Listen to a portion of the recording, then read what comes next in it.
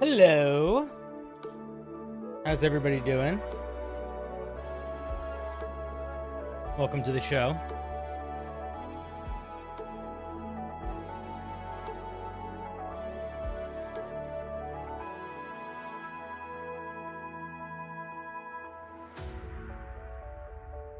Boom. Hello. Good evening. How's everybody doing tonight?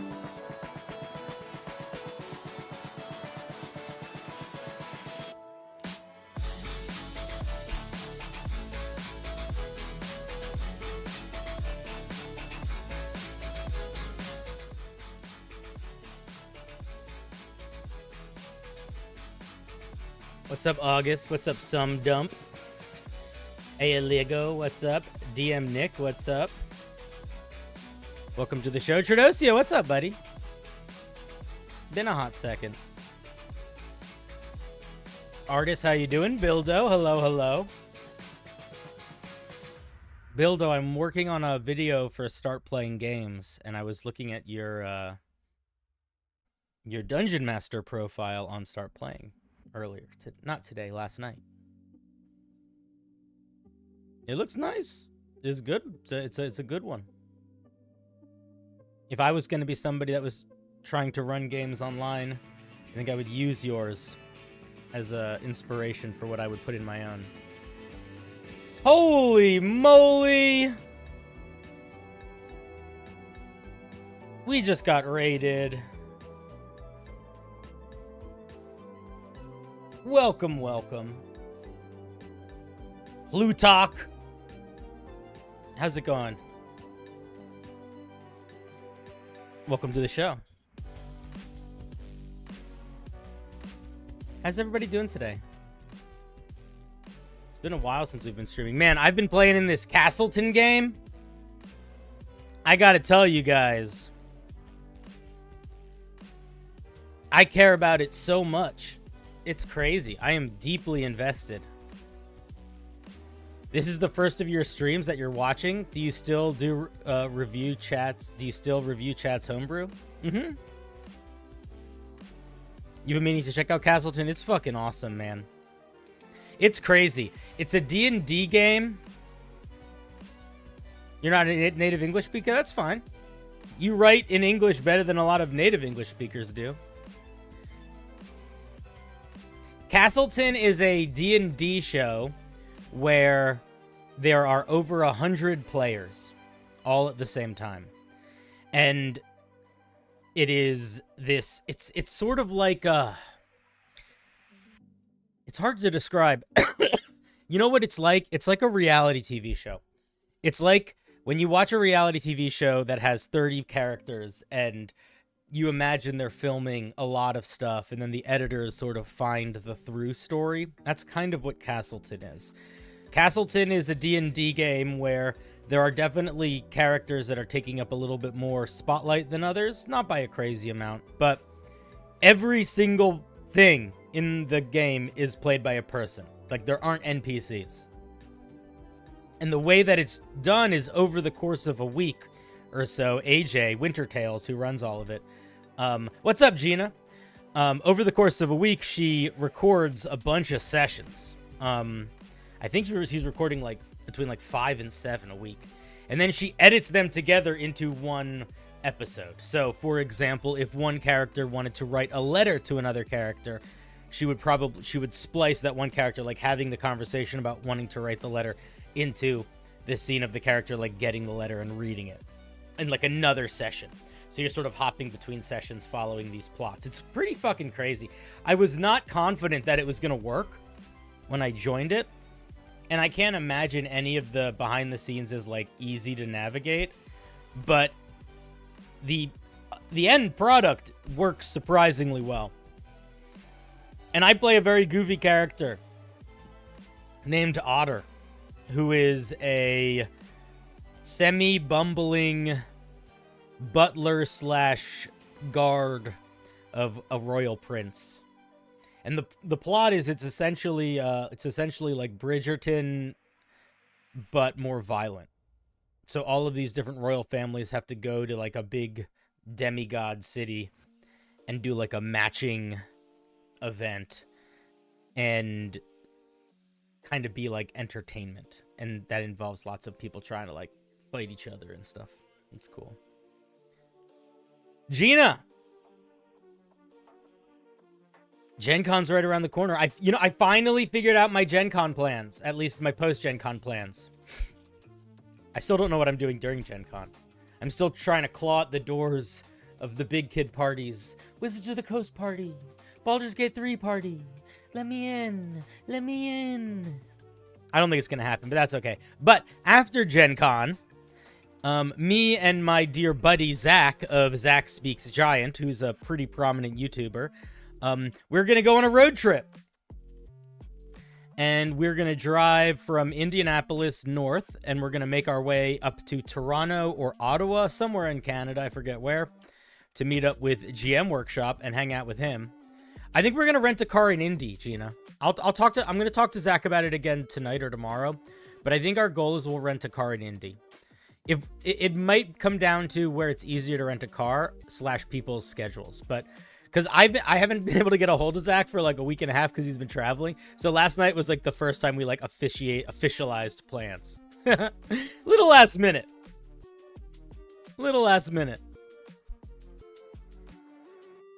Did I tell you I'm making an honest attempt at producing my own visual novel? That's very cool.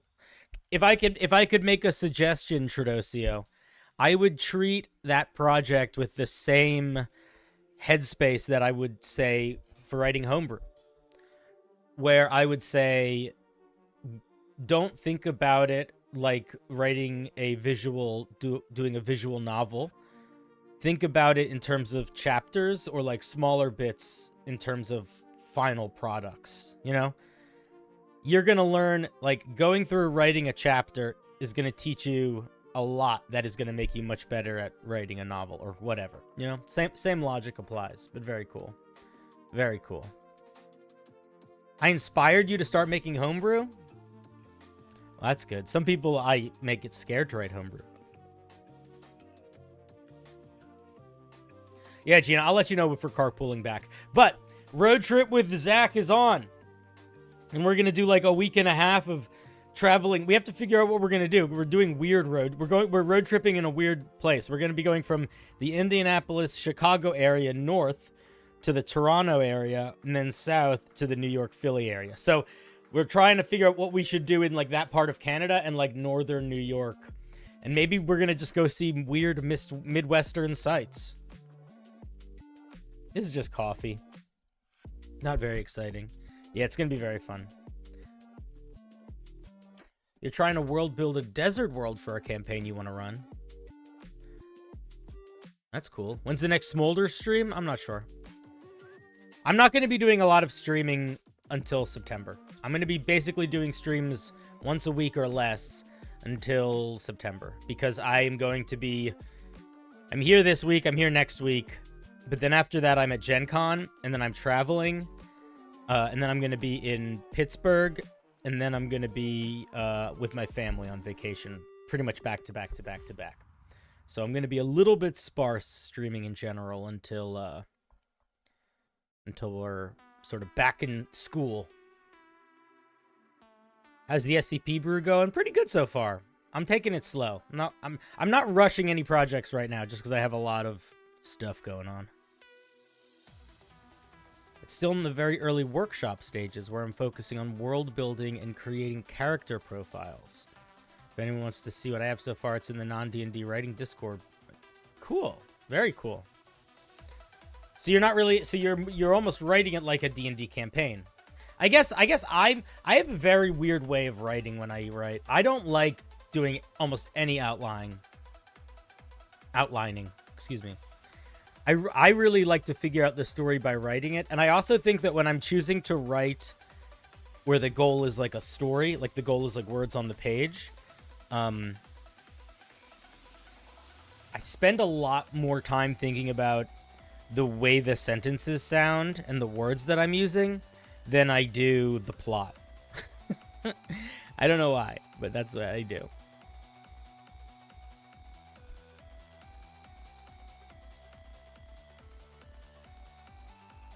You got a new chair? Nice. I need a new chair. This chair that I'm on, you can't really tell because I have a sleeping bag on it right now and the back's fine. But it only has one arm and it's got like a weird tear in the seat. I'll get a new chair one day. New chairs are great. But yeah, man, Castleton's been hella fun. And in the episode, I'm going to be in an episode on Friday. And then I'm going to be in an episode on Saturday. And the episode that I'm going to be in on Friday, no spoilers, but is a very big character reveal for my character. Some things that have not come up about them will come up for the first time. And I'm very curious to see what people think of that. And then the session that we're having on Saturday, the episode that's happening on Saturday, we recorded that session 2 nights ago, and it was so weird and good. Like, my character's a big goofball. It's a matching season type game, and everybody's trying to be cool and suave and charming with like weird nuance, and so I decided I was just gonna make like a really goofy character. And it started as like a goofy character with a little bit of, you know, inserts of serious bits and pieces. But the way that the session played out that we recorded 2 days ago, there was like an emotional element that I really hadn't tied to my character yet at all. And now I have to like rethink some things, which is pretty cool. And I will also say that at the end of that session, one of the players shared a song, and she was like, this song is like the song that is like a song that connects my character with another one. I'm trying not to do too many spoilers. And the song hits so fucking hard, and I've just been listening to it on repeat. It's a good song. And I can't even share any of it because it's spoilers for if any of you are watching, but you could watch it on Saturday. You're making a plague-themed campaign, and you already have a subclass for every class that is plague. Interesting. My idea is that every subclass will be a boss, and the goal is to beat them all. I wouldn't make subclasses to be bosses to beat, only because I don't think characters, like a character sheet, is good design for bosses. I think you're going to have a much better time. I think you're going to have a lot more freedom to make really fun encounters if you don't limit yourself to using a character sheet. So I wouldn't build the subclasses around bosses. I would, or maybe they're themed around the bosses, but I wouldn't use the subclasses as the bosses. How do you go about making good NPCs?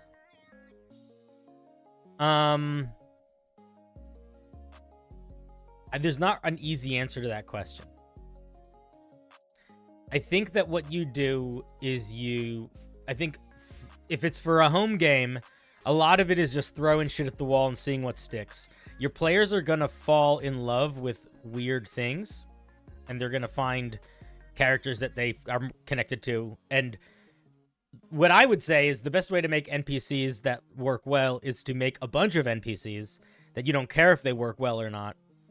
And then whichever one the players latch onto, you make them the important NPC. And then it seems like you made an NPC that the players really liked. But really, the players just picked which one they liked, and that choice dictated which one was important. I do that a lot. If you have like a very specific character and you're like, I need this to be this character, then I like to build characters in a way where they have at least 2 traits that sort of help sell a stereotypical version of who they are. And they have 1 trait that really goes against that stereotype.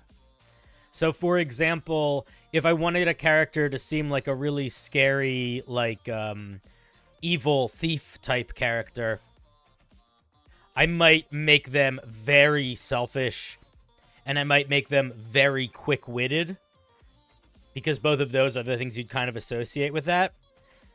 And then I might also make them have like a weird obsession with dessert and chocolate. Or I might make them have a soft spot for animals or something. And the reason for that is players are dumb. I love them, but they're dumb.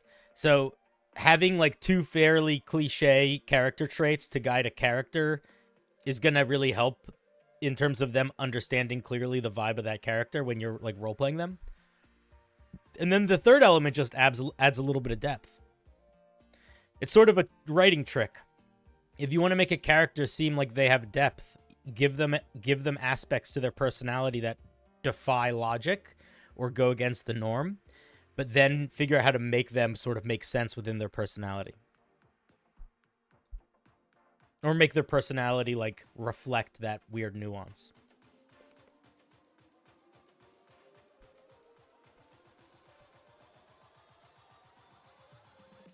So you're doing a time loop campaign?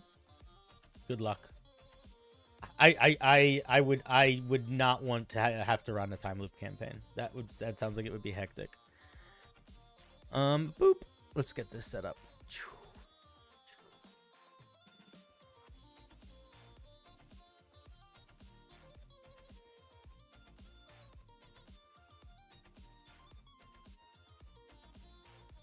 What's my favorite SCP I'm working on? You know which one I really like and I didn't expect to like so much is the chef's knife.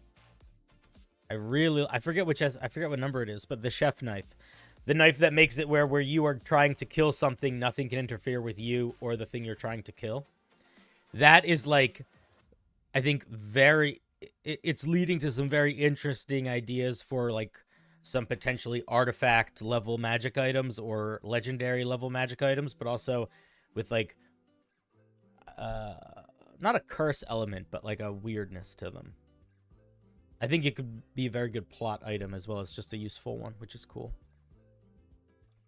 Am I going to use the 2024 classes? If my players want to switch, I will switch. I'm not in... Or if I'm invited to play in a game, then yes. But if my players want to keep using 5e stuff, I probably won't with them, because I don't need to force them to. I don't care. But I think all of the changes are cool. I like all the changes quite a bit. I haven't seen any that I'm like, oh, this is terrible. They've all been like, oh yeah, this makes a lot of sense.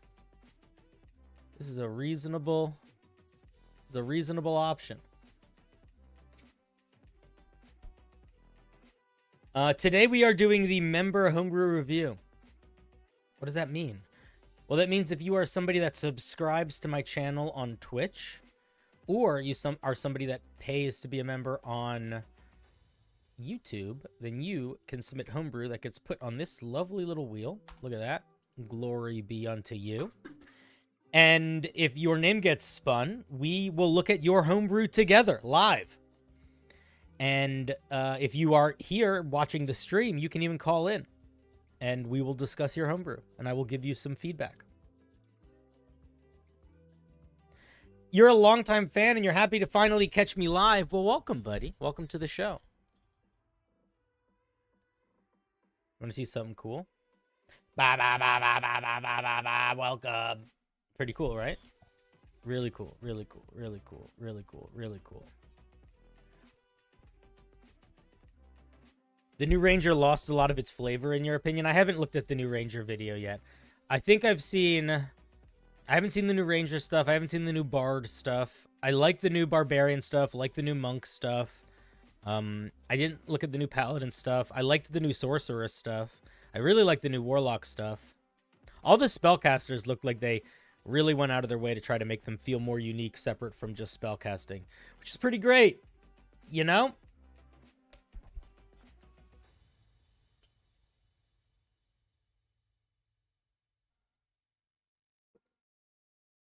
I don't know if I watched the Rogue one. If I did, I don't remember it. The thing is, here's how I feel about it. Any of the classes that I feel like just work already, I'm not super concerned with them. Because it's like they got it right before. I'm confident they'll continue to get it right again. And I sort of feel that way about the Rogue. I was more interested in the Sorcerer and the I was more interested in like what they were doing to make spellcasters feel a little bit more unique from each other, just because there's a lot of controversy around that, and what they were going to do with the Monk and the Barbarian. Because both of them felt like they need a little bit more something going on that wasn't getting solved solely with subclasses.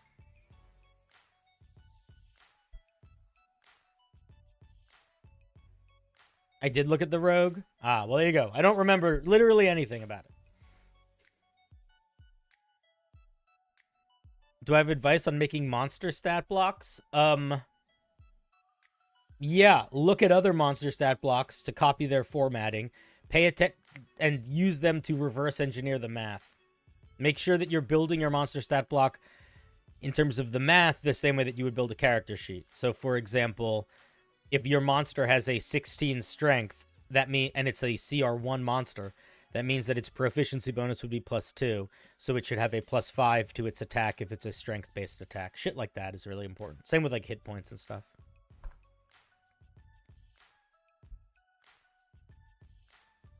The Dragon Sorcerer kind of feels like the Drake Warden. Do they summon a little dragon now?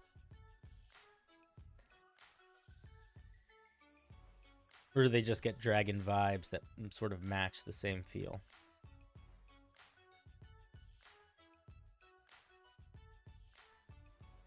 What do I think about oatmeal cookies? Not nearly as good as not oatmeal cookies. 80% of the time.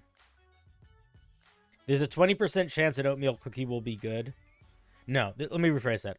There's probably a 40 to 50% chance an oatmeal cookie is going to be good.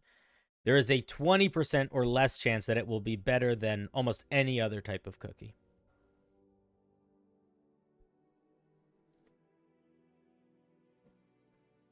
And if you're only saying like homemade, if you're only talking about homemade cookies, I think the likelihood of an oatmeal cookie being better, not being better, being good, goes from like 40 to 50% to like 50 to 60% because a homemade oatmeal cookie is usually pretty good.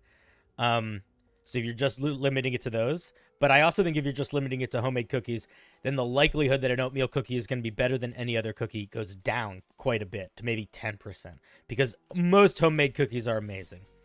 And if you're limiting it to store-bought cookies, then I think the quality of the oatmeal cookie being good at all, the likelihood drops significantly to maybe 10%. And the likelihood that a store-bought oatmeal cookie will be better than a store-bought any other cookie is actually 0%. So statistically, if you're going to have an oatmeal cookie, it should be a homemade one. But regardless of whether you're having homemade cookies or store-bought cookies, statistically, you should always choose not oatmeal cookies. Mathematically, you're just going to enjoy it better. And regardless of whether or not it's store-bought or homemade. Which is weird. There's exceptions to that. You know, if it's a really good oatmeal cookie, really good homemade, and a really bad, like, there's extreme circumstances, right? If it's the worst of store-bought, the best of the homemade oatmeal's probably going to be better. But also, it really depends on what else is in it, you know? If that oatmeal cookie has too much raisin stuff going on, I might just not have cookies that day. I might just opt to have something else.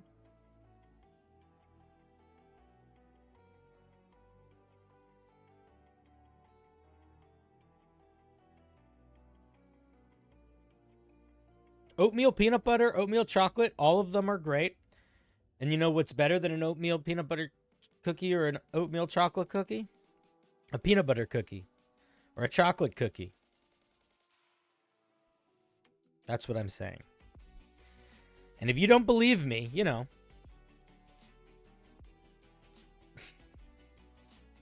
It's okay. You're a fucking psychopath, but it's okay. All right, let's see. We got about 15 submissions for the wheel. Not a bad turnout for a member review stream. Peanut butter chocolate cookies are great.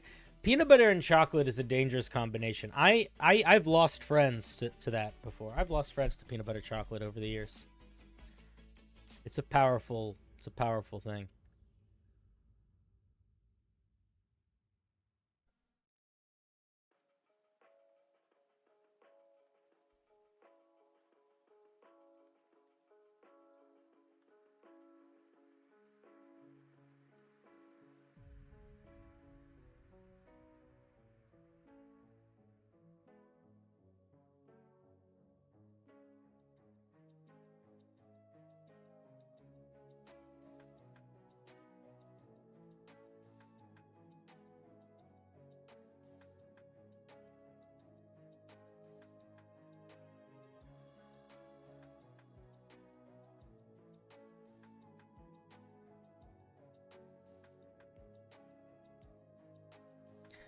Drama in the Discord. It's fine. If you were a Luchador subclass, will it be a monk or a barbarian? I'm gonna break your heart right now. I will never be a Luchador subclass. I don't think they're interesting. I think you could make a Luchador subclass a monk or a barbarian, or you could make it a fighter. I have probably read, I want to say, between 10 and 20 different luchador style, grappling style, wrestling style characters. They don't interest me. Never read one that did. How's it going? It's going well, Dice. That doesn't mean you can't make it, and that doesn't mean it won't work well for you if you like it. I have zero interest in that. It's sort of like, I want to be a tactician. Okay. I don't care. That means nothing to me. I want to be a brawler rogue. Okay. All that shit just bores me to tears. A magical girl barbarian would be great, like a Sailor Moon. I think that would be awesome. I love that idea. I think maybe that's why I don't like the idea, because the idea of like a brawler, a luchador, a wrestler, it's very vague. To me, it's just very bland. Like, it needs a little bit of flavor. Like, if you took all of the mechanics of like a cool luchador that got special fighting, punching, throwing moves, and then just reflavored all of it to be like you transform into a Power Ranger and get access to those instead of you having wrestling stances, I think I would actually like them much more. Because I think the flavor is just so lackluster in a lot of them that it just bores me to tears. Just bores me to tears.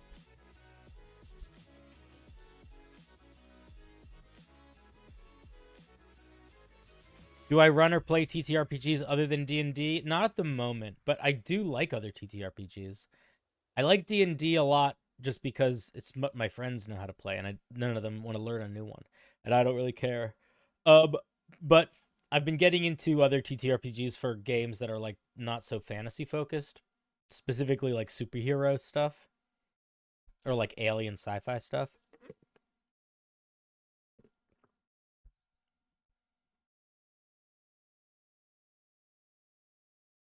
Cinder, you're boring. It's harder than a truck for a lot of people. I don't know what that means.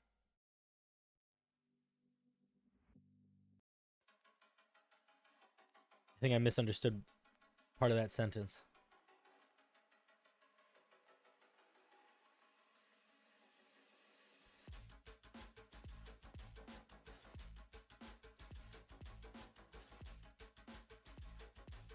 You made a luchador all about making your own signature move? That's awesome. Like, look, dude, if you like it, great. If it works for you and you're happy with it, amazing.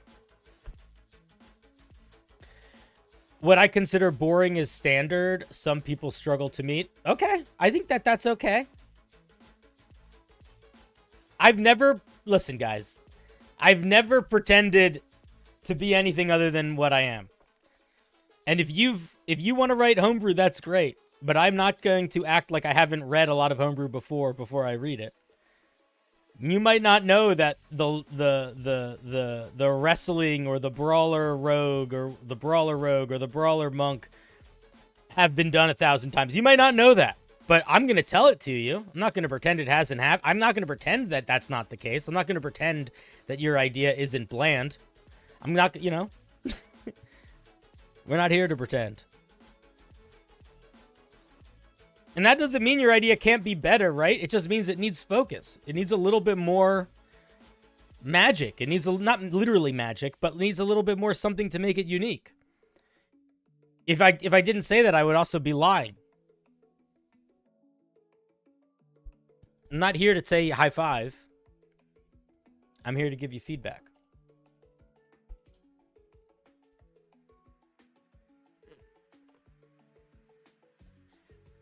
Alexander, I probably have read. I mean, there's already a few brawler druids, right? Here's what the thing is: you have to have more unique flavor. That's what it comes down to. That's actually all that matters. What matters is that there needs to be unique flavor. So, for example, Alexander, I think if the only flavor you have is brawler druid, I'm not gonna like your druid. However, would also say that we have a brawler druid. The Spore Druid is literally a brawler druid. It's a druid that gets big temporary hit point buffs. It gets big buffs to melee attacks. It gets a bunch of very offensive spells. It's a brawler druid. But you would not say it's a brawler druid. You'd say it's a Spore Druid. But that's what I'm getting at. What I'm getting at is if your flavor is not anything, then I don't care. It's boring. And it will be boring to anybody else. Maybe not everybody else.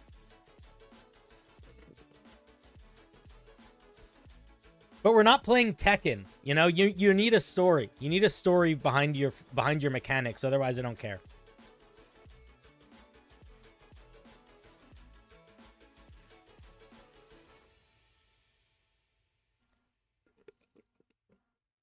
You were embarrassed last time about your homebrew. You don't need to be embarrassed. Last week, I think I tore almost everybody to pieces. So you shouldn't be any more embarrassed than anyone else that I looked at.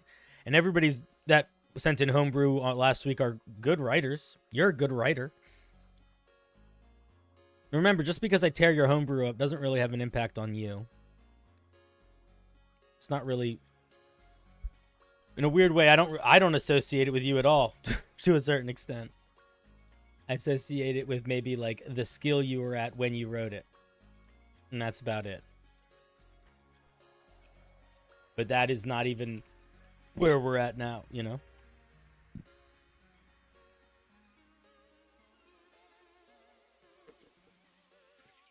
Diesel, I don't remember which one your was last week. Sucking at something is the first step to being sort of good at something? Yeah. I assumed after last week's stream there were going to be a couple people that were like, I did not enjoy getting my homebrew reviewed by Cinder. It happens sometimes. It's okay. I think it would be cool if there were more wrestling grappling focused feats, because I feel like the official content almost has what you need to make it a grappling focused character. I think a lot of people feel similarly. I also think that D&D just isn't really designed for grappling, so it's really hard to make work. The really bad messed up grammar spell. There's a lot of those, but that's okay. Listen, it's okay. It's okay. It's okay. Yeah, last week was rough. Last week was a lot of pieces that felt like they were really under-polished, and a lot of pieces that felt like they had basically the same half-baked idea. Or not the same, literally the same idea, but the same level of half-baked. Dice, last stream was a stream where I wanna say we looked at like 5 monks, maybe, and almost all of them were doing things that I had seen a lot before, and were not, I thought, doing a good job of selling a unique fiction. So I had to sort of do that thing where I just gave the same feedback like 10 times in a row. And by the 10th time, I was out of patience giving that feedback. So yeah, maybe Smolder came out a little bit. Have we looked at DC-20? Yeah, DC-20 looks cool. DC-20 looks cool.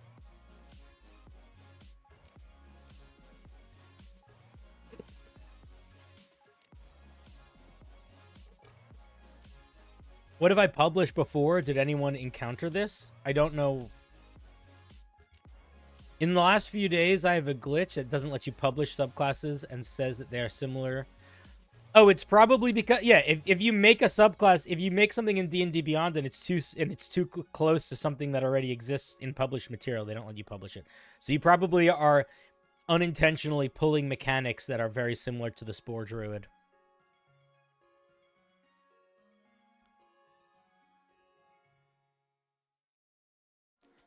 Yeah, I like that music too. What was that song, actually?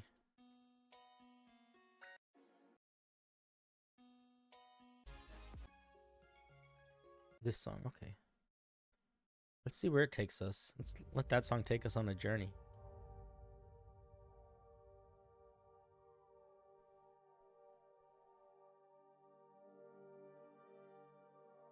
When will the wheel spin? Soon.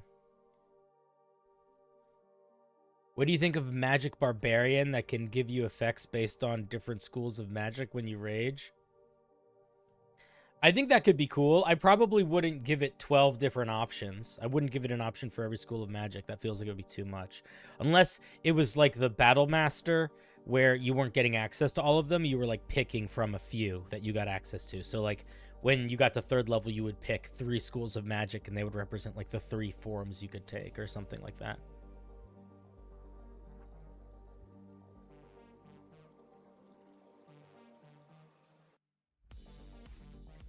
Eight is still, I think, too many options to be given at first.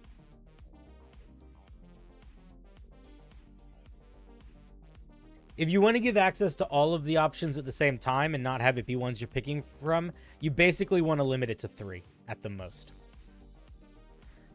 Do you enjoy Magic: The Gathering? I used to. I haven't played it in a long time. All right, let's see. Is there anybody new on the wheel? We got Hakase. All right. Boom! The wheel. Look at her. She's glorious. What's a Necromancer Barbarian? If I was gonna, depending on what the subclass did, I would make the Necromancer Barbarian be like a life transference thing. And I would probably make it where, like, they had some ability where they could do some minor ranged damage to one creature to give another creature temporary HP, something like that.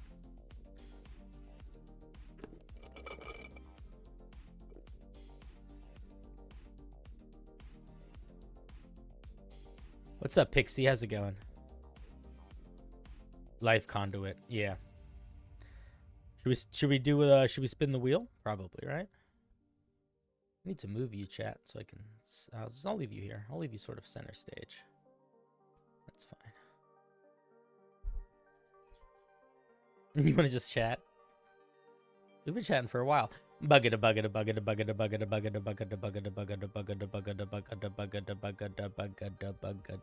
don't need to limit the choices to 3, but if you are making it so all 3 are permanently available, so for example, like the Beast Barbarian, where every single time they rage, they can pick which form they're taking, that's very different than the Totem Barbarian, where they pick one totem at 3rd level. They're not switching between them.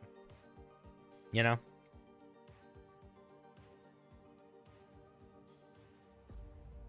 Let's see what Spag has. This is from a series of summoning spells, which fill the gaps in creature types not covered in the official options. The spell I'd like you to look at is Summon Giant. It's on the 4th page. Most summoning spells only provide 3 options, but 6 giant types don't fall neatly into 3 boxes. For this spell, I decided to provide representation for each giant type. Okay. While trying to keep the stats as simple as possible. Wait, you did different stat blocks? Hope not. Would love to hear feedback. All right, let's see. Is it manageable? Bakada. Let's take a look. This is Summon Giant.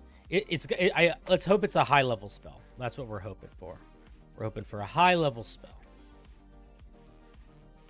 It's on the 4th page. Giant Spirit. 5th level spell. So what is this? What summoning spell is this the same as? Let's just double check.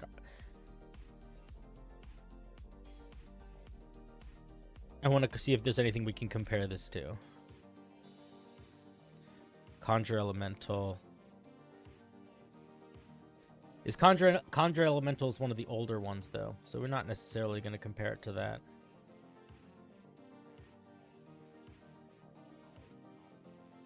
But this is a good thing to do. Summon Celestial. Perfect.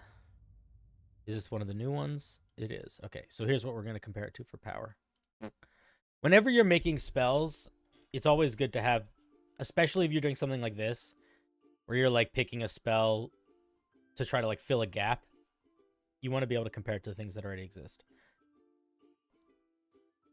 Happy Thursday. Happy Thursday.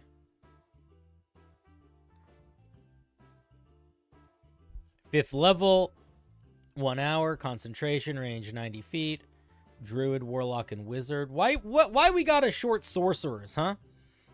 What's the deal? You don't like sorcerers? Why don't they get this? You call forth a glorious spirit of a giant. It manifests in an unoccupied space that you can see within range. This corporeal form uses the giant spirit stat block. When you cast the spell, choose cloud. You choose one of these 6. The creature resembles a giant of its type. Blah, blah, blah, okay.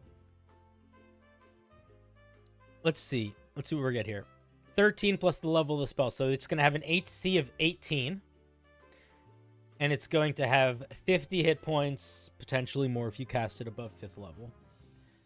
Strong boy, strong con, weak everything else.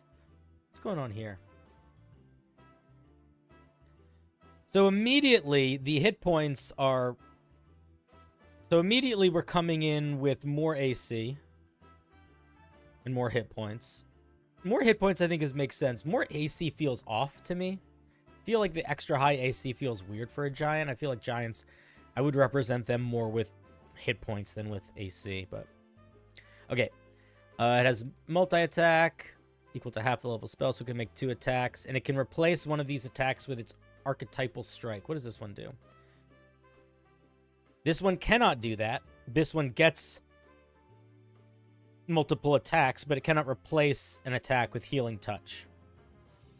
And it only gets between one of 2 different options of attack.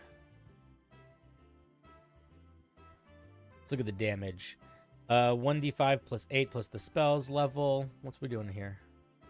2d6, 1d10. I think that you went in a weird direction here, Spag. Why does this thing hit weaker than the Celestial? That feels really off to me, man. That feels really off. Like, straight up, I think you missed the mark here, man. We're going to talk about the archetypal strikes and shit, but why? We don't even need to. How do we want to make a giant feel different than a Celestial? We don't want to do that by making it hit weaker. It's a giant. The thing that the giant should be doing the most is hitting harder than everything else. It's a giant. The Celestial's hitting harder than it. That feels weird. I guess the +5 as opposed to the +2 or the +3 is a little bit of a difference, but not really, man. And, like, the dice feel off, even. Yeah, this just feels really off. All right, let's take a look at Archetypal Strike. Targets one creature object they can see within 30 feet. They have to make a dex saving throw. On a failure, they take some damage +5. Why are we making this a saving throw if we're using attack style numbers? That's confusing. In addition, it has one secondary effect depending on its type. It can move. It deals double damage to objects. It could do frosty ice stuff. Gets temporary hit points. It can leap to the target spot. Yeah, I completely disagree with the implementation of the different giant types here, man. I think you really missed the mark. If I were you, I would not... I feel like you felt like you needed to get all the giant types in, but in doing so, you really limited the way the giants feel different. Because a hill giant and a cloud giant only really feel different because the hill giant can jump and the cloud giant can teleport on their attacks. Nothing about their movement. Nothing about it. Literally anything else. I don't like that. That feels weird.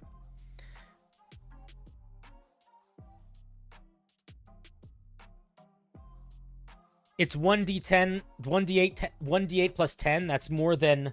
It's not 1d8 plus... It's 2d8 plus 5. It's 1d8 plus 10. That's more than 2d8 plus 5. I'm saying I don't think it feels right. I'm saying I really just don't think it feels right.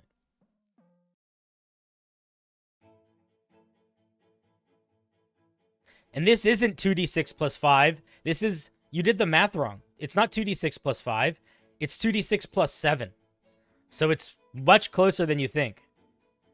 And this is even closer. This is 1d10 plus 8.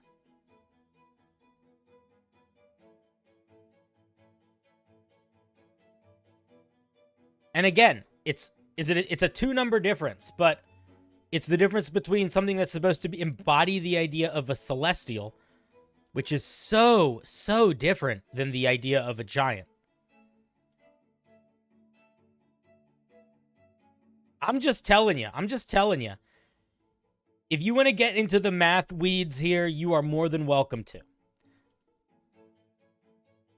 But I'm telling you, from a feeling perspective, when I look at what the Summon Celestial does for its attacks, let's just look at the mace. We'll just look at the melee one.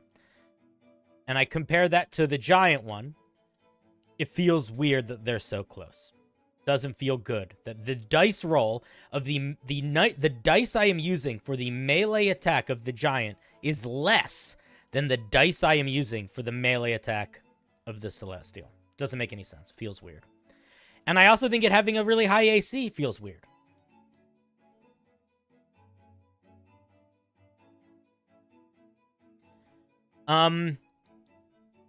If I were you, I would either not worry about getting every giant type in here, or try to take a little bit more example from the other spells that exist.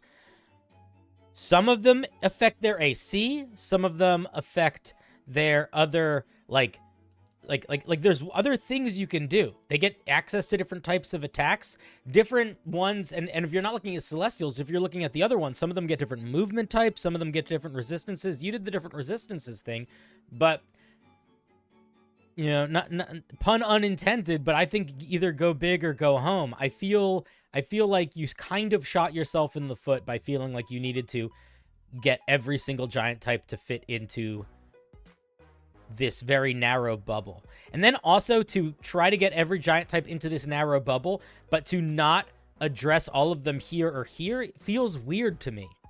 It sort of creates a circumstance where, like, there are certain giant types that are just inherently going to be better than others. I don't like that. So, those are my thoughts.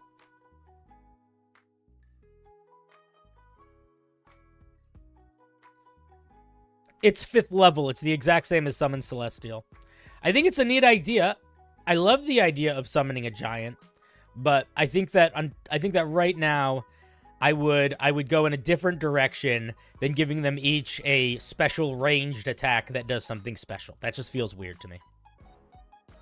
I would give them different aspects in their AC. I would give them different movement speeds. I think you keep going different. Also, you did immunities here. Does they get immunities or do they get resistances? They get resistances. I'm not sure why we're getting immunities. It just feels off. A lot of it feels off. Like, yeah, just feels off. The idea is great. I like the idea. I think that there is just a lot of little stuff to tweak.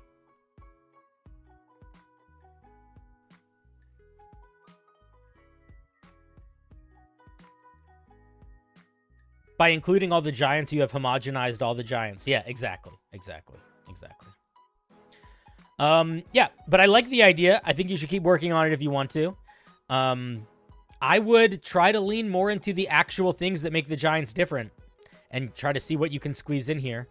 And if you can't squeeze every single thing, don't, you know?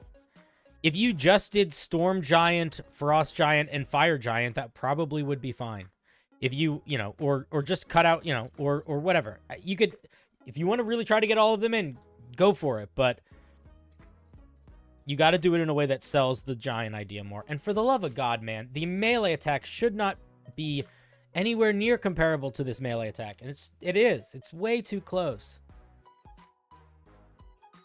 Alrighty. Those are my thoughts, Spag.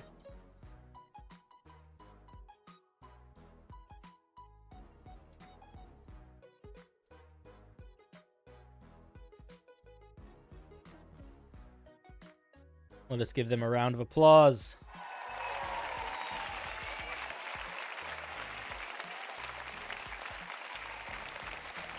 Thank you, thank you.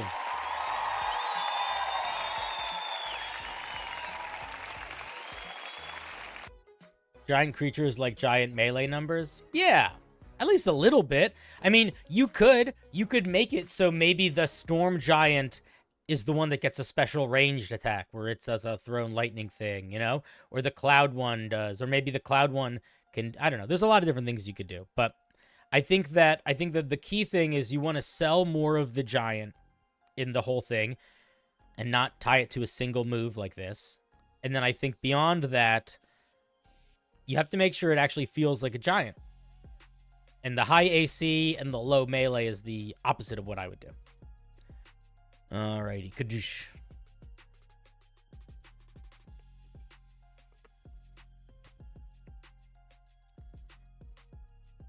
I have a subclass with the ability to absorb weapons into their body and let them transform their weapons to other melee weapons. Okay. That's cool. Sounds like a packed weapon, sort of. That's how packed weapons work, if you want to use magical weapons with packed weapons. You could also look at the Rune Knight for abilities. Yeah. But I think the Rune Knight also has more space because it's a whole subclass.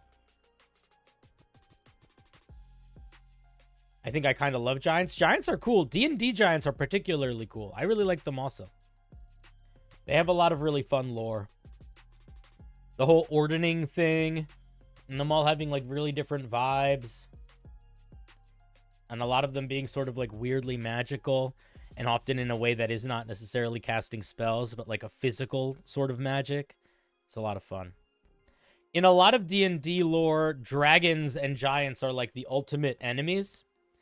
And the giants, specifically the storm giants, actually invented this monster, the Behir. Storm giants created these guys to help them fight dragons. Which is a little weird. Logically, it doesn't make sense. because they don't fly.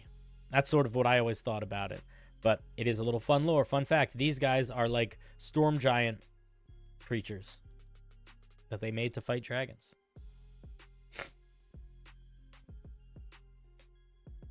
The trick to running giants in combat is to make sure you always give them their special attacks. Stone giants should be chucking boulders. Frost giants should have big nets. Yeah, yeah.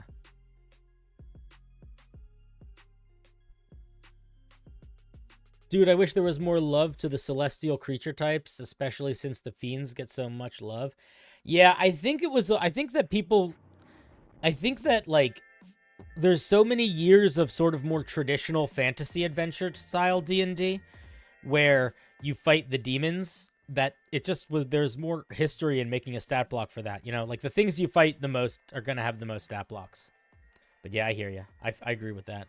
All right, Shadow, get back to work. You're lovely. Have a good one.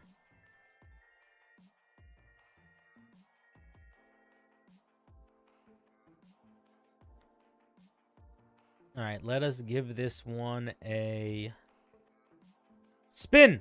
Is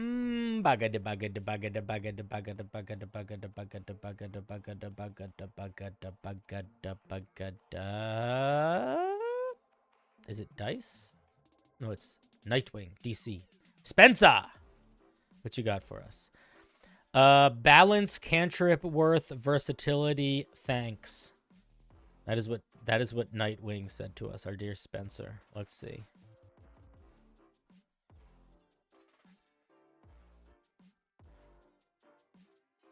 Unseen object. Make sure you if you use art, make sure you say whose art it is. Credit your artist next time. It says called Unseen Object. It's an illusion cantrip. An object that you can see within range, no longer than 2 feet on all sides, becomes invisible until the spell ends. The spell ends on the object if a creature other than you touches it, or you lose, or your concentration is lost. You don't need to say that if it's a concentration spell. You can only have one object invisible in this way at a time.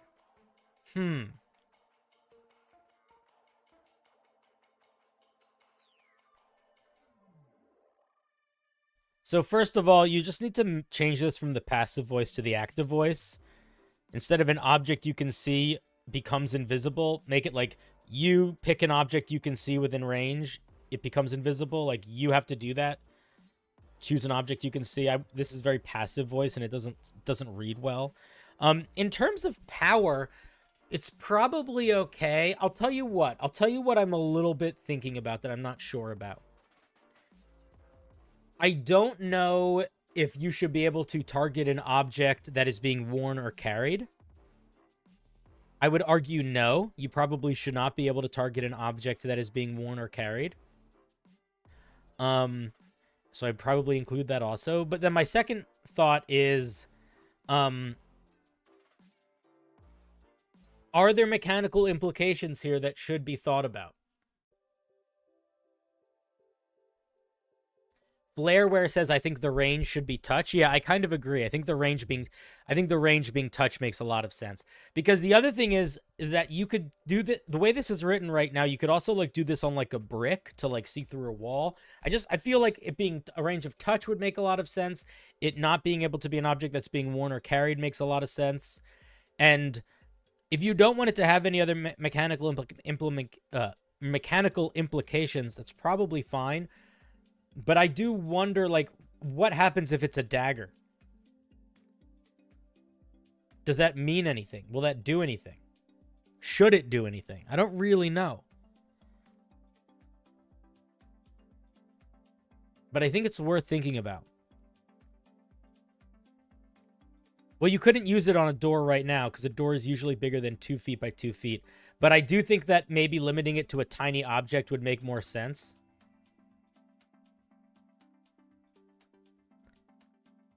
Implications. Yeah. Saxophone. What about a really small door? Yeah, or a window.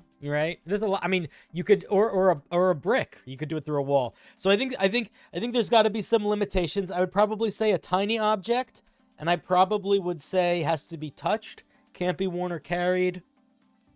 Something like that. But it's a neat idea for a cantrip. I'm sure you could get some shenanigans in there.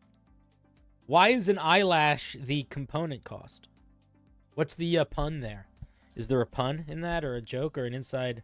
Is there a wink and a nod to something with that I don't know?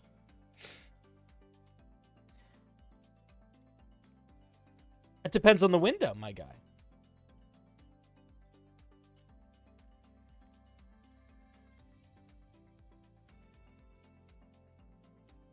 That's the same component as invisibility? Ah, okay. I accept. Yeah, neat idea for a spell. I think limit it a little bit so that it can't be used on, like, other people against their will or other things like that. And then if you want this to have I just almost said it again. If you want this to have mechanics that involve, if you think it should have mechanics when the object is something that can be used to do stuff, you should think about that. And if it is going to have those mechanics, you might want to reevaluate if this should be a cantrip or a first level spell. And then if it's going to be a first level spell, you might want to play around with, like, the duration. Like, if you turn this into a first level spell, I might up the duration beyond a minute, for example.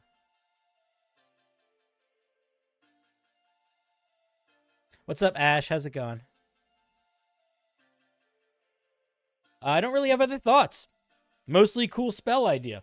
This is one of those spells that, like, you look at and you're like, yeah, this makes sense that this should exist. There should totally... Logically, there should be there should be a feature in D&D that lets you turn an object invisible. I don't think invisibility does. That actually might be really worth checking out.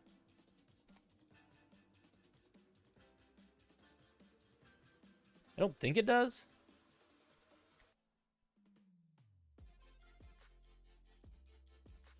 Yeah, just a creature.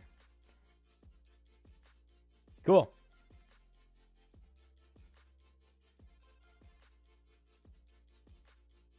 Quispy's invisible window. That is a magic item that you should all create. All right, let's give Spencer a round of applause. Pretty fun idea for a spell. Makes sense. I think you just got to tone it down a little bit to be a cantrip, and then you'll be in a good spot. All right, let us give them a round of applause.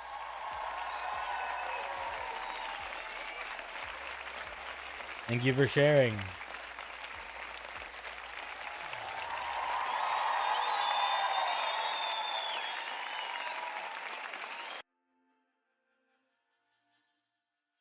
Yeah, there's nothing raw that turns an object invisible. At least not, like, casually. It's a neat idea. I like it. Dunk.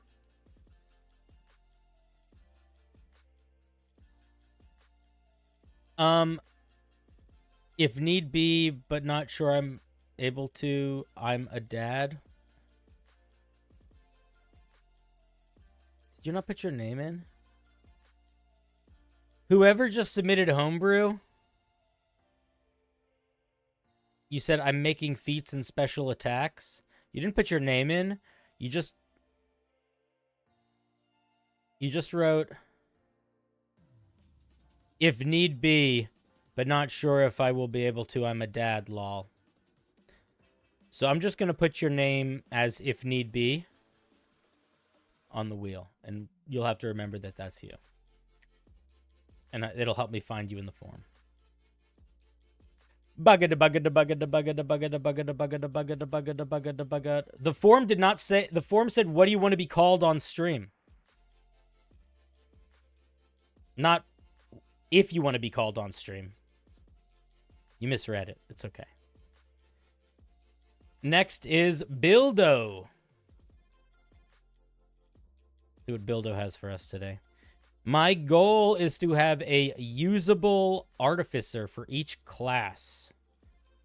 What? What does that mean? When the new D&D comes out, I'm making a subclass for each class, and I'm doing the same thing with the Blood Hunter. A usable artificer for each class. I'm confused. Do you mean like a usable artificer?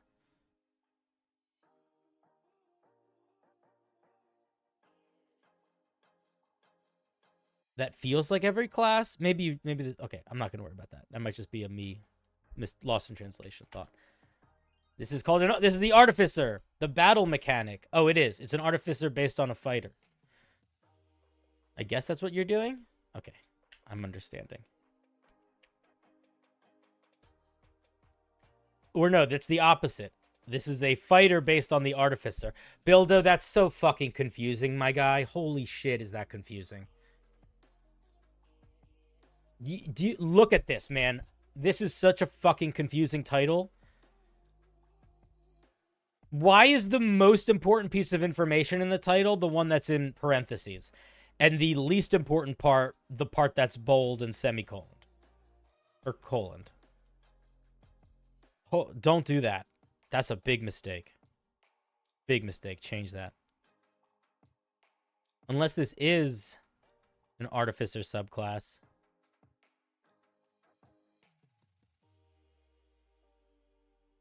No, it is an artificer because wait a second.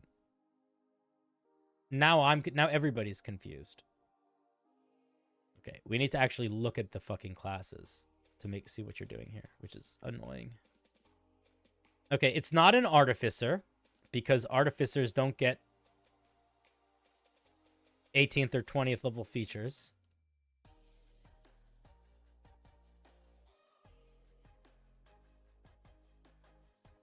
But it's not a fighter.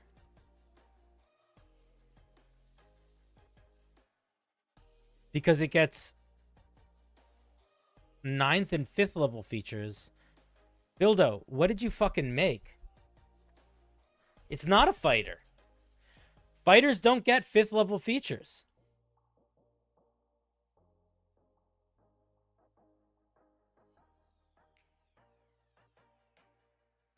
So what the fuck is this a subclass for? I just don't understand what's going on here. It's for 1 D&D, but 1 D&D is not out yet, my guy. Okay, Bildo, I'm going to give this a much less of a review than it will be deserved when 1 D&D is a thing, but it's not yet. I have not looked at the fighter, so I can't really review a subclass for it. I sort of feel like I almost don't want to review it at all. I sort of feel like it's the same thing as somebody sending me like a subclass for a homebrew class. We don't know the fighter yet. You know what I mean? It's not out yet. So I don't understand how. I don't know how to give feedback on this. I guess I could give feedback on it as if it's for the regular 5e fighter, if that's what you want. But if that's not what you want, then I think we're going to skip it. So just let me know. Because I don't understand what the fuck's going on here.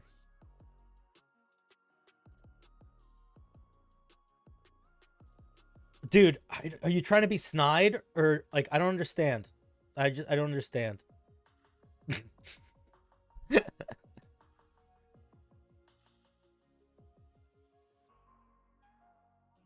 All right, I'm going to look at it quickly because I'm just getting annoyed. I don't know what to do.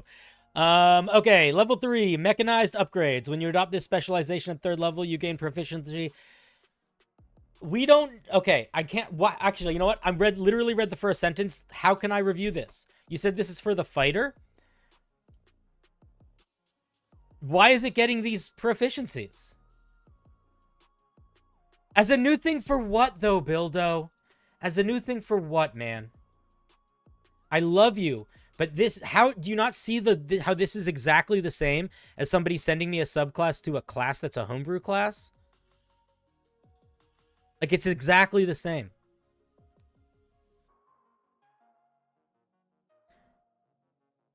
But this isn't a playtest for anything. This isn't for the playtest fighter. It's getting features that the fighter just gets. It's for a playtest thing that doesn't exist.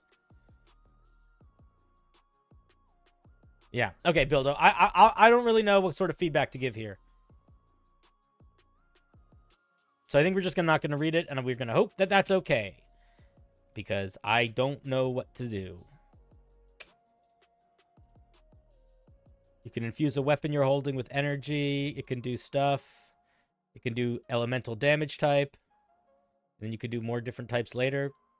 Interesting idea. You can choose different weapon masteries. Cool. Those are neither finalized nor out yet, so it doesn't really mean anything. You get a gun. Not sure why it's got limited use.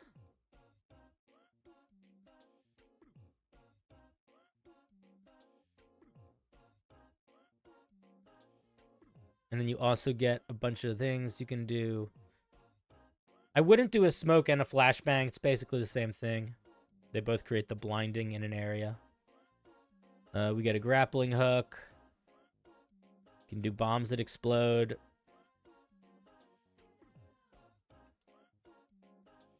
Attempt to disarm creatures.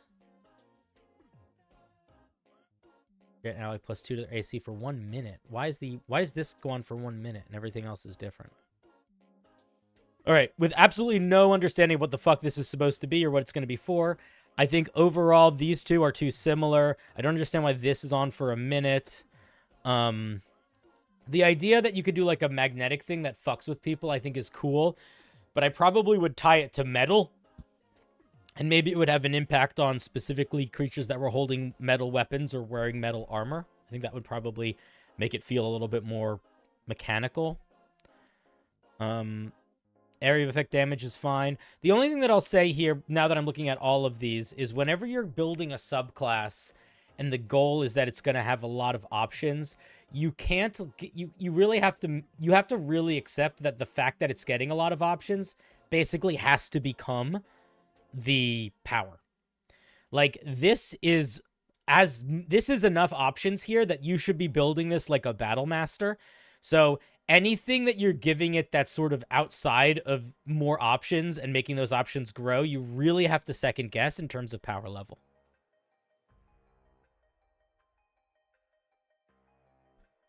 But yeah, that's how I feel about that. I don't really think we're going to read the whole thing because, again, I don't know what the fuck class this is for, but I don't want to just completely skip over it. So I'm going to take a look. Third level features feel a little bloated with how many options we're getting and being able to change our damage types and being able to pick a different weapon mastery and to get a special gun and to get some like, that's a lot to get at third level. That's basically 1, 2, 3, 4 things that we're getting, which feels like too much.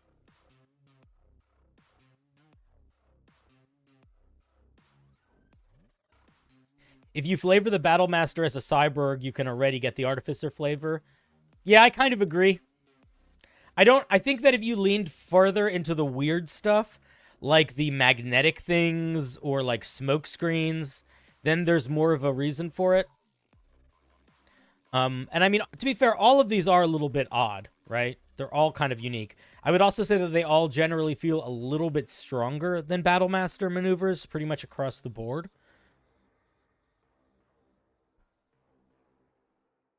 And I don't really have more thoughts other than, Bildo, I love you to death, but you gotta stop sending me shit that I don't know how to give feedback to. At this point, you know the stuff that I know how to give feedback to.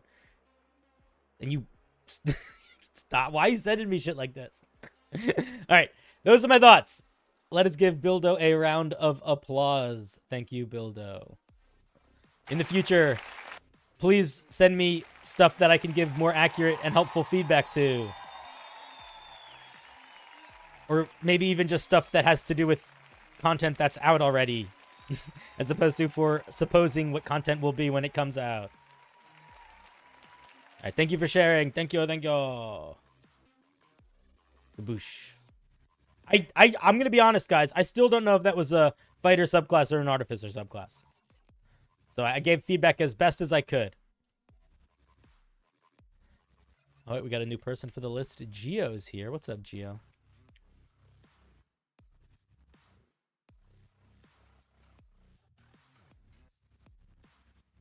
Talking about Battle Master, how do you think about those types of classes choosing maneuver like a wizard would prepare spells? I'd have to think about it for a little while. I bet it's probably okay. It might be, if anything, I think it would be a little bit trickier.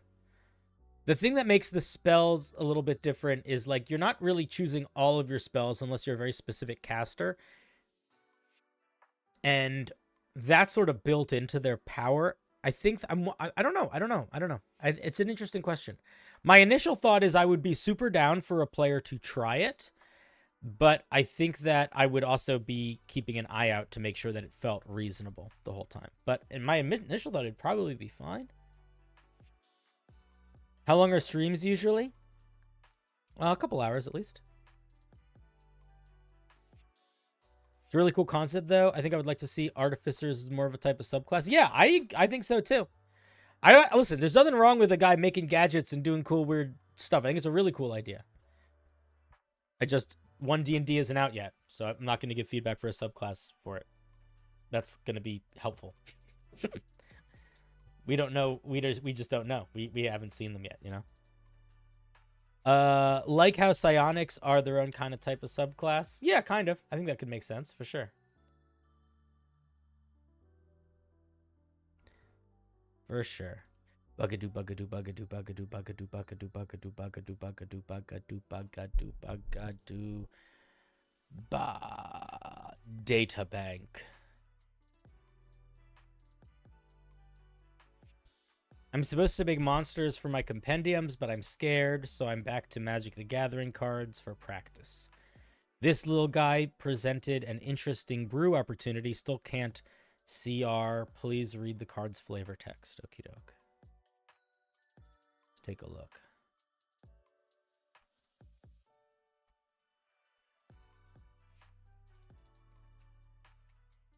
What is your opinion that takes specific features? What is your opinion that takes specific features best? Beasts, monstrosities, aberrations? That question is not clear. All right, data, what are we looking at?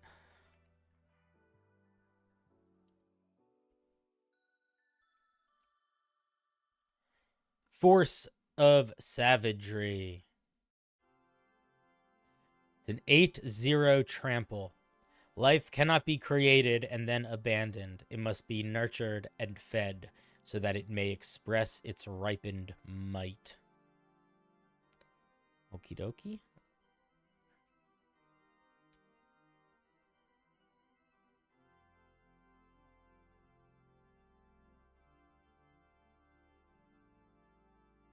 So we're not sure on the CR for this monster, but we're going with around CR 13, maybe. I think that would bump up the proficiency bonus, no? All right, whatever, doesn't matter. 200 and some hit points, 15 AC. It flies 80 foot. You don't write the word foot out. You just write FT. Little detail there. Let's see. Got 2 saving throws, some damage resistances. It's immune to exhausted, grappled, prone. It's blind sight 10 feet, but big tremor sense. Only active within 10 feet of the ground. Passive perception 9. Wow, it's a really hard... It does not notice things. It's not aware. It's got 3 legendary resistances. It's got Endless Storm. If a creature begins its turn within 30 feet of Force of Savagery, it takes 6 bludgeoning damage from flying debris. Why did you... I'm going to say this might just be a choice thing. It's fine if you disagree, Data, but I would say the professionals, as well as all scientific and notable evidence, would suggest that it is better to make this a dice roll. To not make this a static number. This should be a number. This should not be a dice roll. You can disagree, and that is fine, right? We're not actually scientists. But if this was like, if we were like mathematicians or scientists, this would be a situation where in peer review, this would be wrong. This would be decided as being wrong. Make this a dice. If a creature begins its turn within 20 feet of Force of Savagery, it has to make a DC 20 dex saving throw or take an additional 4d8 bludgeoning damage. Yeah, this would be so much better if this was 1d8 and then this was 3d8. I think. Or 4d8 still, but I think it would just be better. Objects and structures within 30 feet take double damage from its Endless Storm feature. Endless Storm does not affect objects or structures the way that it's written, so this feature doesn't do anything.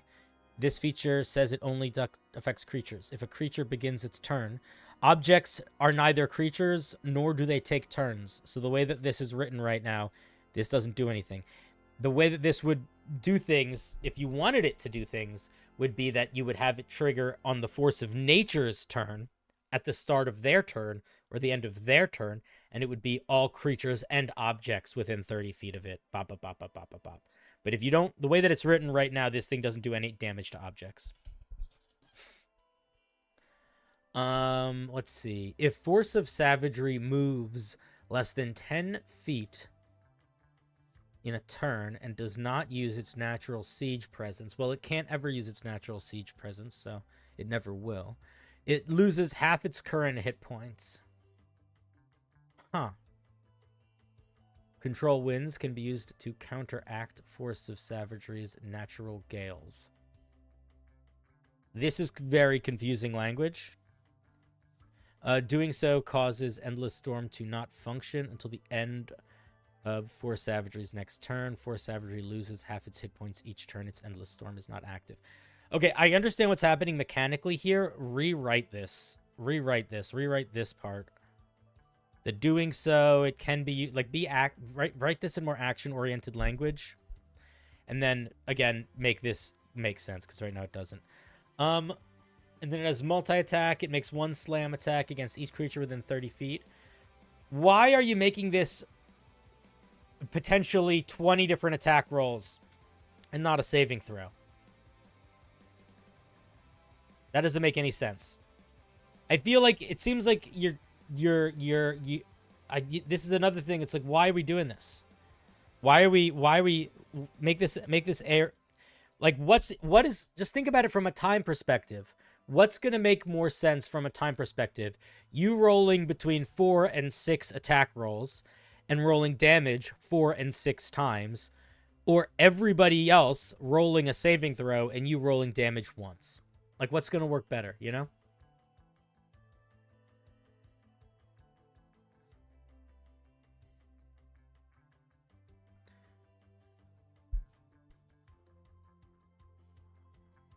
So I would make this AoE. If you want this to be an AoE, make it to be an AoE. I'm not sure why you're defying game design that just works here. The idea of a monster that needs to use this feature in order to stay alive is interesting. I think that there's an element that feels like it's missing here. It's weird. You gave it so many hit points that it's hard for me to tell whether or not this thing is supposed to be very flighty or very tanky. Like, I feel like if you want this thing to be very flighty, I would actually give it a lot less hit points, but I would make some aspect of its feature recuperate hit points. So it would constantly be sort of going up and down. But I would keep the top a little bit lower. This doesn't feel that way.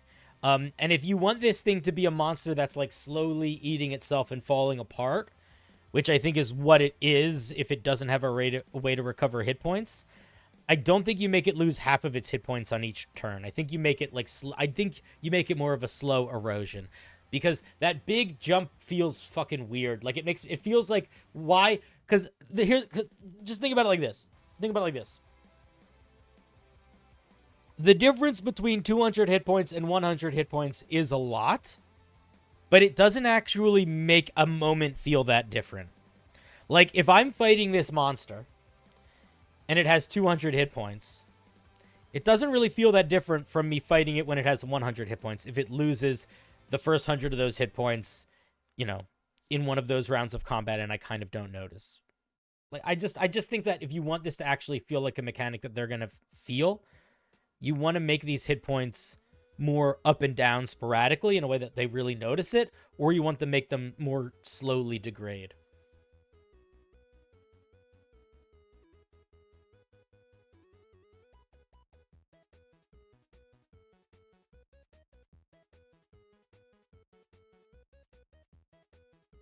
What's up, Fluff? What's your opinion on a druid subclass that can use their wild shape to take specific features from beasts or aberrations or monsters? I wouldn't make it that open-ended. I wouldn't just be like, you can pick any feature from any of these monsters. If you look at any of D&D design, pretty much everything that was left very open-ended that way has changed, right? So wild shape in the new D&D is not going to be you can pick any animal. It's going to be you can pick a stat block. All of the new summoning spells, they're not you can summon a Fae of CR4 or lower. It's you can summon a Fae with this unique new stat block. And the reason for that is it's very hard to balance for things when they're just very open-ended, and it's also hard to manage them. It's hard to manage them from a player dungeon master perspective because it's just a lot of information to sift through whenever you want to use a thing. But it's also hard to manage from a balance perspective because that balance potentially changes whenever a new monster comes out. You know, the idea that you could use your wild shape to gain the ability of a monstrosity might be balanced, but then a new monster book might come out that has a monstrosity with a feature that completely makes that subclass feature broken. So you're sort of reliant on things that you can't predict for balancing, which is why the bigger reason of why I wouldn't do that. I think the tedium of searching is not always the worst thing, but the balance part is really tricky. Overall, I think Force of Savagery is an interesting idea. I would lean harder into it losing its hit points when it's not getting this thing and make that more of sort of a passive all the time thing. And I would, if you wanted to hit everybody around it, make it work in a way that makes sense. Those are my thoughts. Force of Savagery. Does that feel like the Magic card, guys? What do you think?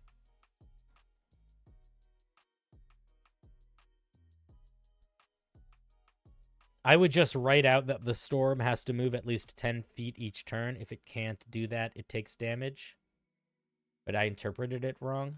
I don't think you interpreted it wrong, but that's a different interpretation for sure. They changed the druid's back now. You have a set amount of shapes and know all your spells, but you can still use different shape stat blocks. Ah, yeah. See, this is why I can't give feedback for a subclass, because we don't know what the things are. The books hasn't come out yet. That was like a big thing that they were talking about so much, is that they're not going to be using the monster stat blocks. And if they just were like, actually, we are still using the monster stat blocks, that changes a lot of things. Thank you very much, Fluff, for the resub. 8 months, so we're going to have a baby soon. Very cool. All right, let's give Data a round of applause. In general, if you want to go against the grain from traditional design, where you're like, I'm opting to make a bunch of attack rolls here because I think it's more interesting, you can always do that. You can always make a monster or something that breaks the traditional rules, but it needs to be really obvious within the mechanics why you're doing that and how it's benefiting the table at large, or the game, or the fiction that you're trying to sell. And if it's not doing a good job of showing why it's doing that, more than anything else, it's just drawing attention to itself that it's doing something different, and the way that difference is being expressed is going to be, you know, tedious potentially, or confusing potentially. There you go, Data. Thank you very much.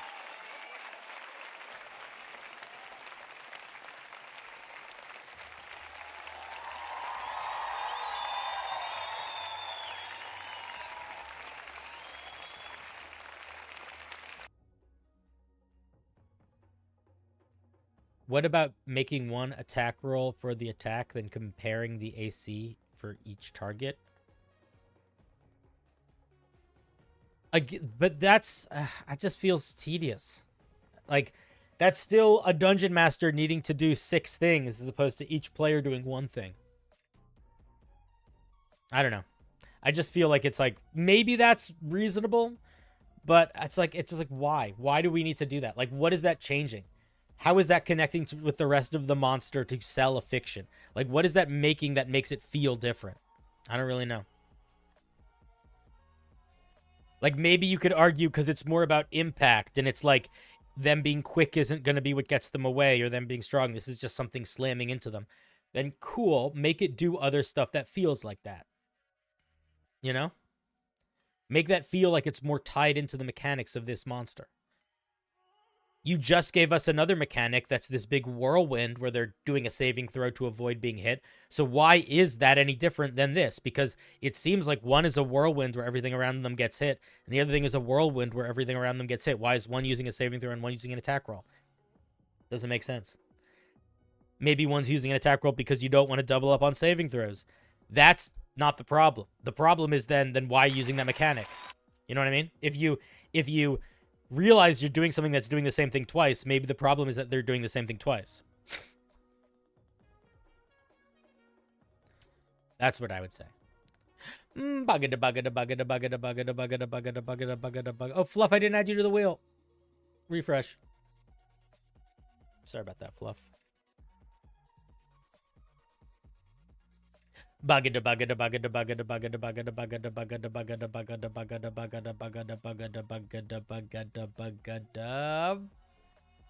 It's Ride K240. Oh, it's like 420, but different. It's not Ride K, it's Riddick, probably. This is a simple magical flask that randomizes its content every time you drink. It was originally made to increase the size of my English dictionary, trying while fleshing out some random ideas and trying to make it readable and understandable. All right, let's take a look. So you made it shareable. You did, lovely. Look at that. New member? Possibly. I'm not sure if we looked at Homebrew from this person before. Here it is in the chat. This is a very rare item. Flask of Many Flavors. Good title. Excuse me. This item looks like a regular iron stalk with silvery trim. What is this iron stalk? I don't know what an iron stalk is.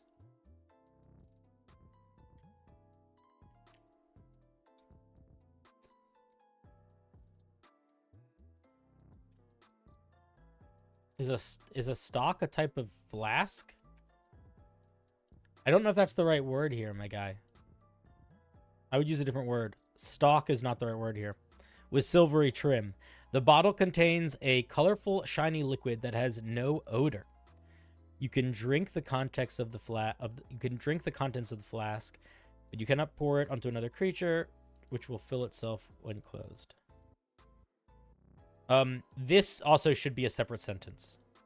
You cannot pour it onto another creature, which will fill itself when closed. This sentence doesn't make sense. You can drink the contents of the flask, but you cannot pour it. You cannot pour it into another container. Period. That should be a sentence. And I don't think you need this last part at all. It's just confusing.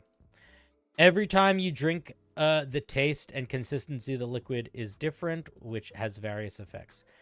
Every time you drink the flask, roll 2d6 to determine its effect. The item has no effect if you are poisoned or immune to being poisoned.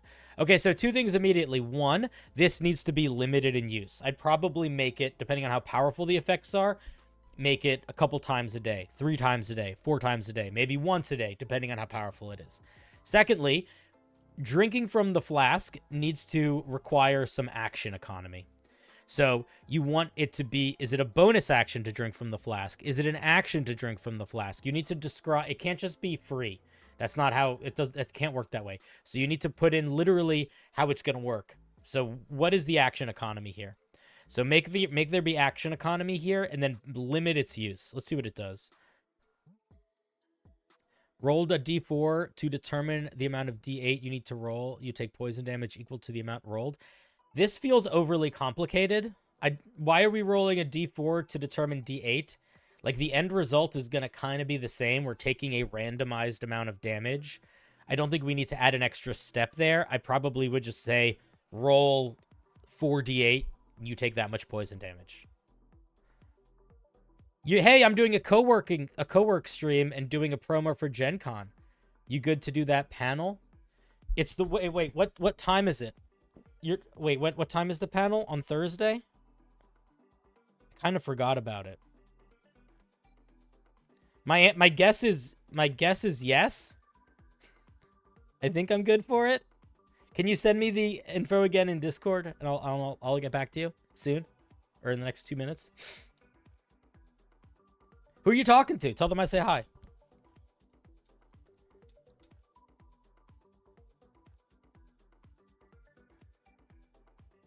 Okay, what is it? 5 to 6:30, and it's on Thursday, right?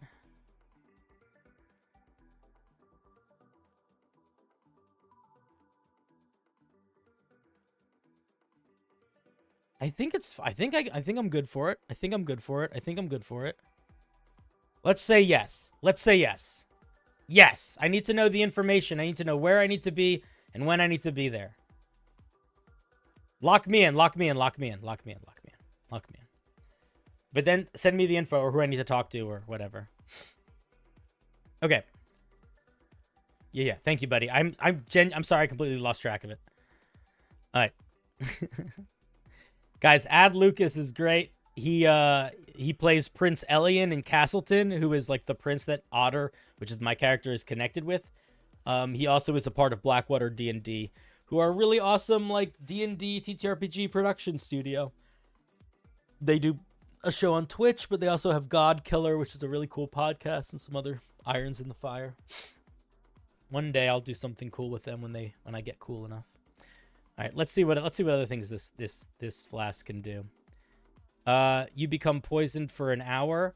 So you said you were you said specifically, I want to get your name right, Riddick. You said you were using this as a way to practice English. So I'm just going to point some things out to you.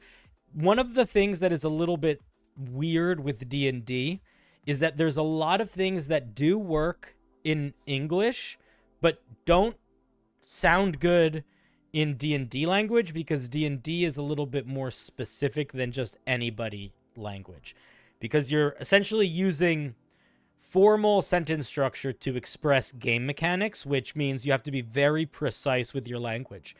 That doesn't mean that you being not precise is going to be a huge deal, but it is very noticeable when it is. So I'm going to point out a couple things here. One, you wrote you became poisoned. That's past tense. So you would want to say you become poisoned. But I would argue that the better way to write this would be you gain the poisoned condition for an hour. That's probably how I would write this. And then instead of saying while being poisoned, I would say while poisoned in this way, comma, you can understand any spoken language you hear and communicate with plants and animals, but you have no special ability to make them understand you. That's I like that feature. But yeah, you're going to want to work on your sentence structure a little bit. And the best way to do that is to look in the books and to see the way that other things that do that write that. I'm sure there are many features that poison creatures for an hour that you could copy the language from.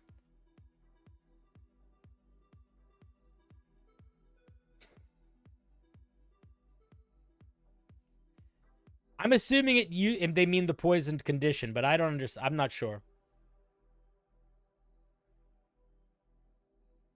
Yeah, so all of these poisoned sentences need to change.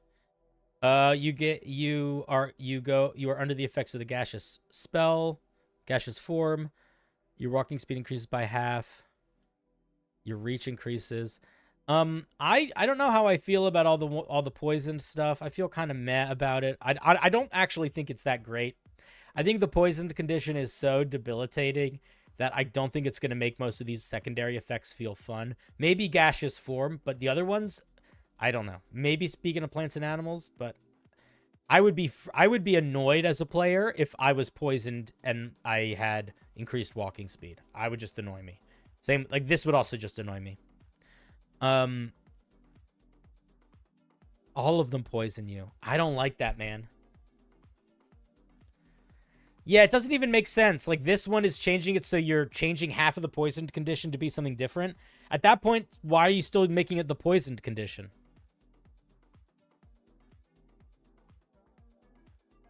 And this just makes everybody have disadvantage, yeah. You're forced to magically swap places with your nearest ally. If two or more allies are equidistant, you can choose. You just become immune to poison, and you regain hit points. I think some aspects of this item are interesting. I like the duality of the top one and the bottom one. I still don't think we need the two levels here. I think, I'm going to be honest, man, I completely disagree with all of the effects poisoning you. I think all of the effects poisoning you makes a lot of these really not fun anymore.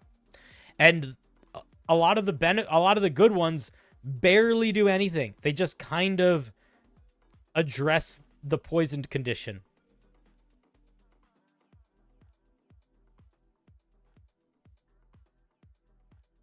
The poisoned condition limiting use of the item is not working. That does not solve the problem of this item needing limited use, because you're sort of doing two things at the same time.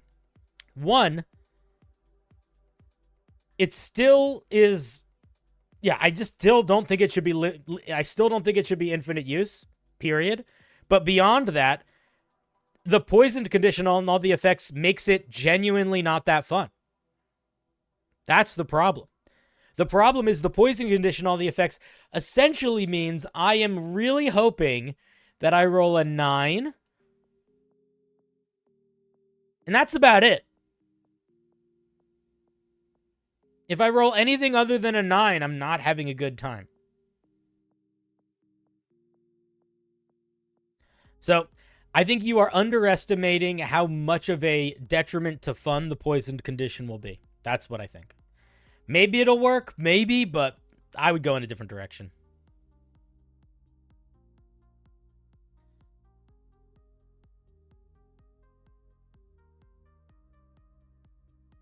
In terms of English, a lot of your language is fine. Just make sure you're writing in the present tense, not the past tense.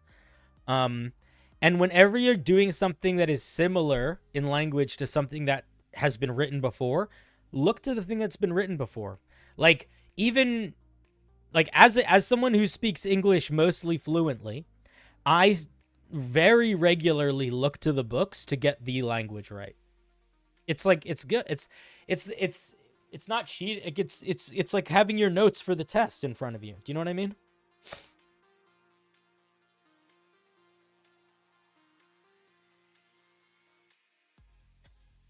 Riddick, you might be new here, man, but the goal is not for you to say, actually, the item works really well. If that's the goal, great. Don't send it to me. I don't give a shit. The goal is for you to say, hey, here's a magic item I'm working on. What feedback do you have? So if you feel the need to be defensive, that's fine. But then we're going to go into a very different form of a show, which is me debating with you. And that's not fun. I mean, it is fun, but I don't think it'll be fun for you. I would much rather not debate you. I would much rather just give you feedback and you decide to take it or ignore it, which is usually how feedback works. Feedback isn't high five, good job, you're amazing, everything's perfect. Feedback is, here's 30 things I think you can fix. Doesn't mean you need to agree with all 30 of them. You might not even agree with 5 of them. But if there's one of them, then use it. And then your piece will get a little bit better. GG, you're sort of just spamming the same shit over and over again, and I'd like you to chill out and stop. I will see that to do with that. Listen, man, yeah, like I said, you don't need to take any feedback you don't want. Don't listen to. But I look at this item and I see everything gives you the poison condition and random benefits. Maybe it'll be fun for a little bit, but I would change it. I would change it. I don't think my players would like it. I think my players would use this item and they would get annoyed with how poisoned they got.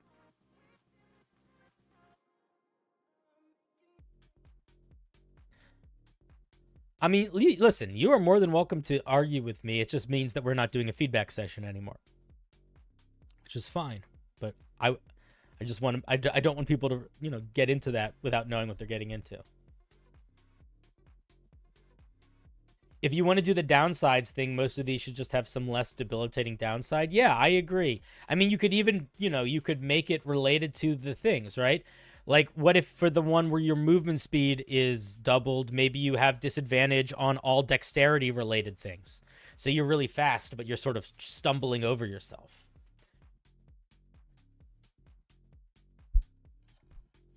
You get the ability to speak with plants and animals, but you lose the ability to communicate with humanoids. Stuff like that. I don't know. That's where my head goes. All right. Anyway, thank you very much for sharing, Riddick. We appreciate you. Your flask of many flavors. I think that for somebody that is using this to learn English, I think you are doing a lot really, really well here. And I think most of the things that I would switch about the English have almost nothing to do with your ability to write in English and have much more to do with how specific you need to write when you're writing D&D mechanics.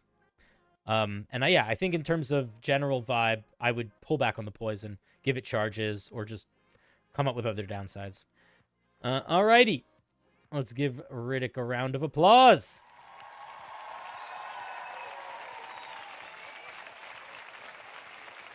You don't need to listen, man. You don't need to go back to the drawing board. I'm going to say this right now.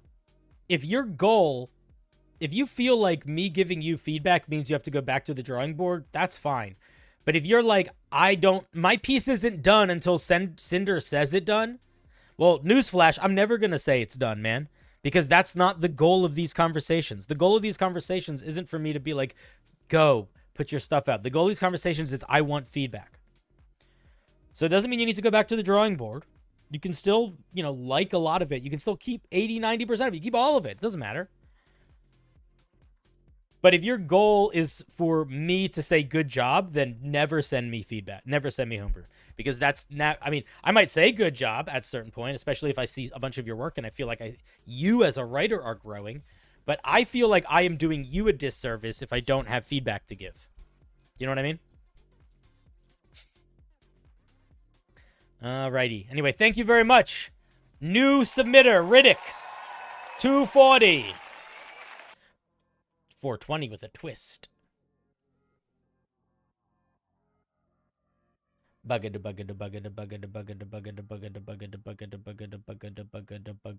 were looking at Spaghetti's homebrew earlier today. Who is it? Shades or Yods? Shades or Yods? It's Shades. Shades, the Mothman. My family's going on vacation, so I won't see the stream for a couple weeks. Subclass is another subclass made for my Hollow Knight-based setting. Like the Dreamwalker Ranger last stream. The difference here is I'm way more confident in this subclass's cohesion, and it's much less setting-specific. I'd like to credit Hakase's Razortide Fighter for inspiration for some of these features. In many ways, it's like the Razortide's counterpart. All right, let's take a look.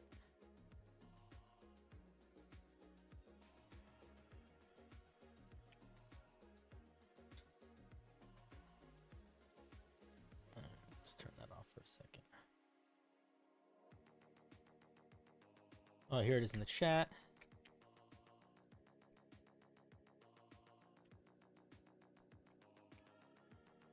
The fighter, the Weaver Knight.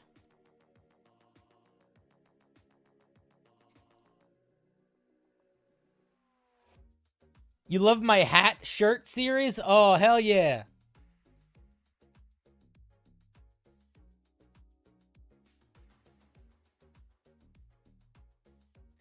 The tradition of the Silken Knight was founded by the spider people long ago, using silken webs to trap and throw their enemies. Silken in the same sentence twice doesn't do well. It's too specific of a word. Come up with a different one here. You can even just say webs, it'll sound better. The practices of this tradition have been a closely guarded secret amongst elite spider warriors for centuries. Yet, although difficult, holy shit. Who is this? Shades. What on God's green earth made you think that this was a reasonable thing to interject into a sentence that was already taken up about a third of your words? Holy shit, my guy. Come on. Imagine how much better this whole thing would be if this was just a period. In fact, I'm just going to pretend it is. We're not even going to read these words. It is not impossible for a creature that is not a spiderkin to become a Silken Knight. Holy shit. The double negatives, too. Yeah, I'm going to be honest, man. Fuck all of this. Just literally end it here. This ruins your flavor text. chop it out. Gobbledygook, gobbledygook. You don't need it. Look at all the ideas that are being expressed up here. Conjunction, junction, what's your function? Exactly. You were worried from the last short what made the Barbarian so sad. The Barbarian's just a guy that gets a little depressed sometimes. What I was trying to get across with that short was that I don't think it mattered what the Barbarian was upset about. I think sometimes people just get sad. And sometimes people are really sad and there's not even a reason. Sometimes people just get depressed. You know, you can't always say why you're in a bad mood. Sometimes you're just sad. And at least for me, when I'm in that sort of mood, the thing that makes me feel the best is not somebody trying to help me, just somebody just sitting with me. So that was sort of the point of that short was. I will say it annoys the hell out of me whenever I make a short where a character gets sad and everyone's like, Cinder, I hope you're okay. There's a parasocial element there that I fucking hate. I started to delete some of those comments. I deleted like 5 or 6 and I was like, this is a waste of time. I don't care. I'll let them keep going. Because I delete those comments more than I delete the mean ones.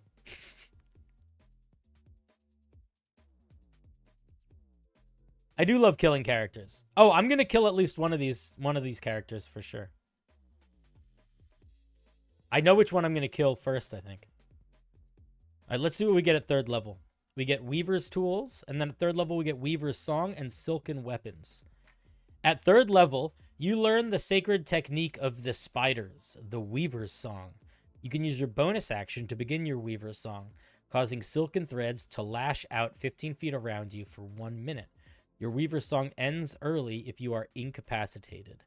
The area is difficult terrain for your enemies, and the first time on each of your turns when you hit a creature in this area with a weapon attack, you can force them to make a strength saving throw or be restrained until the end of your next turn.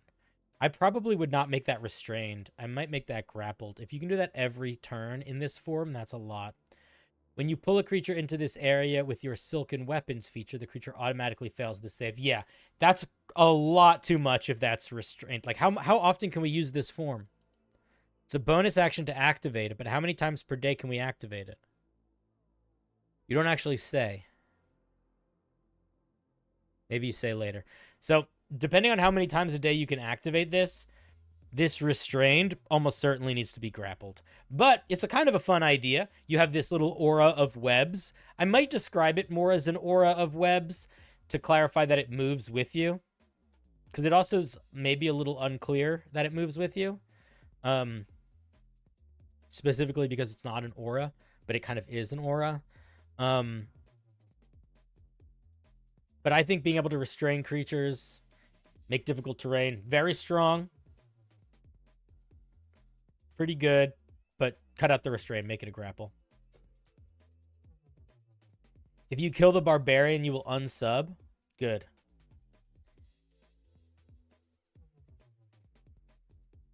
Of course I'm going to kill multiple characters. I'm going to get... Guys. We gotta Red Wedding this shit. They're going to fight a dragon. They just leveled up. They're not that high level. They're going up against a CR 17 red dragon, I think. It's an adult red dragon. I have to check again. But they're going up against the CR 17 red dragon. And they are not even level 10. They're very low level. They're overly ambitious. There's no way they all survive that fight. They're not even all going to survive on the way to it, almost certainly. I mean, I don't want them to die. I'm trying to get them, like, magic items and allies and shit. Oh, you're very important. Yeah. It's Cleric and Edgelord. And maybe Barb. Listen, I will say... There are characters that I do not want to... I don't really want to kill any of them. I'm kind of going to be leaving it not up to chance, per se, but... We'll see how the story develops before they get to the dragon. Because if any of them die before they get to the dragon... I mean, depending on what they do before they get to the dragon, it might not be that difficult of a fight, actually. And then it won't... That conversation probably won't come up for a while. If they can't figure that shit out, then... Something might happen before the dragon. All right, let's take a look at Silken Weapons. Does that mean spells at 9th level? They don't have that. What level spells do you get at 9th? 5th? They don't have access to 5th level spells yet.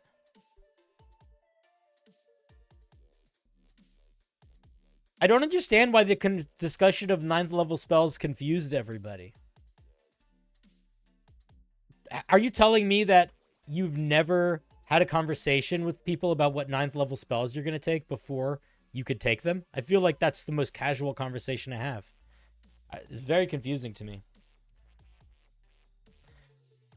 So many people were like, they're talking about 9th level spells they're going to take. They obviously can take them. How? No, bitch. Go on the fucking internet. How many fucking conversations are there about 9th level spells compared to how many campaigns there are that people have access to them? It's a big swing. I don't know why. I think that assumption that it was going to happen soon narratively is a projection. I think that was you projecting. But that's okay. I accept. All right, let's take a look at silken weapons. Also at 3rd level, you can attach strings to your weapons with which to pull your enemies. While you're holding simple martial weapons that lack the heavy or special properties, it gains the throwing property. If it doesn't already, with a range of 30-60 feet. You can use your dexterity modifier instead of strength for attacks and damage rolls with ranged weapons with this attack. Does that mean you can use your dexterity for long swords? I might limit this to finesse weapons. Unless you're trying to do a thing where you can be dex throwing a longsword, which I don't think you should be doing. Additionally, once per turn, when you hit a creature that is large or smaller, you can force them to make a strength saving throw against your Web Weaver DC. If you're going to be using your Web Weaver DC for multiple things, you should like have it separate, like as its own feature. You have a Web Weaver DC. Or whatever. Also, Web Weaver is the fucking gross superhero from The Boys. And I know that you probably didn't intend for your thing to sound like it was so close to that, but it's really close to that.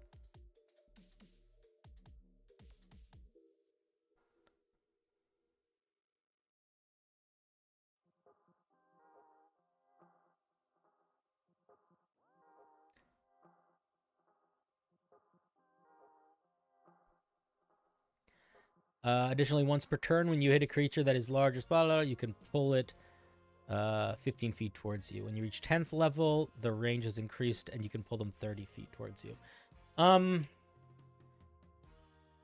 I think this needs to be limited to finesse weapons. Oops.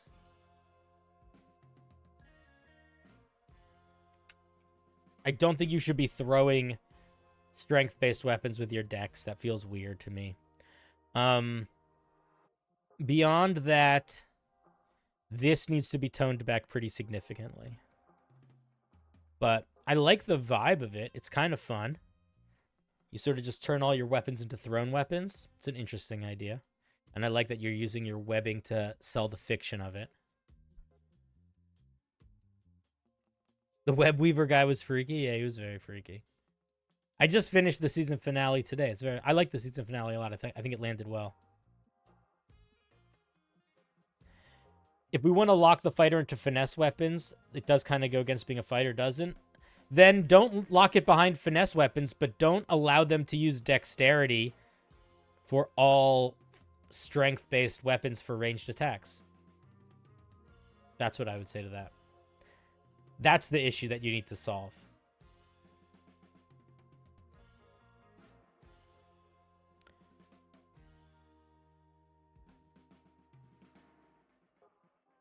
The giant barbarian feature is pretty different than that.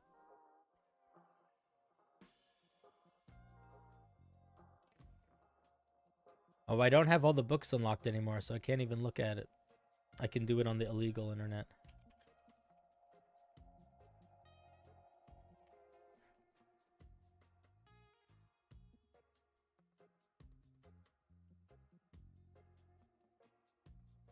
No, it just lets you add your rage modifier. It's very different.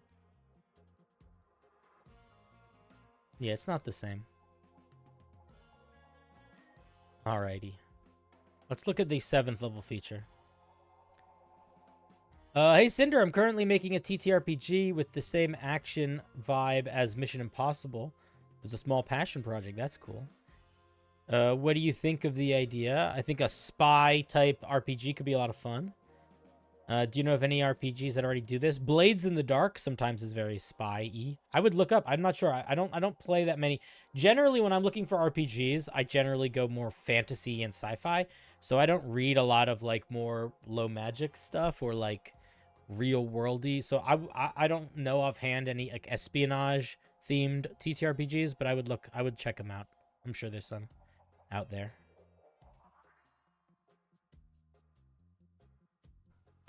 Eight-Eyed Watcher. At 7th level, you get a bonus to your initiative equal to your wisdom modifier, and you cannot be surprised while you're conscious.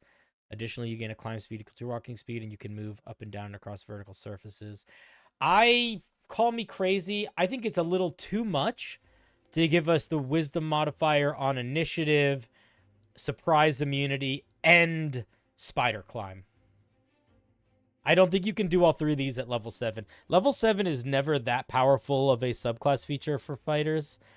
I think you could do this. I think you could do the wisdom to initiative and you're immune to surprised, or I think you could do spider climb. I don't think you could do both. I think this is way, way too strong. Honestly, I think even just wisdom to your initiative would be enough. I don't think it should, that's realistically probably enough.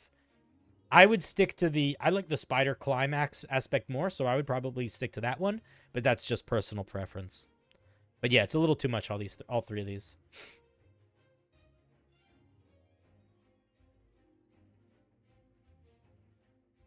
Yeah, it's spider sense. It's spider sense, that's what it is, for sure. I've played Call of Cthulhu once, but I did not, I don't know, I didn't know what I was doing. I don't really. I wouldn't call myself a master understander of it in any regard.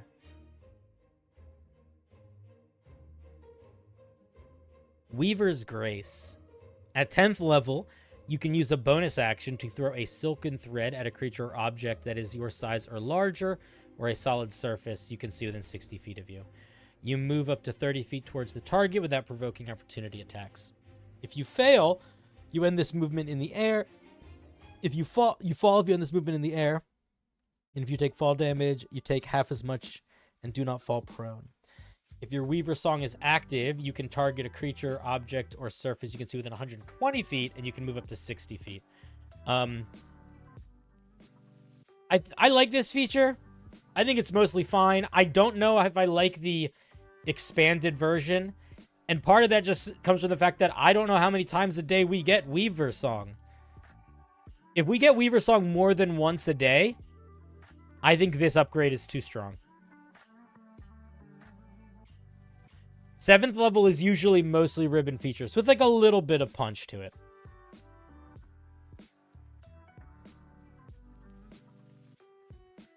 See ya, GG.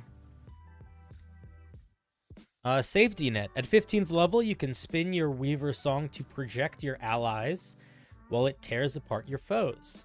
You and a friendly creature within your Weaver Song gain the benefits of half cover. How do you determine which creature? And when do you determine which creature? Oh, all friendly creatures. Oh, this is just too strong. This is just too strong. Like,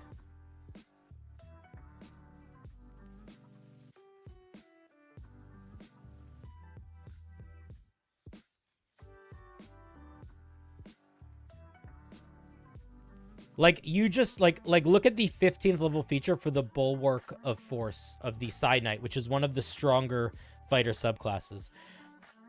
It's a bonus action, and you can give a bunch of creatures half cover. And you can do it once per long rest, or you can use your energy die to use it again. What are we getting at 5th? What are we... Oh. Akase, 5 months. Very cool. Also, Lorkfrack, thank you for the 5. They say, does a Tabaxi Beast Barbarian become more of a furry, or do they grow more human features? I think it depends on the way you want to flavor it, my guy. I think it depends on the way you want to flavor it. I think it could go either way. I do love the idea of a furry beasting out and becoming like a weird human. I kind of that's maybe that's a fucking great idea, dude. Regardless, so what does this do? This gives us the entirety of the 15th level feature. All right, we'll hear it now. Does a tabaxi beast barbarian become more of a furry, or do they grow human features? I feel like both are equally valid funny. Yeah.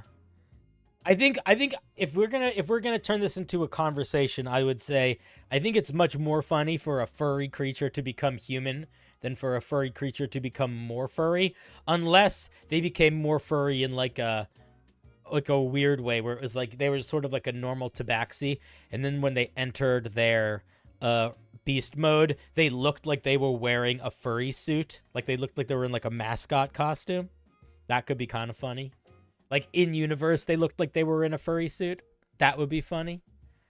But I think tabaxi that becomes human is ideal. Okay, so yeah, we're getting all the benefits of bulwark a little bit differently, but all of them. And now we're also knowing where creatures are that are invisible, and creatures can't have advantage on attacks, and you can't suffer disadvantage on attacks. So this is just like much better in a way that doesn't really work. So I would, honestly, dude, I would completely change this. I would come up with some completely different here. You could take half of the 7th level features and you could put them up here if you wanted to. The other thing that you could do is if you have, let's say you can do Weaver Song, you know, it's like, let's say Weaver Song is like the samurai's like spirit mode. Let's say you can do this like twice a day or 3 times a day. 15th level could be, you know, if you don't have a use of it, you could get a use of it. It could be that.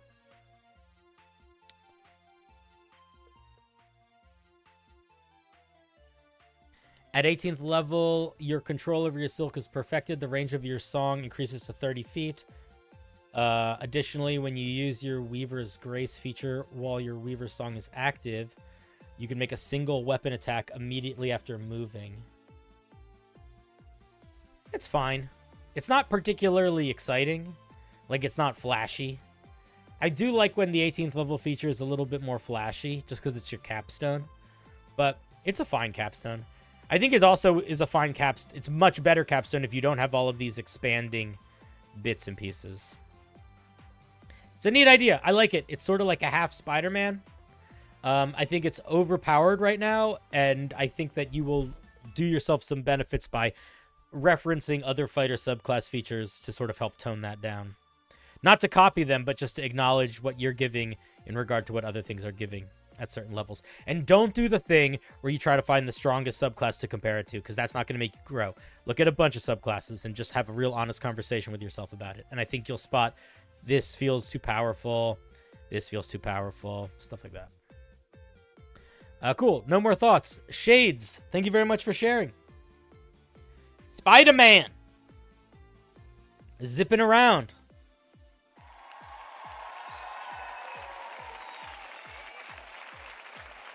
Thank you for sharing, Shades. I like a little Spider-Man.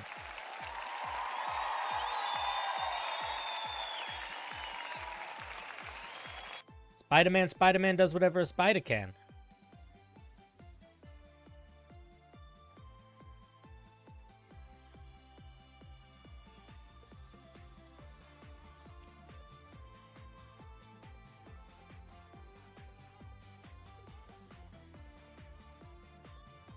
When did the Spacey Space book come out?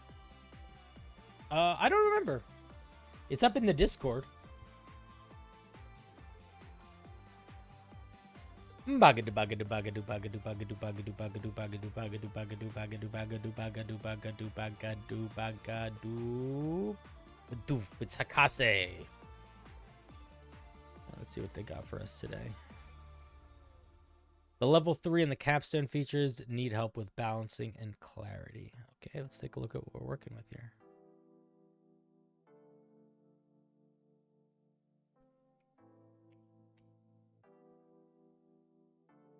I'd say the member wheel usually sits between like 10 and 30. So it's pretty in the middle right now.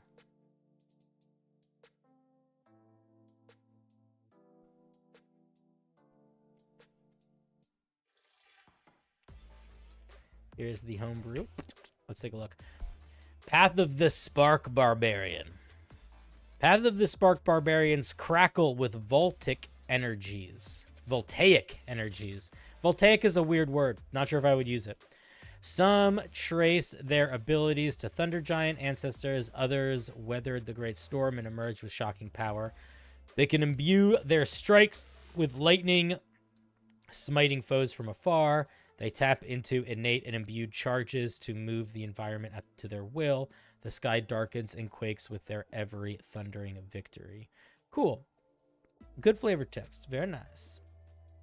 Let's see what we're working. I don't really have feedback on it. I think it's mostly fine. Every thundering victory. I feel like thundering step would fit more than victory here, but whatever. That's finicky. At 3rd level, we get 2 features.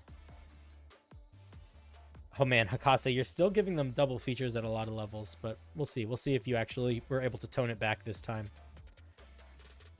Sparks of Fury. Unleash your voltaic powers. Yeah, voltaic is a weird word, dude.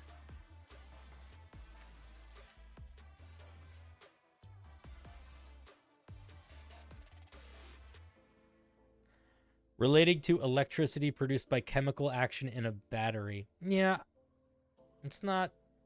I don't know. It just feels so weird. It just feels so... It's an odd word. Feels out of place. When you hit a creature with a weapon attack... Okay, let's see. Unleash your powers onto your foes, causing sparks to fill the air. Is this just always on?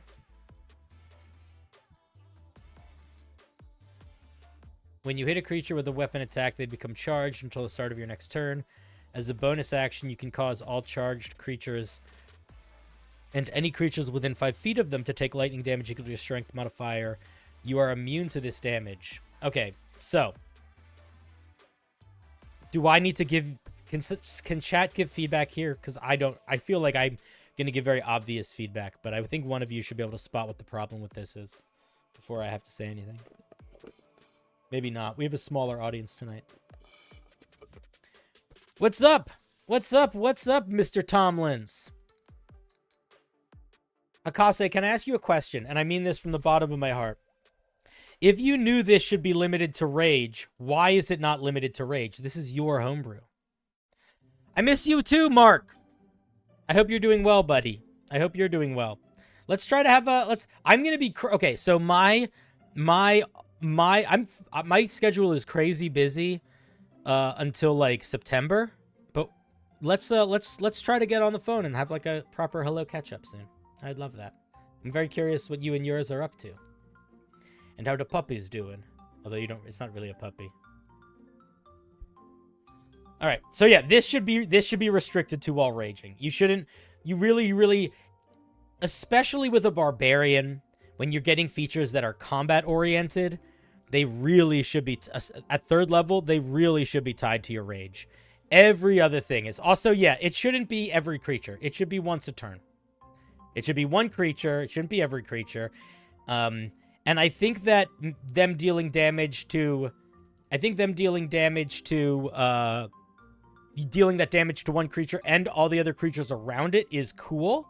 But I think, unfortunately, then you can't make it based on your strength modifier. I think you got to go rage damage modifier. Or something that's a little smaller. I think the number is too big. All right, let's take a look at this other 3rd level feature. A static charge can stick things together. I think that all of this flavor text is wasting space. As an object interaction, you can cause 2 targets touching you and each other to become attached. The targets can be creatures or objects.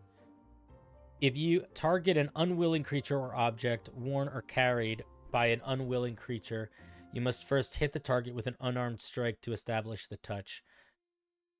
I hate the way that that's written. What are you trying to say here? Like, what is the actual thing that you're trying... What is the information you're trying to get across that requires you to write that sentence? Let me read the rest of the feature first. The attachment has a weight capacity of 10 pounds and a duration of up to 1 hour. It ends early if you end the effect. The weight capacity is extended exceeded or a creature within reach. Use an object direction to attach them. You can sustain up to 3 attachments at a time. Hakase, you're still just fucking crowding things, my guy. Okay, so here's what you need to do at 3rd level. 1, limit this, obviously. Limit it to rage. Limit the amount of creatures that can be affected by it. And 2, this should be a ribbon feature. Right now, it's not. How do we make this a ribbon feature? It's very easy. Somebody tell me how we can make this a ribbon feature.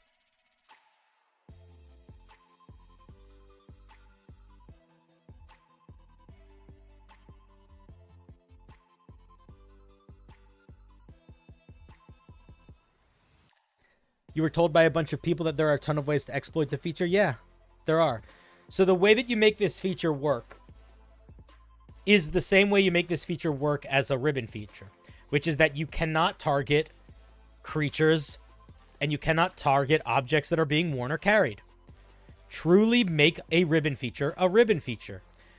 A ribbon feature, my dear Tomlin, Mr. Big M, is a feature that gives you something that you can do that is not super mechanically powerful, maybe very situationally powerful, but also just helps sell the vibe of your thing. So for example, if this barbarian was going to be a druid barbarian where they were very naturey, maybe they would have a ribbon feature where they could talk to animals, but they could not understand what animals said in return. Or if you wanted to do, let's be more specific. Let's focus in. Let's say you wanted to make like a viper themed barbarian where wherever you raged, you grew like big fangs and you became a viper. Maybe you would have a feature where you could always talk to snakes. So yeah, that's a really cool feature when there are snakes around. But when there aren't snakes around, it's kind of nothing. There's a barbarian called the Zealot Barbarian, where their ribbon feature is that normally in D&D, when you want to bring someone back to life through magic, it costs gold. It requires sacrificing a diamond that costs a certain amount of gold. But the Zealot Barbarian, when you use magic to bring them back to life, it does not require any gold. It is free to do. And is that powerful? Not really. Is it situationally very useful? Yes. The main thing that it does, though, is it helps sell the vibe that it is easy to bring the Zealot Barbarians back because they are raging at the behest of the gods to fight on for something. And I think that this feature, if you remove the ability for you to use this on creatures or objects that are being worn or carried, and it is just objects that are not being worn or carried, I think it's an amazing ribbon feature. I think this is an awesome ribbon feature. You can just magnetize objects. What a cool mechanic. It does not need to be more than that. Not everything needs to be great all the time. Not everything needs to be able to turn into a combat feature. And if you want it to be able to turn into a combat feature, maybe it can, but you can tie that in later.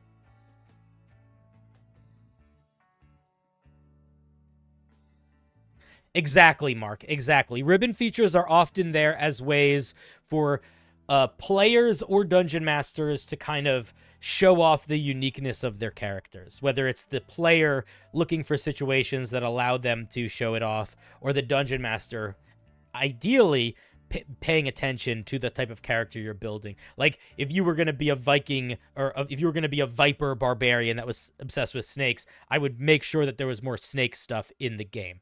In theory, a good dungeon master will do that. You can't always rely on them for that, but that's okay. You don't need to assume that you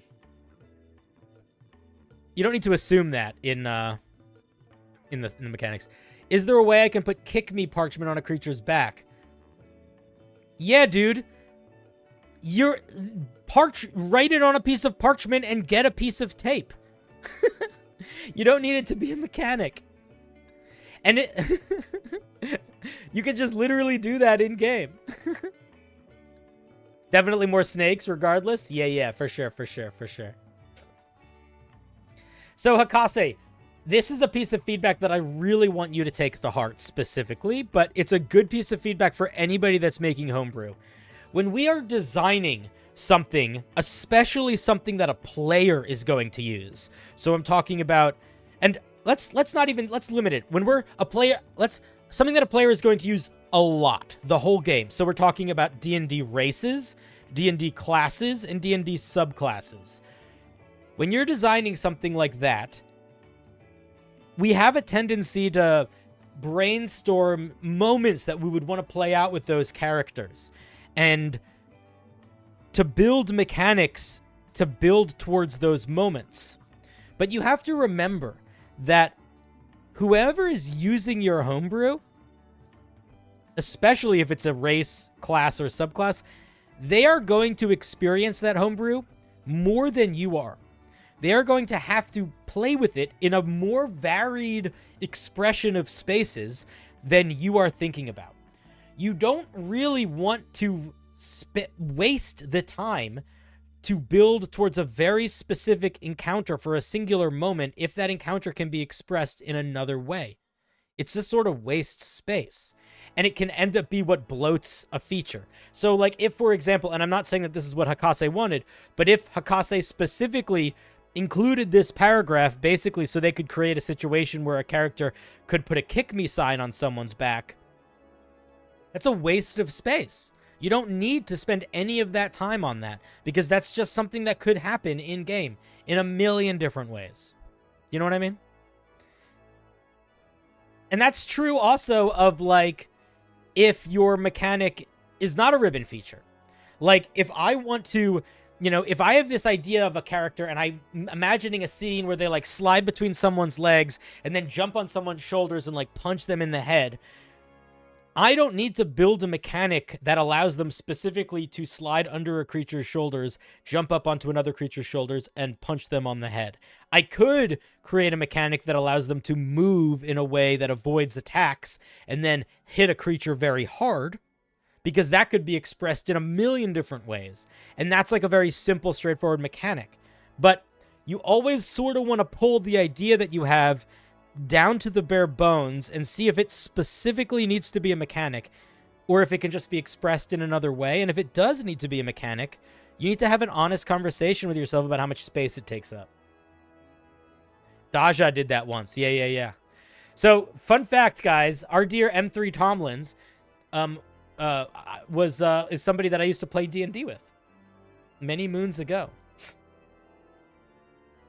Many moons ago. I still think about those games. In combat, it should do nothing. Yeah, so just make it so it can't be you can't target any creatures, and you can't target any objects that are being warned or carried, and then your problem is solved.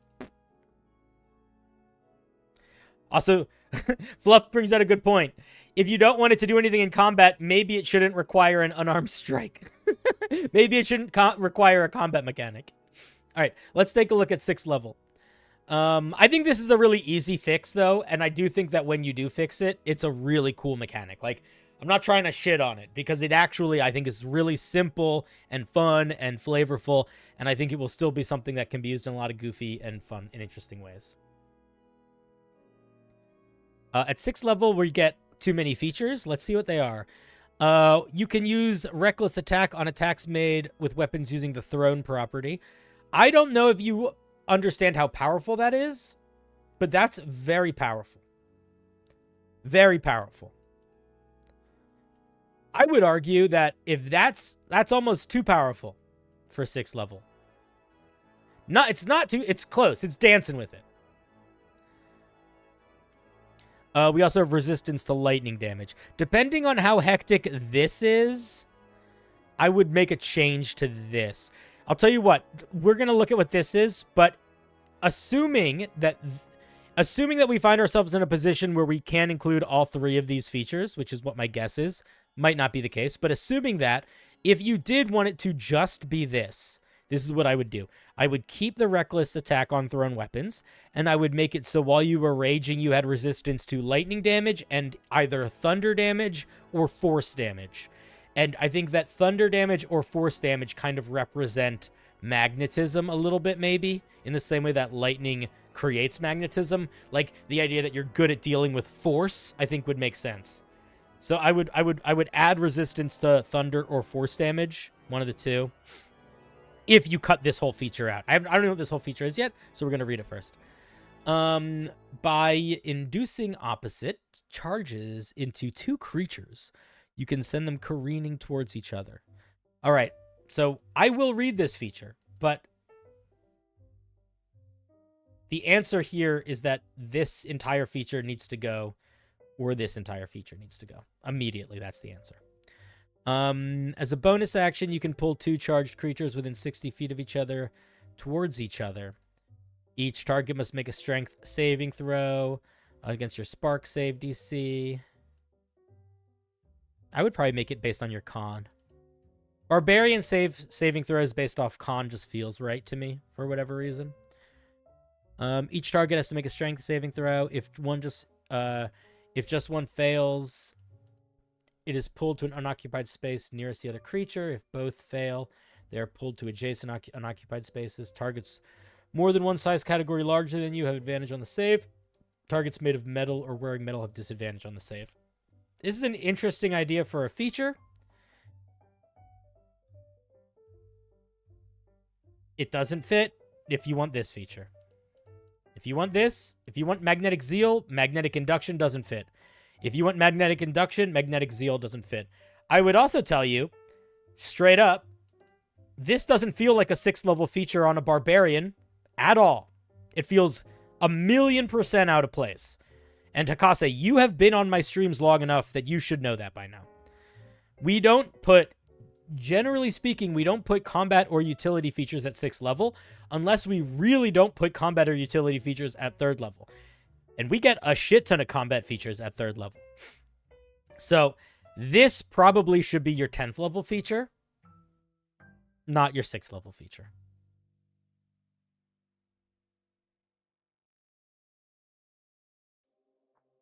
You feel like most weapons are metallic? I think most weapons are, but there's still quite a few that are not.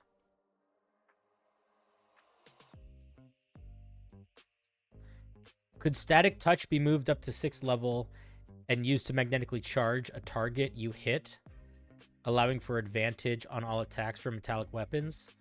That's taking it in a completely different direction.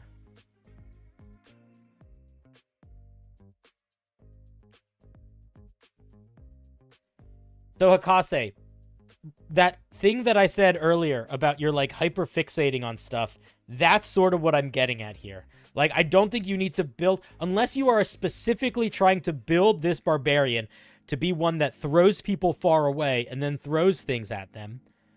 You don't need to build around reckless attack and thrown properly. You really don't. Like, if that's your goal for this, then make sure there's mechanics that account for it. Sure. If that's not the goal, I don't think you need to do that. And if you're getting both of these features at 6th level, it's sort of like you're building this little loop, but you don't need to. Like, if you're saying that you did magnetic toss because induction is going to be pulling people far away, it's like you're creating a problem that you now need to solve. You don't need to do that. Because it's just sort of creating bloat. Or if you want to do a lot of stuff with moving around, you know, build that more into the core mechanics at 3rd level, which is completely not a part of there. So it's like adding a whole new element, and you can add whole new elements later, but you should not be adding a core combat element at 6th level. We should be pretty much understanding our combat vibe by the end of 3rd level. We can build upon it, but we can't be throwing in completely new elements. That you can throw new elements, but ones that are so divergent that, in your own words, require being dealt with.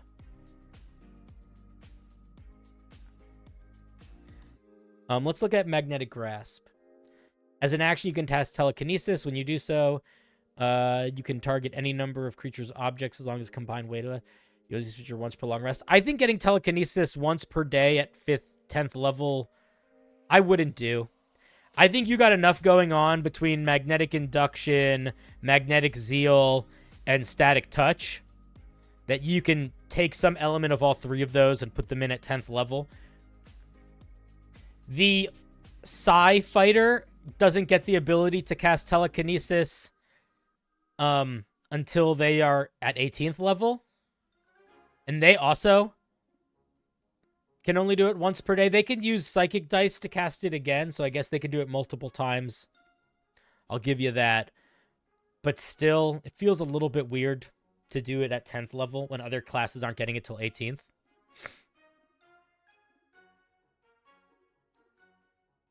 I miss the restricted to metal objects. You can only target yourself, metal objects, metal creatures, and creatures wearing metal armor. Even with that limitation, I don't know. I don't know. Just feels weird to me. If you like it, go for it. For me, I'm like, maybe this would be the 14th level feature, but I don't think I would make it the 10th level feature.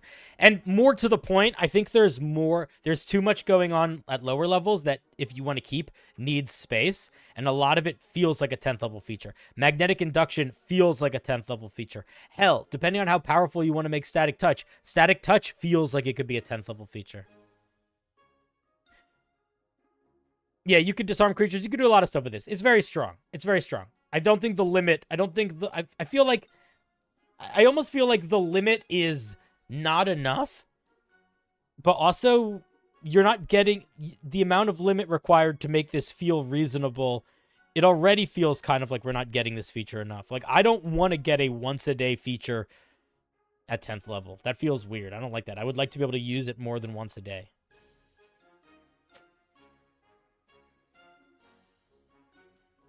Not Warner carried. Yeah, so it can't disarm people. I don't know. Somebody in the chat said that. Doesn't matter. Doesn't matter. My opinion is that it feels... I think that you got enough going on at earlier levels that you could squeeze up to here that would make more sense here. Unless, the other thing that I would say is unless you completely want to get rid of... Yeah, I don't know, man. I think that the 6th level features feel really divergent from the 3rd level features. In a way that I don't... They almost like pull towards two very different gameplay styles. Let's see. We get at 14th level. As a bonus action, you can arc lightning between you and any charged creature. I also don't like that now we have 3 features that are tied to the charged creature thing. That is why I think you made this not during Rage. That would be my guess, is that you realized, shit, almost all of these features tie back into this one. Maybe this one shouldn't be while raging. But there are other subclasses that work that way, and they still tie them to raging. One of the strongest Barbarian subclasses is the Ancestral Guardian Barbarian. Their 6th level feature ties to Spirit Shield. Their 14th level feature ties to Spirit Shield. Guess what? They only ever get that during their rage. So if your thought process was, I don't want them to miss out on 2 of their features if they're not raging, that's half of Barbarians, man. So definitely this should be only while raging. Not sure why we didn't do that. As a bonus action, you can arc lightning between you and any charged creature within 30 feet of you. Creature within 30 feet of each other until the end of your turn. Each arc is 5 feet wide line that includes the span of the space occupied by you and charged creatures within range. Each arc moves with the creature that define its area on each turn. When an arc enters a creature's space, the creature takes lightning damage equal to a number of d10s equal to your rage damage, blah, blah, blah, blah, blah, blah, blah. Okay, so this is a really fun idea for a mechanic that I think really is a perfect example of a mechanic that I would not put in D&D, but I would love to see in a video game or something like Baldur's Gate 3. That's what I would say. The idea that I have to keep track of these lines and where all these creatures are and where they're moving is going to be a lot. And also, I think you are really, really underestimating how powerful this ability is. Because by making it so that there are lines that are connecting creatures that are actively hitting creatures while they move,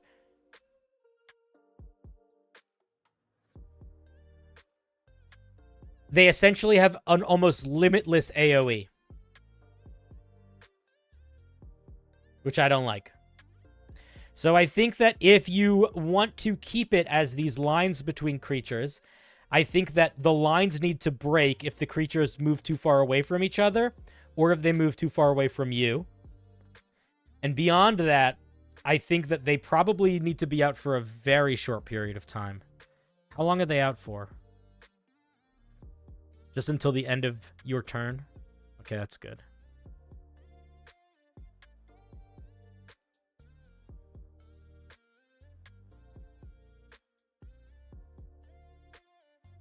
So, I think also this is a side thing, but this makes your 6th level feature worse.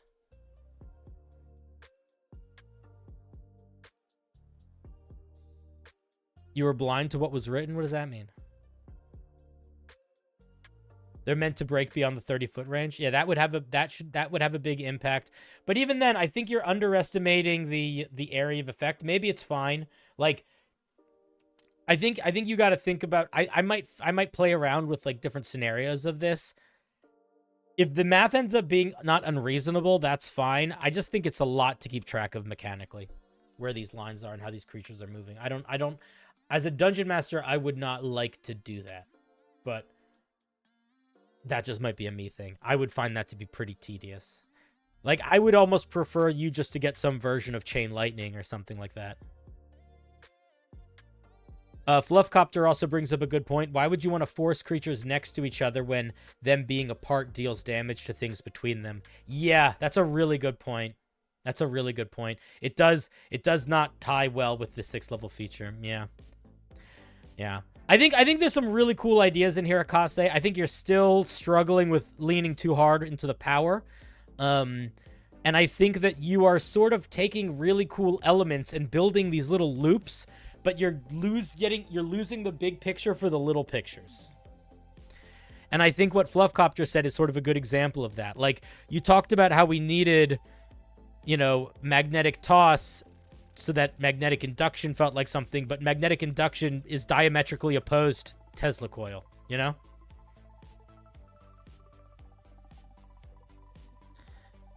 It's because the arcs are between you and the creatures, not just between the creatures. Ah, I see.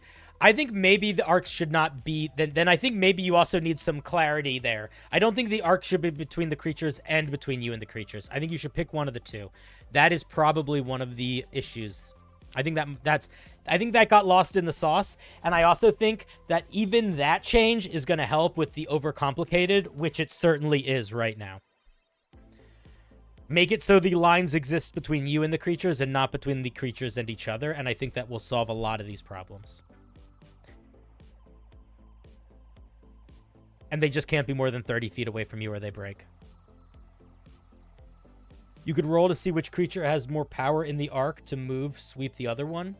I think that if the goal was that these creatures are like magnetically imposing on each other, doing something like that would make a lot of sense.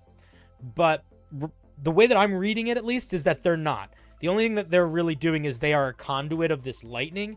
So I don't know if it would help to add a whole other element. Especially because right now the goal is to simplify. Hey, Cinder, I gotta go. I was planning on joining VC if I was rolled, but I can't, so just wanted to see you're aware. All right, cool. No worries, Gio.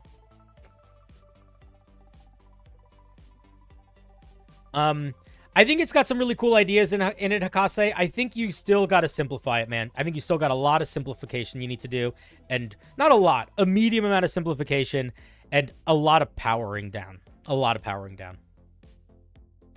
I think you could basically, I think you got to cut out half of this 3rd level feature, tone this the fuck down and limit it to rage.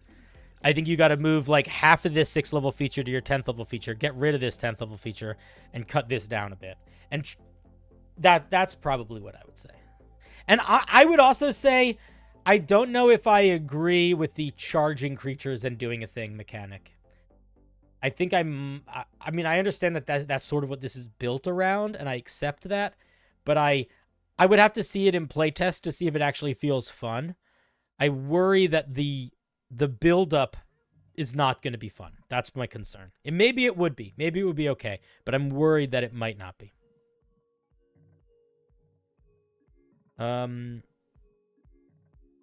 Those are my thoughts. It feels like the thing in where Thor Love and Thunder where he arced lightning between enemies? That is kind of what it is. And it is cool in your head, but you got to remember that we are designing something for a tabletop game. We are not designing something for a video game.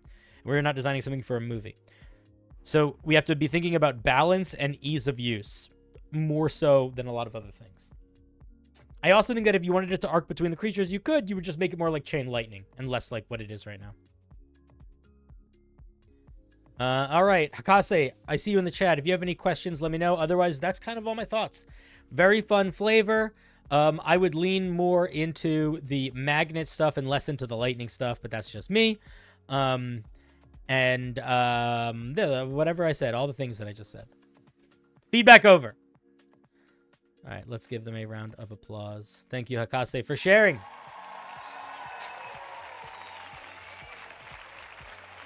Thank you, thank you.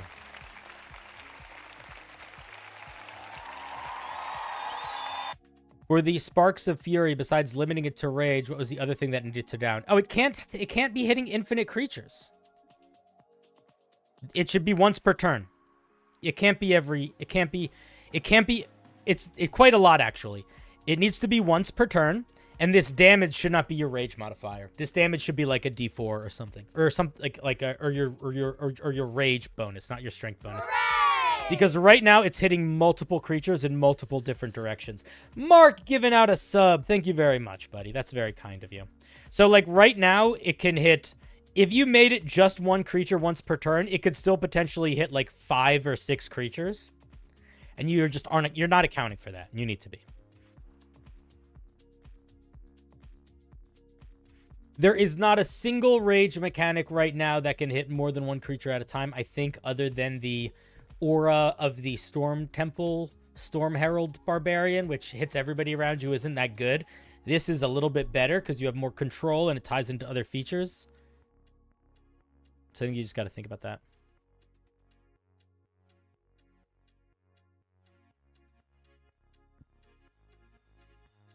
Absolutely nothing. Okay. I would argue no. I would say absolutely no changes in 6th or 10th level are going to have any impact on what you need to change for 3rd level, except for how they may be tied together. If a 3rd level feature is kind of overpowered, it's going to be kind of overpowered. You know what I mean? Like all of those things that you're saying, what if I do those things? Then I think that you need to do those things anyway. Maybe 2 charges is okay if it doesn't do AoE damage. If it doesn't do AoE damage, that's fine. But it does AoE damage. Like, you're still doing that thing where you're taking every single opportunity for it to do as much as possible. So you just need to acknowledge that you're doing that. What do I mean by that? Well, it's not once per turn. It's whenever you hit a creature.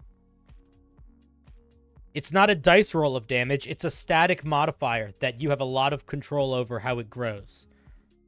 It's not hitting one creature when you use it. It's hitting all creatures around it. Do you see how that's sort of 3 different things that you're doing all at the same time, that all of which are the most powerful choice you could make? That's sort of what I mean. But overall, fun idea, fun flavor. I like the magnet charging lightning guy vibe. I think that's a very unique take on the like a storm barbarian or a lightning barbarian, and I think it's a very cool idea, and I hope you keep working on it. All right, let's give Hakase a round of applause.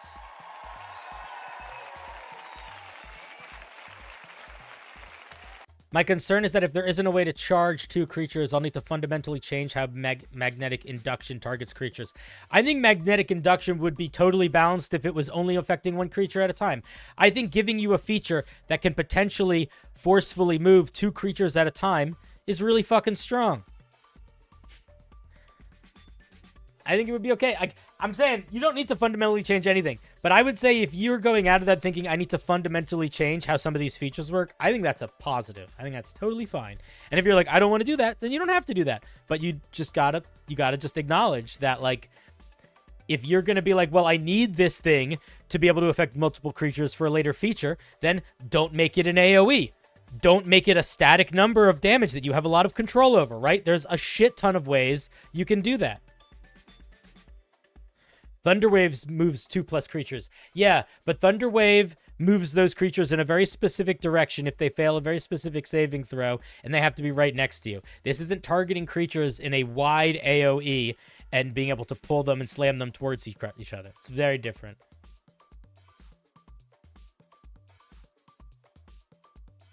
If you want to read it really quickly, here's the feature. It's a bonus action to pull creatures within 60 feet up to 30 feet towards each other, or 60 feet towards each other. So it's pretty fucking powerful. I would say comparing it to Thunderwave is not a good call.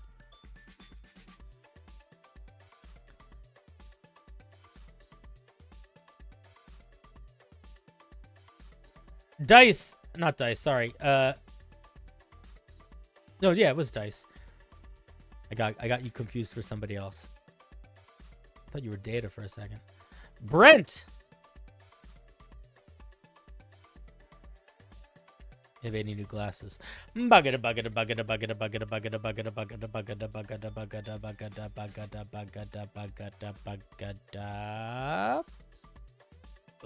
Fluff. All right, Fluff, what you got for us today? Optional shields based on 5.5 weapon masteries.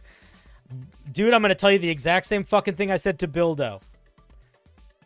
I'm so uninterested in reviewing Homebrew for shit that hasn't been published yet. So I will tell you quickly what I think, but I am not going to spend a lot of time on it, and you shouldn't take it. You shouldn't feel like it's great feedback. Optional shields. You learn weapon mastery with a shield in the same way you would learn it with a weapon based on your class. At level 1, they can learn shield masteries. Improved parry. When a creature performs a melee attack against you and misses by 3 or more, you can use your reaction to make a single weapon attack against them. That feels... My first thought, I would say that feels too strong. I think a reaction weapon attack is an incredibly powerful feature that is often saved for like a 15th level feature of a subclass. So I would say too strong. Having not really a familiarity with weapon masteries, I would say, unfortunately, too strong. Heater shield. When a creature performs a melee attack against you and misses by 5 or more, you can use your action to make a single weapon attack against them. It's the same thing. Same problem. Exactly the same feedback.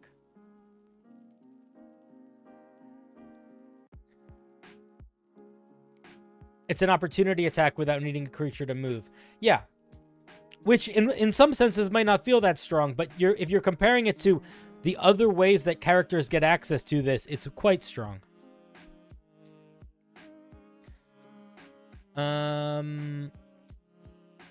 Round shield. When making an opportunity attack against a creature within 5 feet of you, you can replace the melee attack with the shove action.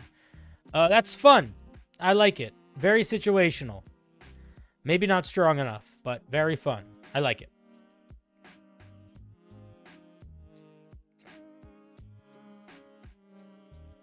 You can already do that. Good call. You can't grapple, I think, is the move. Or maybe you can. And then we have a tower shield. Your movement is halved when you have a tower shield. When a creature... That would be so annoying. When a creature within 10 feet of you is targeted with a ranged attack, you can use your reaction on your turn to give... to turn your space into 3/4 cover. The effect ends early if you move, fall prone, or drop your shield. This is essentially saying... If you move less than half your movement speed on your turn, you can cast the shield spell on a creature within 10 feet of you. Does that feel reasonable at first level? I would say no. That's what it is. It's exactly the same. You can give +5 to any creature within 10 feet of you so long as you move less than half your movement speed. Because that's the downside of this item, right? Yeah, it's a +3 shield with infinite shield spell. It's essentially a legendary item. It's much better than the shield spell. It's better than the Shield Master feat. Yeah, it's just too good. It's just too good. All of these feel like they're just too good. The round shield is fun, but apparently we can already do it. So I would say both of these are essentially giving us access to what normally I would put as a pretty powerful subclass feature. And then this is the equivalent to a legendary item.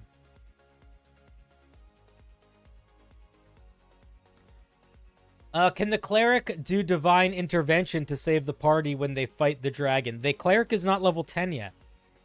So the cleric doesn't have access to divine intervention. But they haven't revealed all the magic items they have. And there was an episode of the show that did not get that many views at all. But it introduced a new character that, if they decide to interact with, will significantly increase the chances of them succeeding.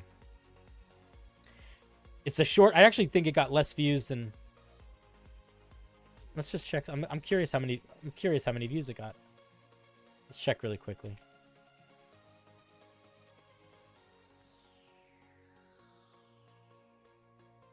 Let's see. This one. It only got 10k views, but this short introduces a new character that wants to help them, sort of.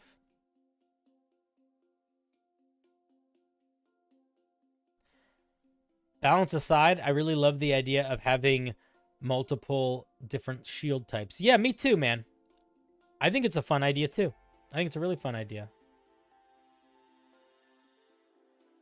It didn't look like it was related. I initially skipped it. I think a lot of people did, but that's okay.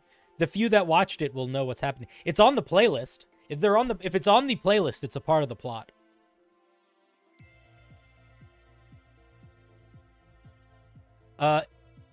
Is it allowed to ask Cinder to review a thing I made on stream? If so, is it recommended? I don't know what you mean by that. Can you, like, what do you mean? Something you made on stream.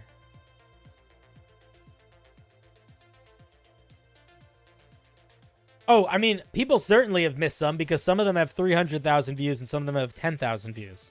So you're likely, you might not, you're more likely one of the 10,000 than one of the 30,000 or 300,000. But everybody misses some of them, I'm sure. All right, Fluff. I don't really have more thoughts. I think it's a noble pursuit. I think right now you're underestimating the power of what these things are doing. That being said, I don't know anything about fucking weapon masteries yet, so maybe everything is going to be overpowered and crazy, and my feedback is bad, so that's also an option. All right, let us say thank you to Fluff. I gotta instate a rule where you don't send things that aren't 5th edition, because I don't want to keep reviewing things for editions that aren't out yet. I don't know shorts numbers. Are they doing well? I like them. Yeah, they're doing okay. They're doing okay. Here, if I go into my back end. No, it's not the right thing. My back end, there was a while when I was doing the knot head shorts. I was doing just the floaty head things. I wasn't doing that well. I was getting 40,000's good, but I was getting a lot of under 10k views. And that was happening for a while, so I decided to change things up because I was losing a shit ton of money. And it just was not fun. And then when I started doing the heads, I immediately jumped up. They're not all doing good, but they're all doing pretty good. I mean, look at this. Here's 3 in a row that got 500,000.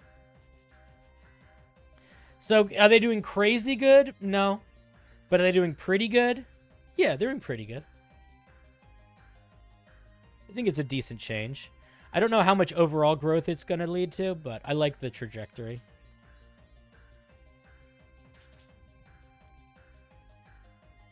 The flats do header than the floaty heads? Yeah, for sure. At this point, definitely. You liked it when I was a floaty head in the void? Well, I'll tell you what. I'll say 2 things right now. Number 1, I was not getting any good questions anymore. everybody was asking me questions that I had already answered or I just thought were stupid questions. It was either things that I've spoken about before, or the solution was the same solution I've given 100 fucking times, or the, you know, or felt tedious. And I mean no disrespect to any content creators that do this, but I was getting kind of bored of the, like, here's a cool monster combo, here's a cool blah, blah, blah. Like, I don't know. I just was like, I was just getting bored of it. It felt like it felt tedious and frustrating, and I felt like it was leading to people arguing in the chat or in the comments more than having like a good time. I needed it to be different. I'm invested in it too, man. If you don't like them, that's also okay. It's fine. You don't need to like them. I just got really, really, really, really bored of the floaty head ones. And honestly, really fucking bored of the D&D advice. Like, you see it when we do a call-in show. Half of my advice is like, just listen to what I said to the guy before. You know? How many videos have to end with talk to your players or talk to the dungeon master before you're like, I'm going to blow my brains out? I feel like not that many. No, you're not going to see what the Barb is bummed about. I'll pull back the curtain a little bit. The most recent short that I did is this one here. I'll play it for you guys very, very quickly. It's a short. It's a sad one. This is the most recent one. You want to do some fireball practice? No, right now. You okay, bud? I don't know. Do you want to talk about it? I don't know. Do you want to be left alone right now?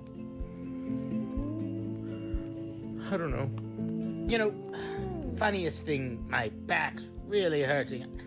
Maybe I'll just sit for a bit. We don't need to talk or anything. Okay. That sounds good. Okay. It's okay. All right, so that was the most recent short that I did. No, pulling back behind the curtain a little bit, it is not about anything particular at all.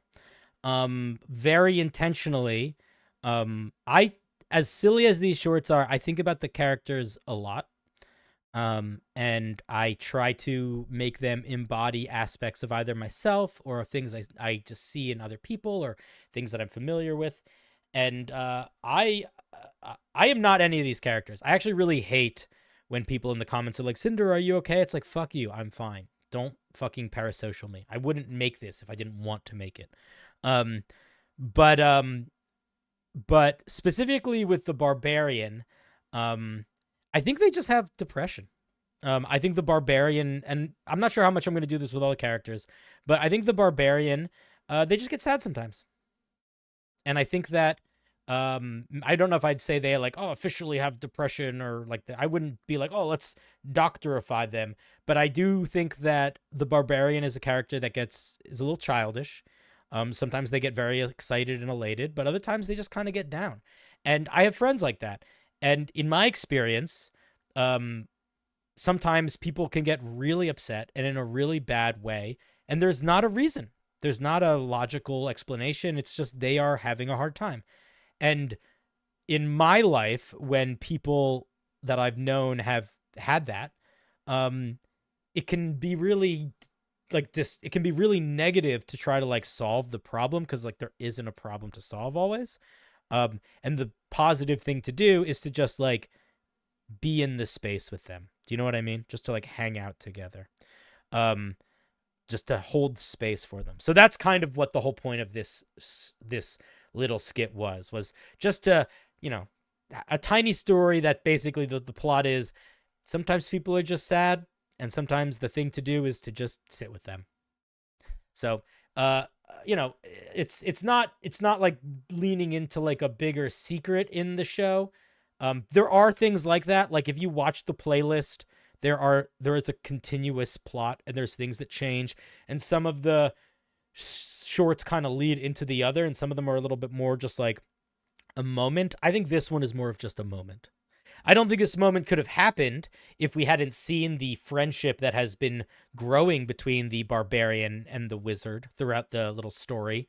But I think that this skit can kind of just sit in isolation.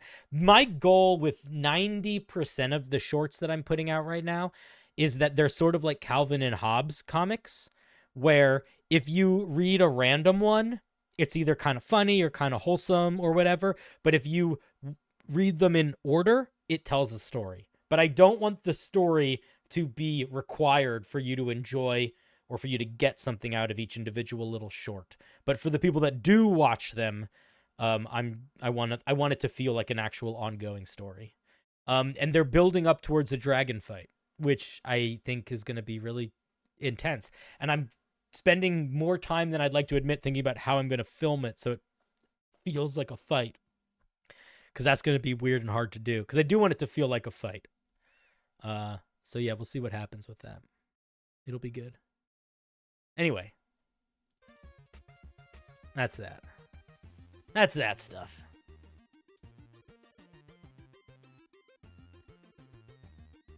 Calvin and Hobbes. Calvin and Hobbes is amazing. I love it. Was one of my go-to. Calvin and Hobbes in the far. If you want to know what my sense of humor comes from, it comes from four or five things. It comes from Mel Brooks movies, Monty Python movies, Far Side comic books, and Calvin and Hobbes comic books are probably my four biggest comedy inspirations. Mel Brooks, Monty Python's, Far Side, Calvin and Hobbes. Can I ask Cinder on stream to review something? You can, but it's like I do the wheel. So you have the option to participate in the wheel. But I don't usually do streams where I just take random pieces from people. Because then it turns into like a popularity contest or like a how do we pick which piece. I don't know. I don't want to have to figure that out. When is the movie due out? You ask about the movie. What is the wheel thing? This is the wheel. So the way the wheel works is if people are members of my YouTube channel or subscribers on Twitch, then they can submit homebrew that they make, and I put it on this wheel. And then I spin this wheel, and we review the homebrew. The wheel. And the wheel acts as my agent of destiny so that I don't need to be responsible for letting people down. The wheel can let people down. Because I don't know if we're going to get to every piece of homebrew that people submit, you know? And it's hard to know which ones to pick.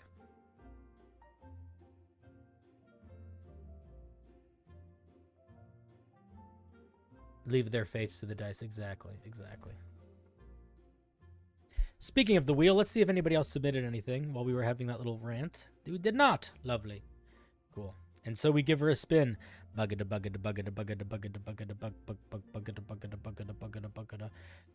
vid gave the real Samik Hatib vibe. I don't know who that is, but that's cool. All right, this piece is by someone who filled out the form incorrectly, but they're here, and we figured out who they were, so it's fine.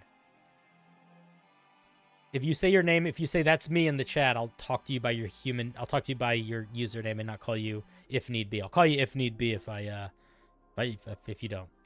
I'm making feats and special attacks for my players. Just wanted to know if this is a decent feat and how I should improve it.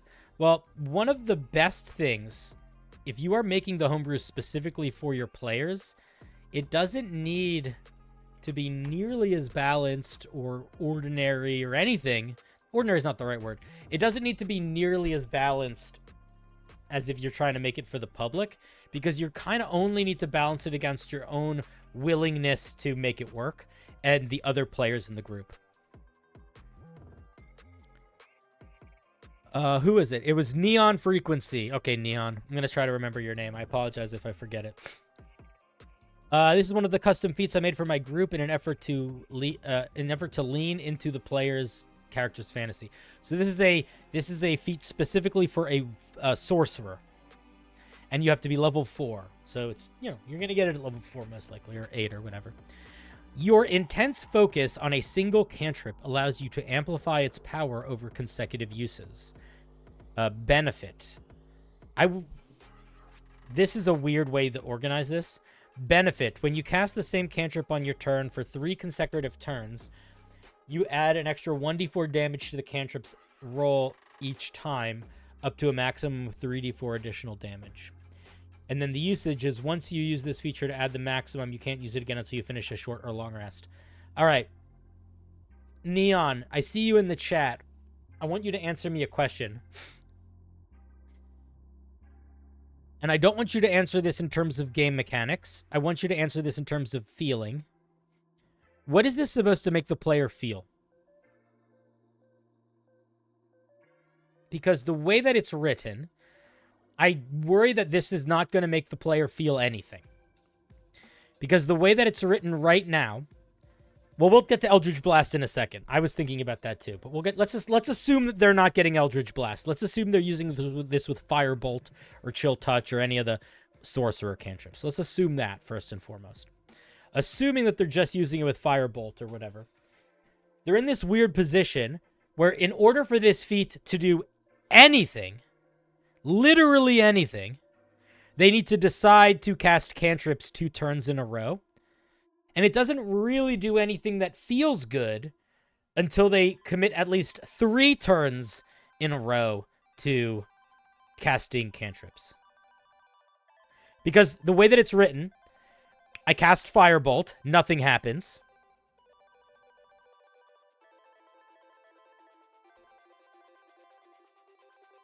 No, Dice, you're misreading it. You can't cast the same cantrip on your turn 1 turn in a row. That's impossible. So it won't trigger until the second time. If it's intended to trigger immediately, then it's a completely different thing, and you should write it completely differently. But the way that it's written, as I'm reading it, is that I would cast a cantrip, nothing would happen, and then I would cast the same cantrip, and then I would get to add 1d4 damage, which is meaningless. And then I could cast it again, and I could add 2d4 damage, which is a little bit of something. And then I could cast it again, and I could do 3d4 damage, and that's pretty good.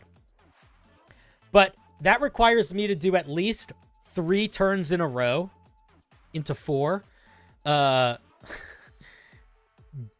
Forcing myself to do the exact same cantrip, which is so fucking limiting for a spellcaster. Like, 80% of what makes a spellcaster good is that they have options. And the benefit is not anything. The benefit is a measly 2d4 damage. You're going to be doing that much more damage by choosing to cast more advantageous spells. Is the intention to make me want to play the same thing over and over and just do more damage? That I would say that is the intention, the way that it's written.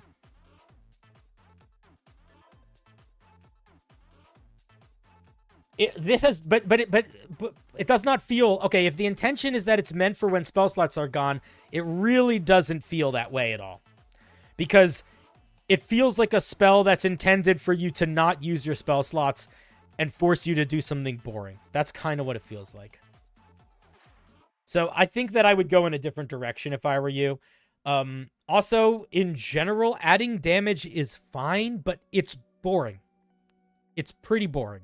Especially when you're dealing with spells and spellcasters, because there is so much to play with that has nothing to do with damage, or that would have an impact on damage.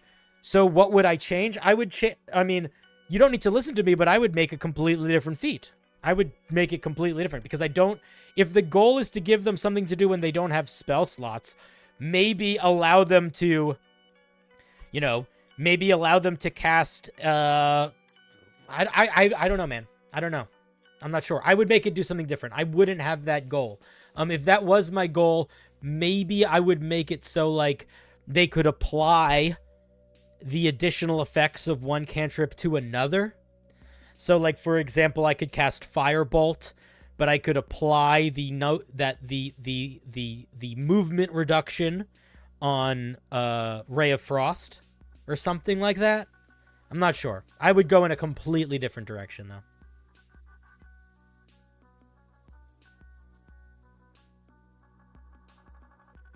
Maybe cantrips get slightly stronger when they're out of spell slots. It could be something like that. While your character has no spells, although that would be a terrible feat, because you would not get that many uses out of it, especially as you get higher level. Like, you don't want a feat to get worse the more spell slots you have, you know?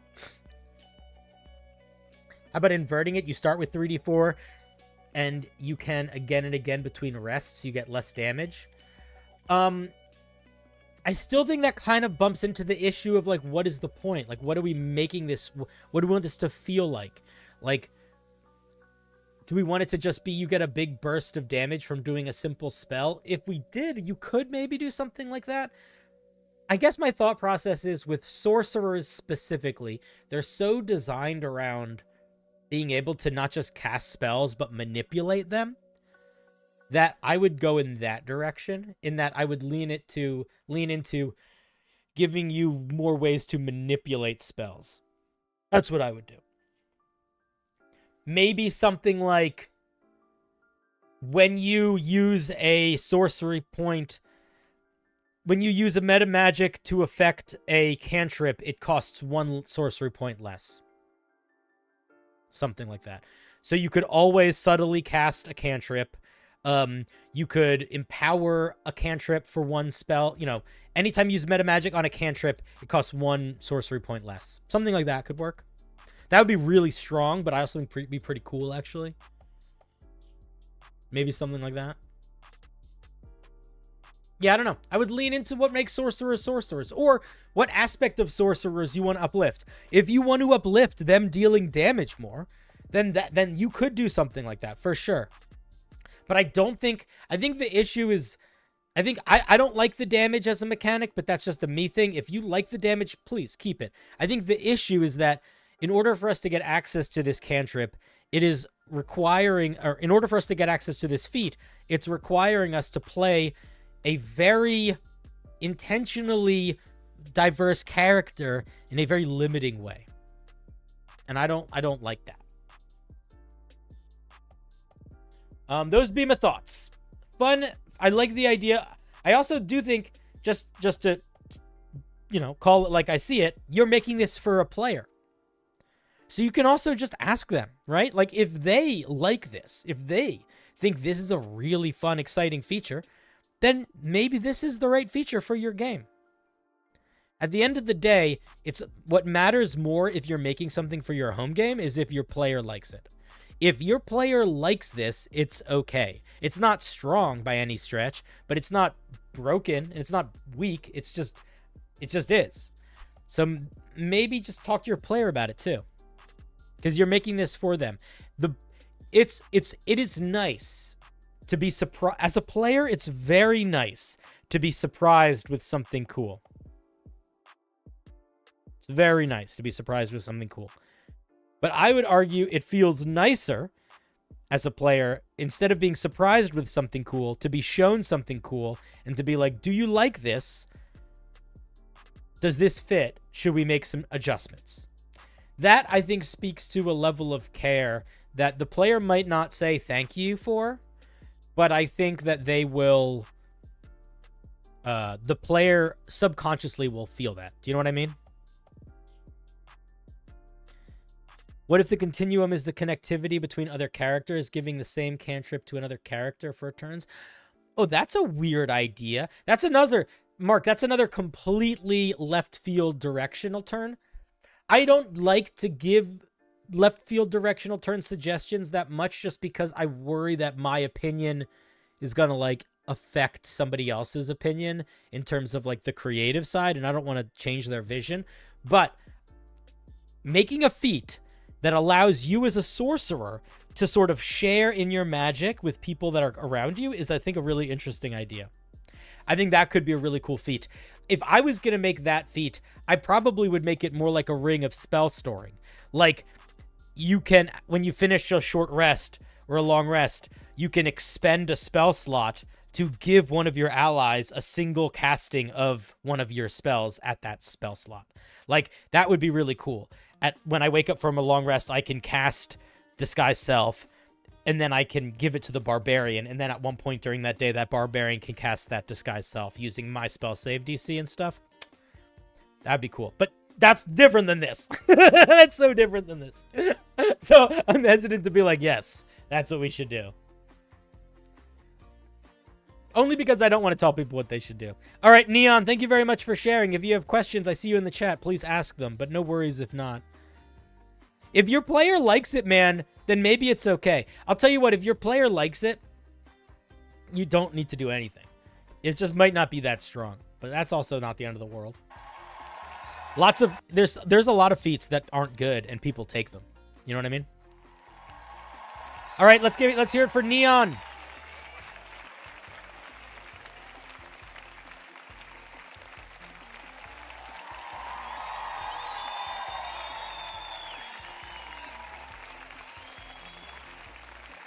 Thank you, thank you. The frequency, the neon frequency. Kadoosh.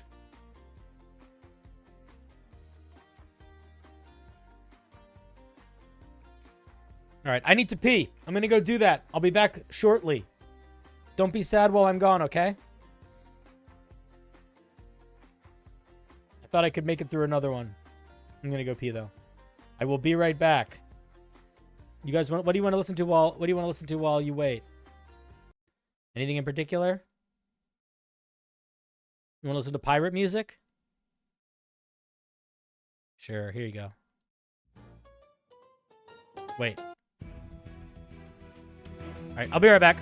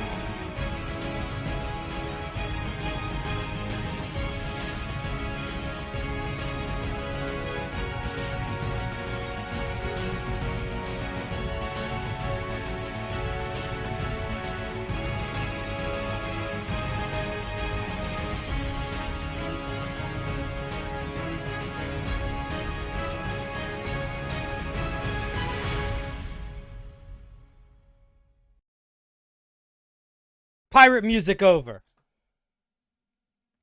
I'm back. I'm like lightning, but faster.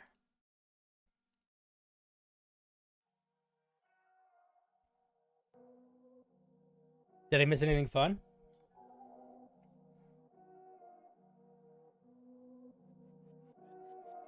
Restroom riot? Cool. I'm here for the restroom riot. Support it.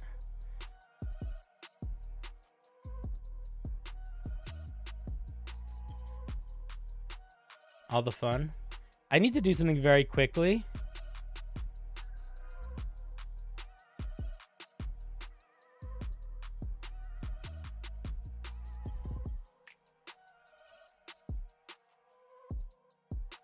Okay. Need to check something very quickly.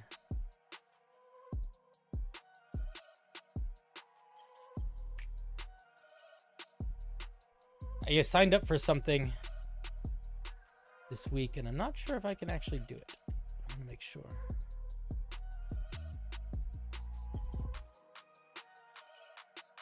Oh, I'm a god! I filled out the form properly. Cool. All right. Never mind then. All right. Let us return. Ish. to the wheel. Did you see Dungeon Dude's Theorycraft and all Barbarian party? I did not, but that sounds like a lot of fun. Sounds like a good time. I have never met those guys. I saw them at a party once, but I wasn't a big enough boy for them to know who I was, and I felt awkward going up and be like, "Oh, I know you are. You should know who I am." So I didn't say anything to them.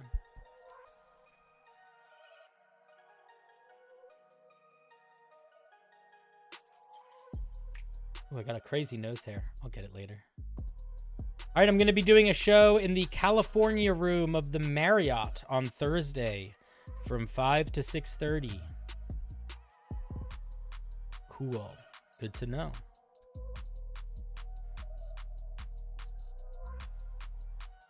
You got burnt out on Dungeon Dudes? I almost don't put that on a creator. I think it's very easy to get burnt out on just about any content creator, myself included. Like, it's just a lot of the same thing a lot of the time.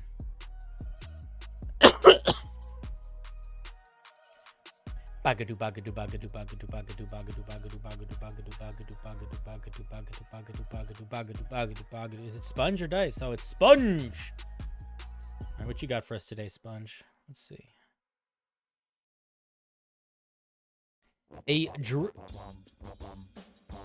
Oh, the music threw me off for a second here. Calm down there, buddy. What are we looking at? We are looking at a druidy, nature-y version of the alarm spell. Cool. Let's take a look. Weird music, right?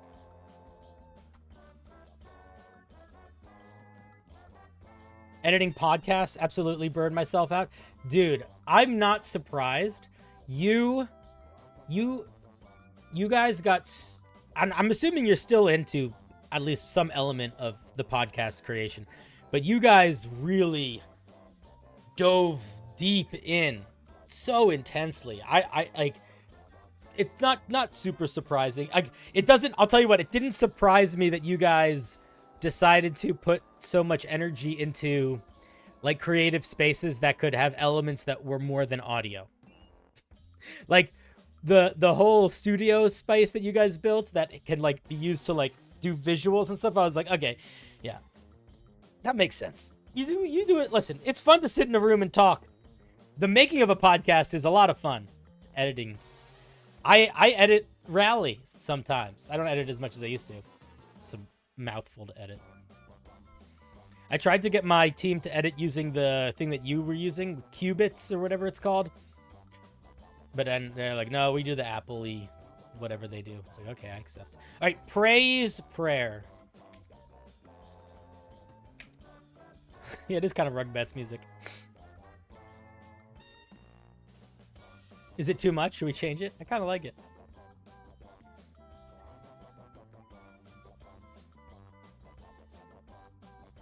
Praise prayer. Second level divination. Casting time 1 minute. Range self. Duration 1 hour. I mean, dude, I get burned. Like, that's why I don't... Mark, I don't know if you watched my... YouTube shorts at all. But I, like, dramatically changed what I was doing with them a couple weeks ago. Because it was just, like, just boring. Bored. Burned out. I can work hard on something if it's different. But it needed to be different. I can't work hard on the same thing forever. Lose my mind. Praise prayer. Second level divination.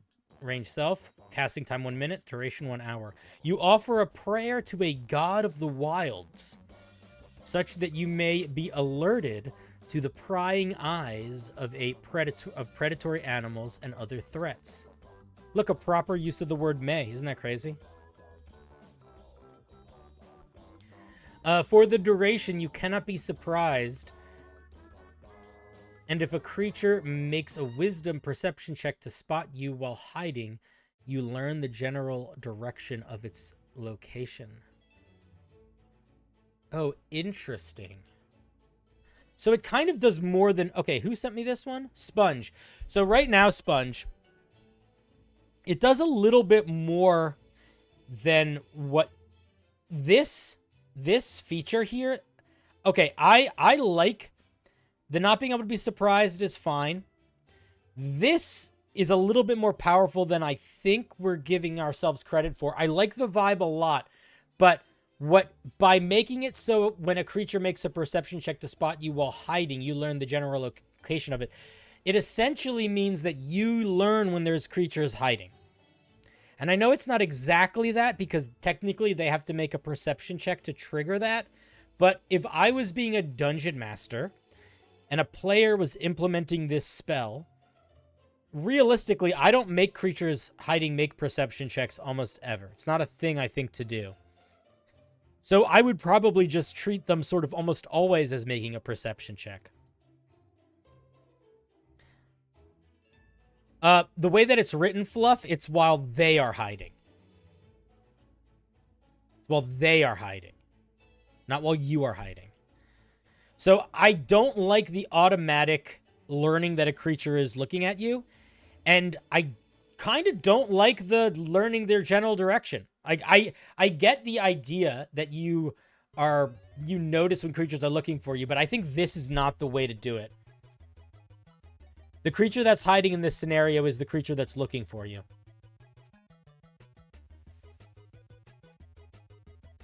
All right, I need to change the music a little bit. We've gone from, like, Rugrats to, like, weird... Oh, this is literally the end of this playlist. Perfect. All right, we'll just end it early. That's fine.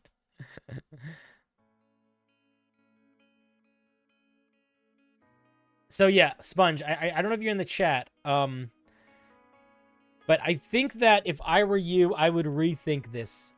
I think that I think the vibe is cool. I think it's a little overcomplicated. It's clearly kind of confusing in the way it's written. Oh, it's meant to be if you are hiding. Well, then it's really unclear because there's a great deal of misunderstanding about it. And beyond that, I still think it does the same thing, right? It still is it's weirdly situational, which is okay, but it's like, it feels like it shouldn't, like, I don't like this. Yeah, I don't know, man. I don't know. I think it needs to be, if you want to do it more like the opposite of alarm, I think you got to make it more like the opposite of alarm. And not do weird stuff where you, like, automatically learn directions of creatures based on skill checks they make. That feels off to me.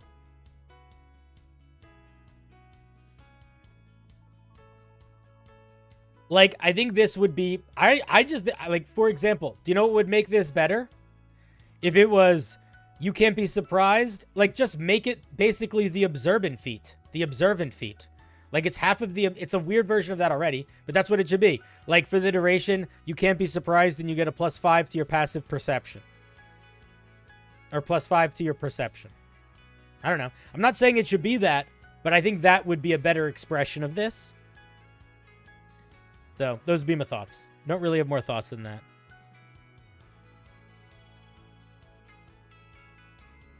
If it only works if they try to see you? No, because I think to spot you could be based on any number of things. I don't think it's sight-related. Maybe the word spot implies sight-related, but I would accept it not as sight-related.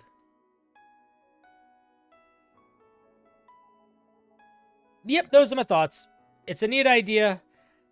I think that it's, change it. Change the core mechanics, but the vibe is good. And make it more clear.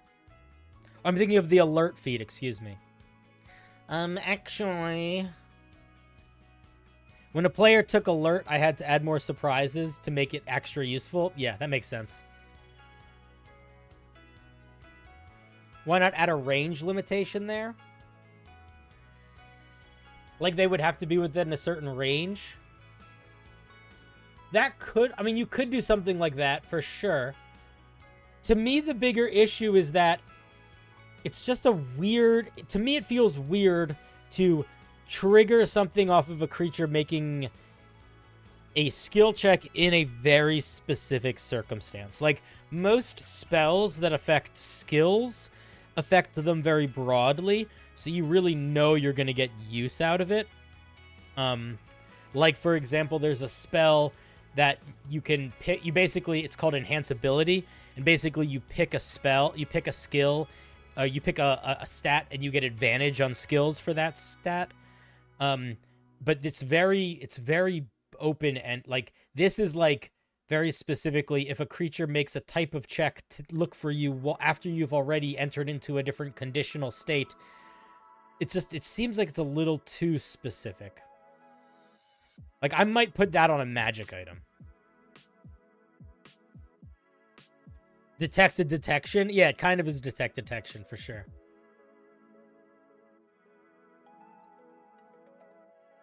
It's a neat idea. I think you got to make it more broadly applicable or make it a magic item. And if it was a magic item, I'd probably make it just on all the time. I'd probably make it so this was just a forever feature of it. Cool. Thank you very much, Sponge. An interesting idea for an item. It's kind of fun to think about, like, okay, let's take the alarm spell and make it more like hunting and nature related. I think that makes sense. I think it's a fun jumping board for coming up with an idea, taking a pre-existing magical feature and seeing how it would be expressed through like another class that might focus in kind of a different direction, especially from like a narrative perspective.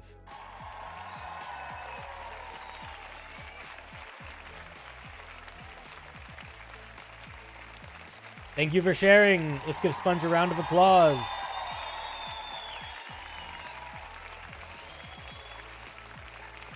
Thank you, thank you. Kadoosh.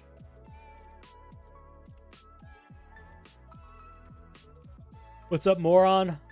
Welcome to the party. Clappity. Clappity, clappity, clappity, clappity, clappity, clappity, clappity, clappity. Clappity. This is still my best camera angle, I think. Because you immediately notice the eyes and the little head. And then it takes you a while to notice there's something really weird with the face that's off to the side, too. You know? Boop. Moron, happy birthday, buddy! Happy birthday to you. Happy birthday to you. Happy birthday, dear moron. And also Wheel. It's Wheel's birthday today. And Wheel. Happy birthday to you.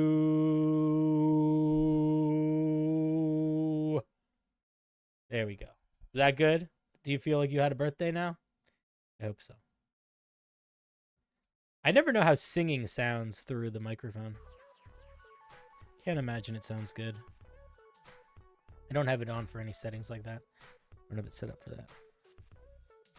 I bet I could figure out what settings I needed to make it sound really good for singing, but I don't have the skill or no.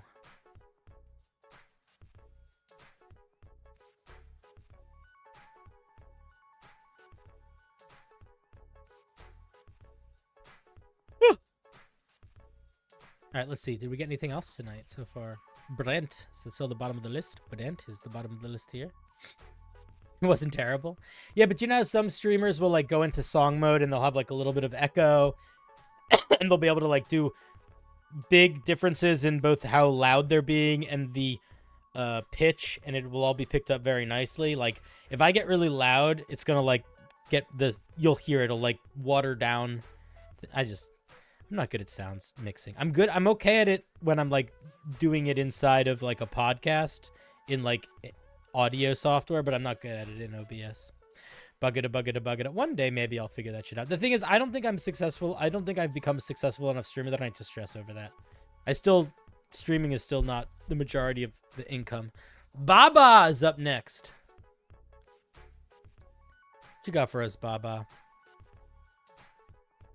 A fun starter item for my low-level players, mostly for laughs, but there are, of course, at least a few edge case uses.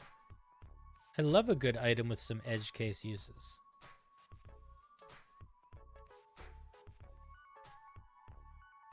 You had to clip it for your birthday clip? Hell yeah, buddy. I don't want to auto-tune. No, I want to be able to not... I want my microphone to not get all pleckle. I want to just get a little pleckle. This is called a jar of beetle snacks. Good name.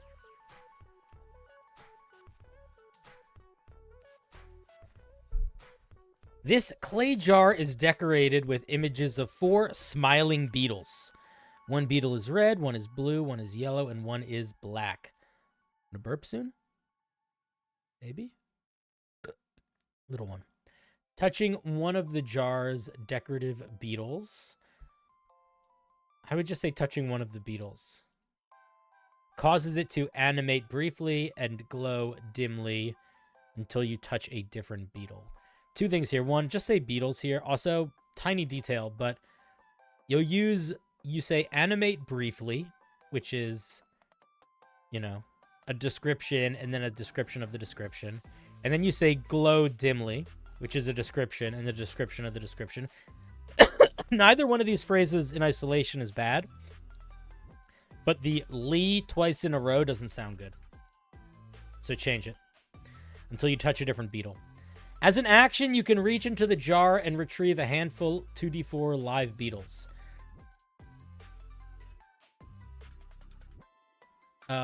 These beetles match the jar's glowing beetle in color.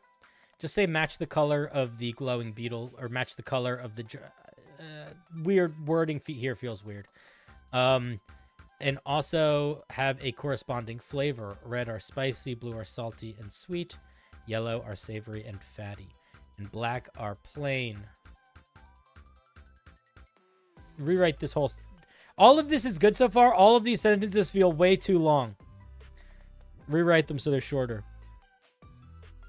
You could say something like, the beetles match the color on the jar, period. They each come with their own flavor, period. Blue are blah, blah, blah. Yellow are blah. You know what I mean?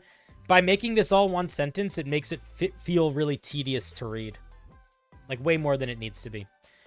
If uneaten, the beetles die and wither away into dust after 1 hour. This also feels like it's written in a weird way. It can produce a 10 full of beetles per day, regaining all uses. I don't understand. Okay, I'm going to say something right now, and I mean this from the bottom of my heart. This item, I think, doesn't do anything. If I'm reading that correctly, it just makes bugs that you can eat. But you don't specify specifically that they can count as food for the purposes of, like, nutrition. And I think you'd need to do that because any other magic item or spell that does something like that, it usually mentions that.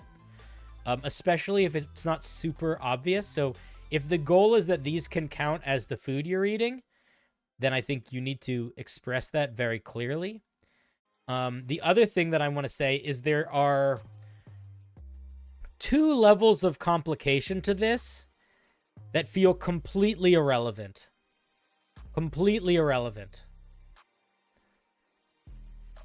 You should not add layers of complicated to an item if they don't add anything to the item. What are the 2 layers of complicated that this thing adds that are irrelevant? Can anybody tell me what they are?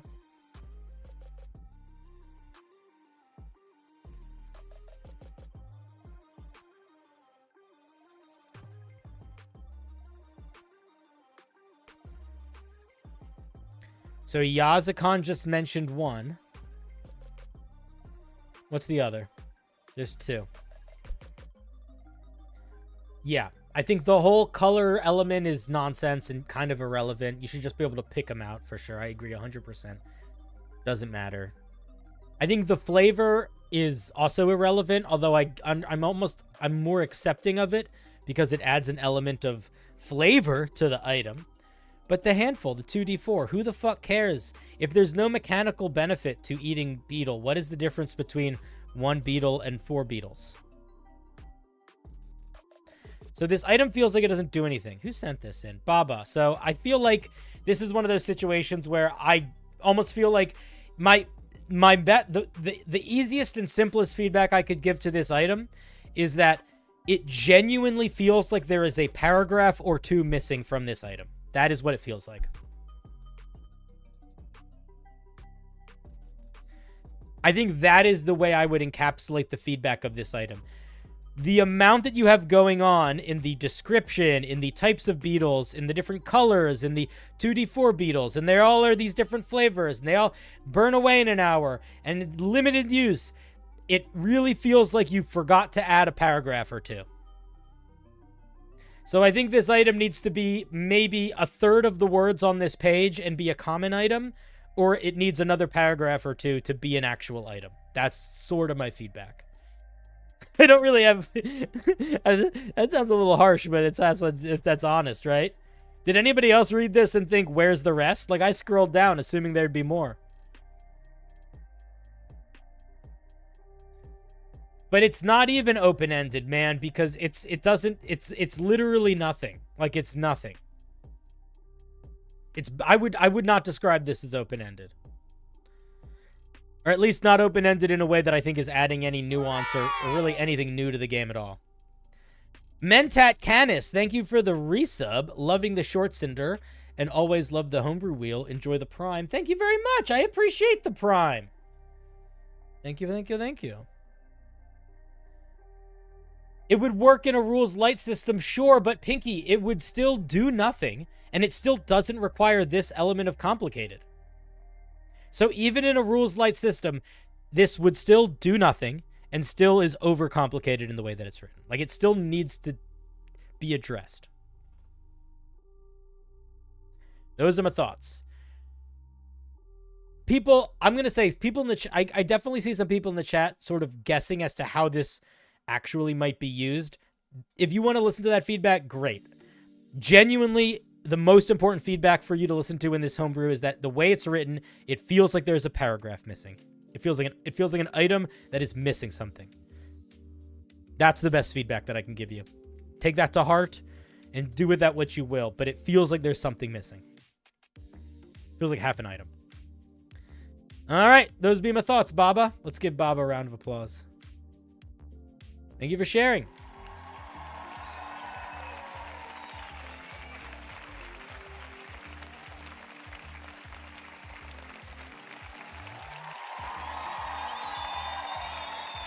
Yeah, if the colors did anything, it would be relevant. Buggadoo, buggadoo, buggadoo, buggadoo, buggadoo, buggadoo, buggadoo, buggadoo, buggadoo, buggadoo, buggadoo, buggadoo, buggadoo, buggadoo, bop, bop, bop, bop, bop. Is it Yazakan? I think it is. Ding, ding, ding. Let's see what you got for us today, Yazi. I wanted to create an in-universe item for spellcasters to increase their spell attack DC, adding blood flavor to it. The goal is to make a +2 or +3 version of this item, increasing the rarity for each upgrade. I'm worried innervating spell is too strong. If you're worried about it being too strong, it is too strong.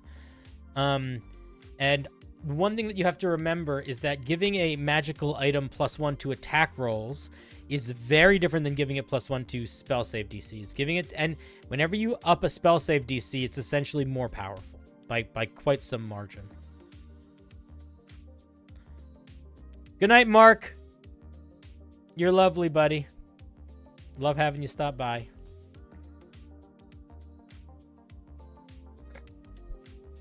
All right, this is the +1 Sanguineous Medallion. This silver medallion is edged with a small diamond and features tiny bloodstones in the center depicting a drop of blood. To attune to this item, you must hold it against your chest while magically attached to your skin. While you're attuned to it, you can use it for your spellcasting focus, for your spells, and you gain a +1 bonus to spell and attack rolls. The same goes. Okay, tiny detail, but worth mentioning. The fact that you can use it as your spellcasting focus and you don't need to hold it is also a benefit. Just so you know. I don't know if that's intentional or not, but that means that it is not taking up hand space. Normally, you have to, your arcane focus takes up hand space. Unless you specifically have like a subclass feature or something that lets you do that, which is why like Warcaster exists as a feat. Or not entirely why, but that's part of Warcaster. Or certain spellcasters can use their weapon as their spellcasting focus. But this essentially limits. So just tiny detail, but that is worth acknowledging that is not a small power. That is not an unsubstantial power bonus right there.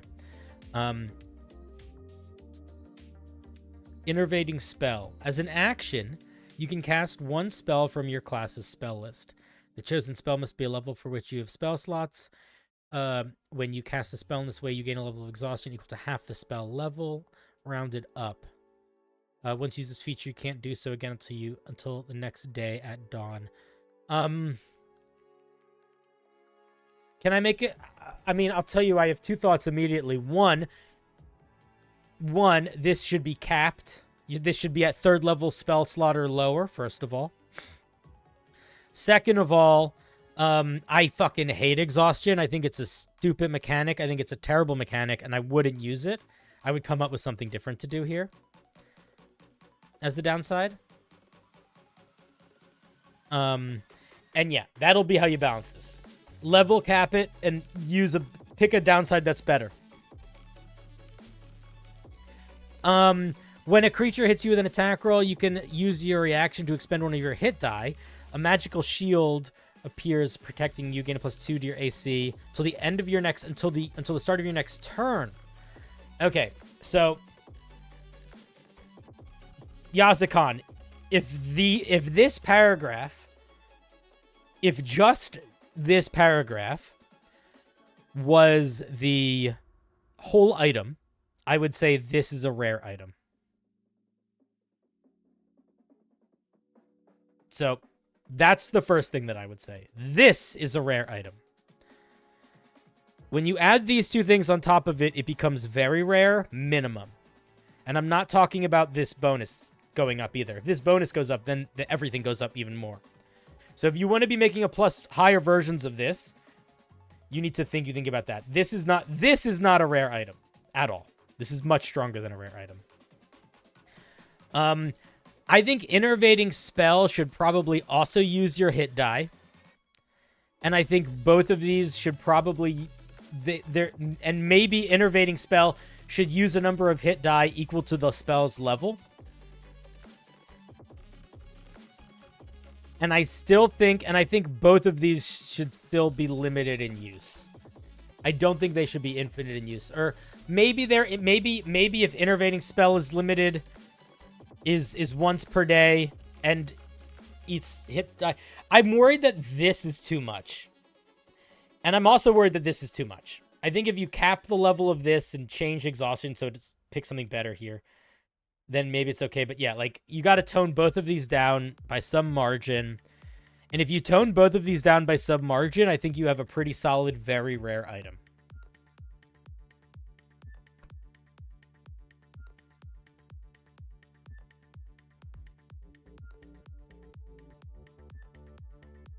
And those are my thoughts.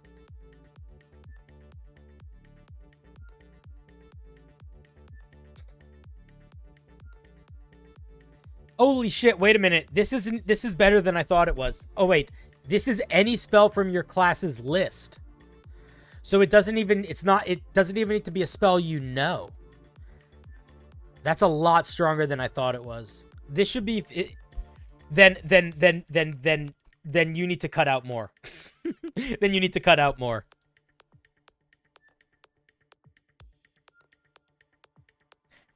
Also, it allows you to cast spells that require an action. Yes, that's true. Fluffcopter brings up a really good point. This allows you to take spells that normally would require more than an action to cast, and you could cast them as an action. So maybe you need to limit the spell choices more. 3rd level spell or lower, that has to be an action to cast, and it has to be a spell that you know. That would make it more reasonable. But yeah. If it's any spell from your spell list, if you get rid of the bullshit exhaustion and come up with a reasonable downside, this alone is a good rare item also.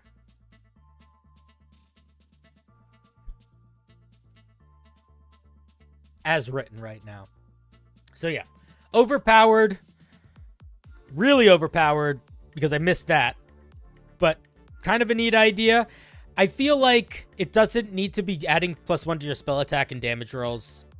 I feel like, I'm not sure why you feel the need for it to do that. I think this is shooting you in the foot the most. I think it would be better if it did these things. I think this +1 bonus is completely irrelevant. It just makes it so the other features don't fit. And then I think you gotta have figure out limiters on these that are not hit die, probably. I don't think this should be infinite in use based on hit die.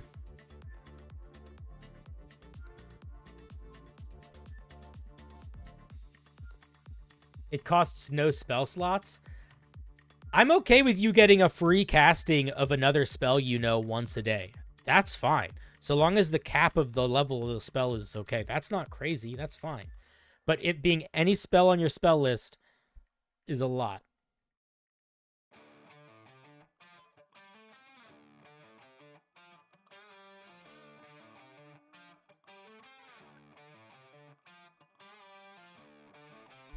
All right, those are my thoughts. Lean more into the you sacrifice your life for others. I think it will be better. Also, I think that exhaustion is like a really shitty mechanic. And I think you gaining those levels of exhaustion for that feature is not going to be worth using it almost ever. And I think that you have to make the sacrifice based on the level of the spell. You have to figure out a sacrifice that is reasonable. Because once you get to those higher level spell slots, the jump from one leveled spell to another is much higher than one hit die or other things. Like, it's an exponential growth of power. Then why did you build a... Why would you build a mechanic around a feature that you hate? That don't make no sense. All right. Cool. Thank you very much, Yazikon. Let's give them a round of applause.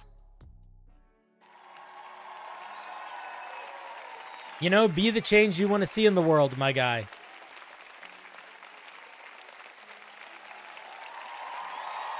So your thought process was, this mechanic isn't fun. Maybe putting this not fun mechanic in my magic item will make my magic item work better? That's flawed logic, man. That's flawed logic. Let's get Devin on the wheel.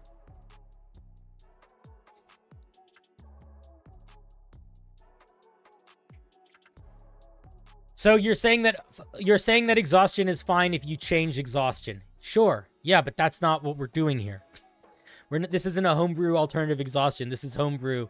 That's just the thing. You know what I mean? All right, cool. Thank you very much, Yaz.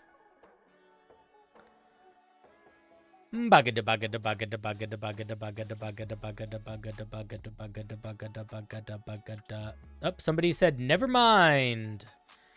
All right, so I'm going to assume that means they don't want to be reviewed anymore. All right. I wonder why they changed their mind. So curious.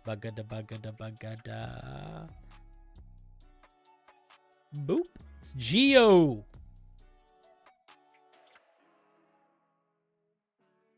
Talk about the process in me designing this piece. See if it seems fun.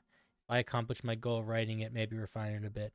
Oh, you're saying your goal was to talk about it. Well, I don't think you're here, so you're not going to get to talk about it, but I will look at it.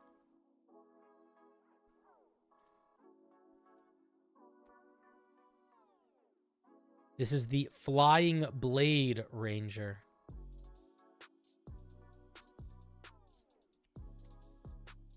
There it is in the chat. Let's take a look at this bad boy. Air is the element of freedom, represented by having the ability to make one's choices, shifting between different forms constantly. Who is this? Geo. Geo, this is not an evocative sentence. I'll tell you what would be a great opening sentence. Air is the element of freedom, period. Represented by having the ability to make one's own choice. Who is this one that we're talking about? We have no fucking idea. You haven't introduced even a narrator. You haven't even introduced like an audience. You know what I mean? Like, what are we fucking talking about here? Those who align themselves with this element, calling themselves anytime. Geo, I'm going to tell you right now, this is not true most of the time, but this is going to help you a lot. Stop using ing words. Shifting between Where's the other one? Calling, transitioning. Every time navigating, every time that you use a ing word outside of the title, you're using an ing word, not because it's the right word to use. You're using it because you're writing in the passive voice. So by writing in the passive voice, it's making a lot of your writings not good. It's making it hard to get through. It's making it hard to read, and it's making it hard to engage with. So you're going to start writing in the active voice, which means you're going to stop using ing words.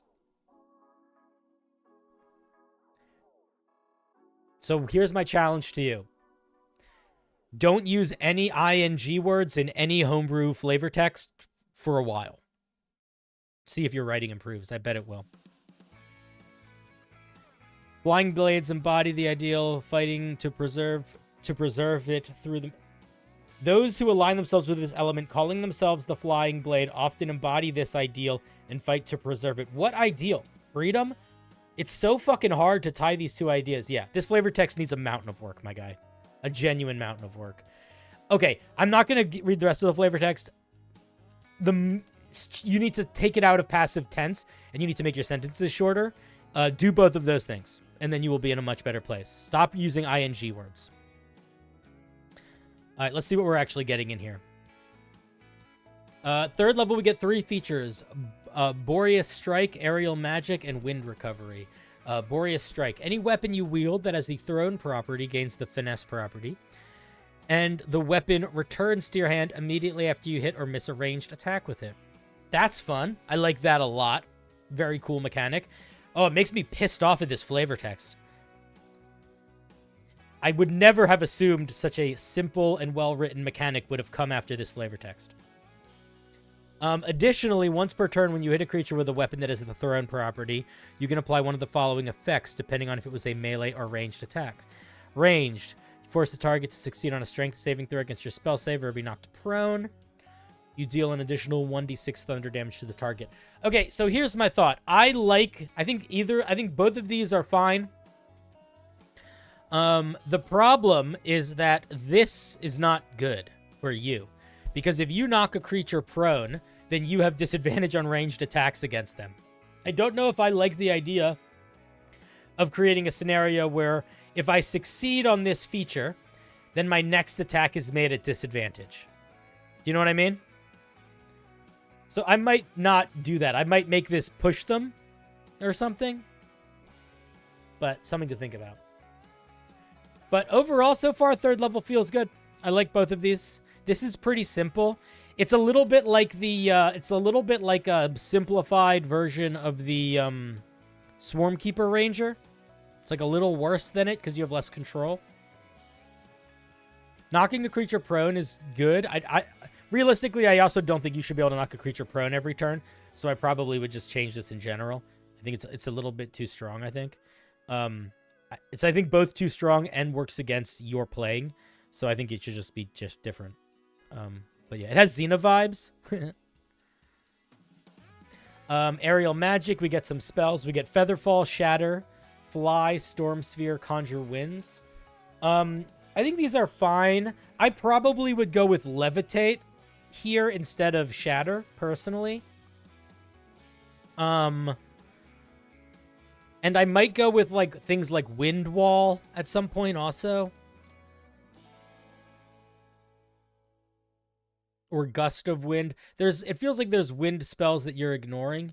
And maybe because they're not that good. That might be why you're ignoring them. But to mention so much about air and wind, it does feel weird to not pick the wind spells. It does feel weird to pick them. The spells like Shatter, Fly, Storm, like all 3 of these, I think there's an argument for them not being on this list in place of wind spells. From a power perspective, I get it. But I'm wondering if that is enough of a reason to do it that way. I don't know. Then we also get Wind Recovery. You gain proficiency in acrobatics skill. If you already have it, you get expertise in it. In addition, if you fail an acrobatics check, you can add your wisdom modifier to the total, potentially turning it into a success. This is a great example of a hat on a hat. If we are getting expertise in acrobatics, we do not need to get a feature that allows us to add our wisdom modifier to acrobatics. So what I would do if I were you is I would either not do the expertise in acrobatics and just say whenever you make a acrobatics check, you can add your wisdom modifier to it, or I would drop the wisdom modifier part.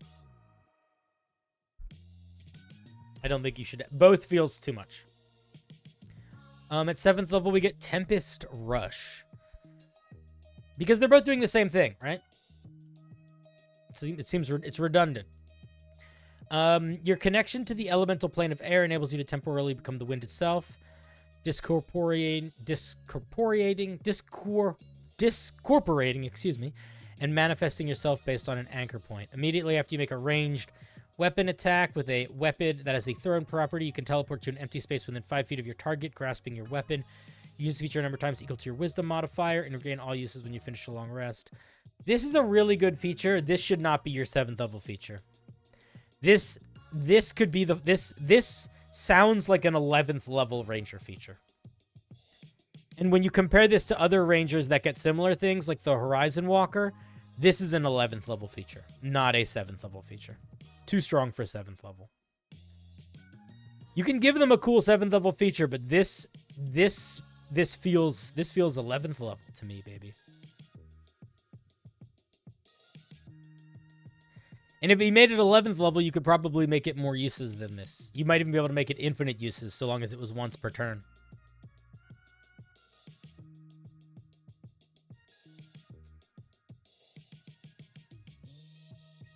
It doesn't say you get expertise, it says you get a different proficiency. Oh, whatever. Same difference. You know what I mean. I'm just saying it still feels like a hat on a hat. I don't know. Let's see what we get at 11th level. Once per turn, when you use your Boreal Strike feature, you can activate the following benefits based on melee or ranged. Ranged, when you make a ranged weapon attack targeting a creature within 20 feet and you miss the target. Wait, what? You can make a ranged weapon attack targeting a creature within 20 feet of your original target. You just get an extra attack. You can force every creature of your choice within 5 feet to make a con saving throw or take some damage or be thrown back. I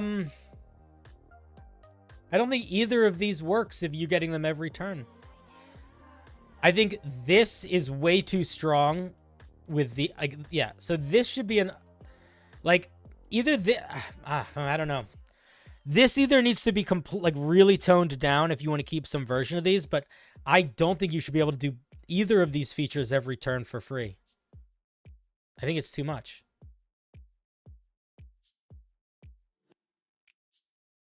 Maybe I'm misremembering other Ranger 11th level features. Let's look for a second. Because the Horizon Walker, for example, gets a really powerful 11th level feature, maybe the most powerful one.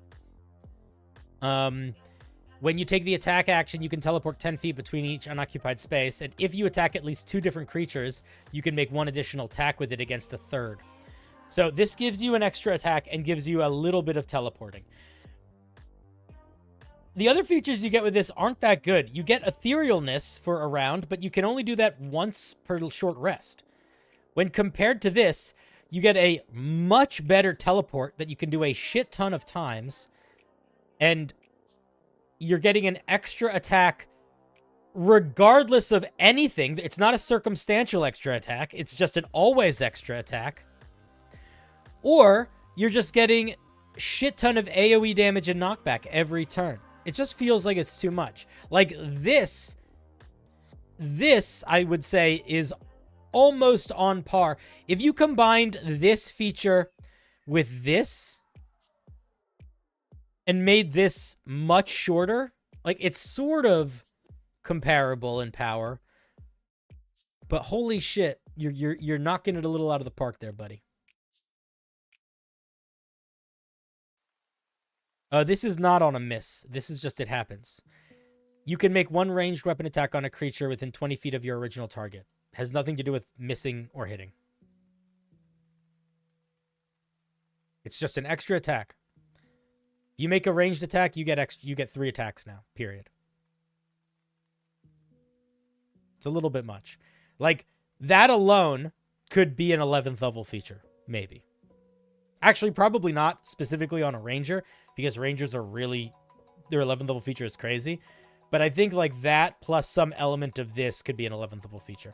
Maybe both of these could be an 11th level feature if this is a little toned down and this is a shit ton toned down. Maybe. Let's take a look at the 15th level feature. When you use your Tempest Rush feature, don't remember what that is. What is that?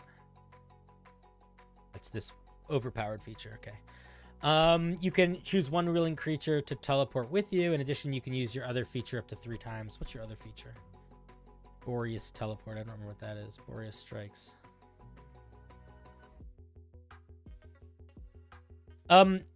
If using your Boreas Strikes up to 3 times per turn alone, I think would be too powerful for a capstone. Just that part, I think, would be too powerful. Just so you know. Being able to do... Because what does that mean? What does that mean? Well, let's think about what this means logically. If I can use my Boreas Strike 3 times per turn, and I can use this whenever I use Boreas Strike, that means I get 6 attacks every turn? Or 4 attacks every turn now? Potentially more?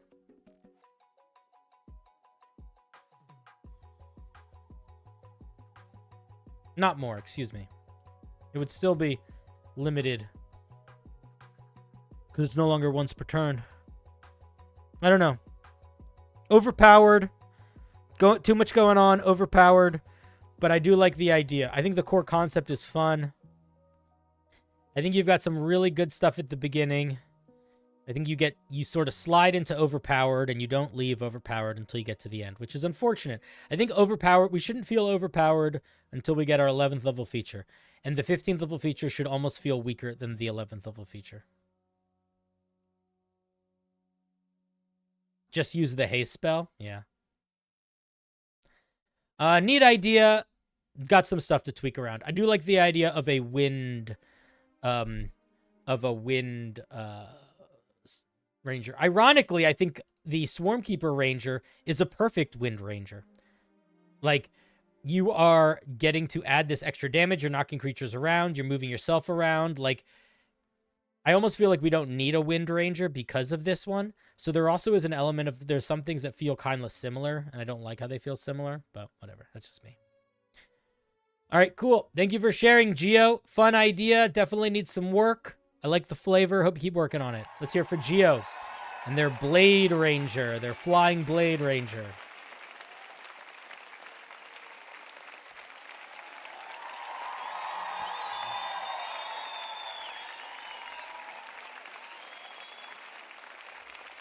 All right, Brent, you requested a quest, eh? All right, let me get a quest ready for you. Give me 1 second.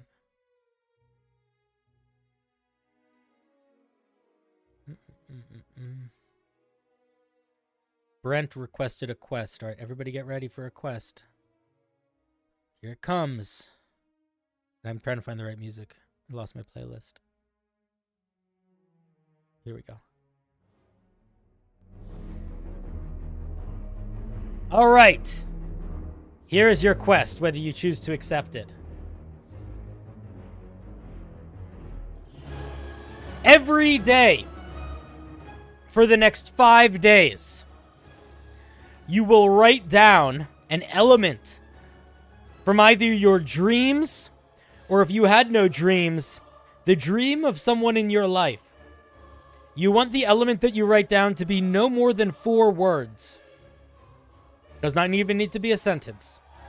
Ideally, you will write each of these down on a different piece of index paper, so you're not looking at them throughout the week. At the end of the week, take all 7 of the index cards that say 3 to 4 words describing an element of a dream and combine them to create a cacophonous funhouse style encounter/dungeon. I don't know what that... Maybe the dungeon will have a theme based on the moments. Maybe it won't. Maybe you'll have to make the theme sort of chaos because they'll be totally random. But that you're going to use those 7 cards to make a 5-room dungeon. They could be, each card could represent a room. Some of them could represent magic items, however you want to do it. There's your quest, whether you choose to accept it. I wish you luck on it. May the gods have mercy on you.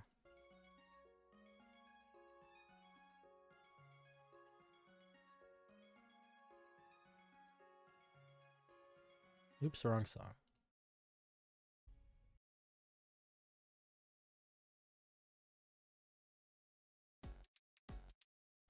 Oh, music went away. Come back to me, music. Back to me, music. We're switching. We're going to go to fantasy music. Fantasy music time.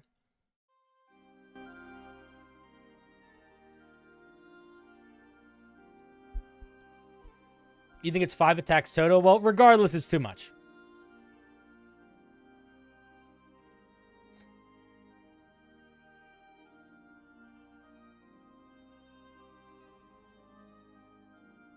You think 7 and 11 could switch and maybe make the ranged melee aspects push people around and not do damage? You could do something like that for sure. Something like that could work.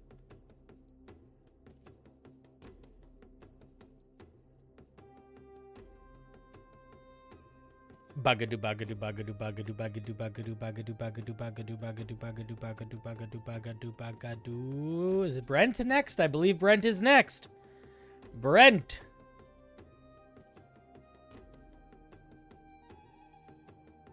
The goal is to hurt, but not TKO, 4 level 2 characters next week. You don't got to do much to hurt some level 4 characters. They're squishy. Or level 2 characters. I like the art quite a lot. Oh, wait. I got to share it with you guys. Oops. I didn't realize my screen was all fucked up. It's all right. Here's Brent's piece. He rolled on the wheel. Well, I wasn't cheating. Sorry. Ashland Puka is the name.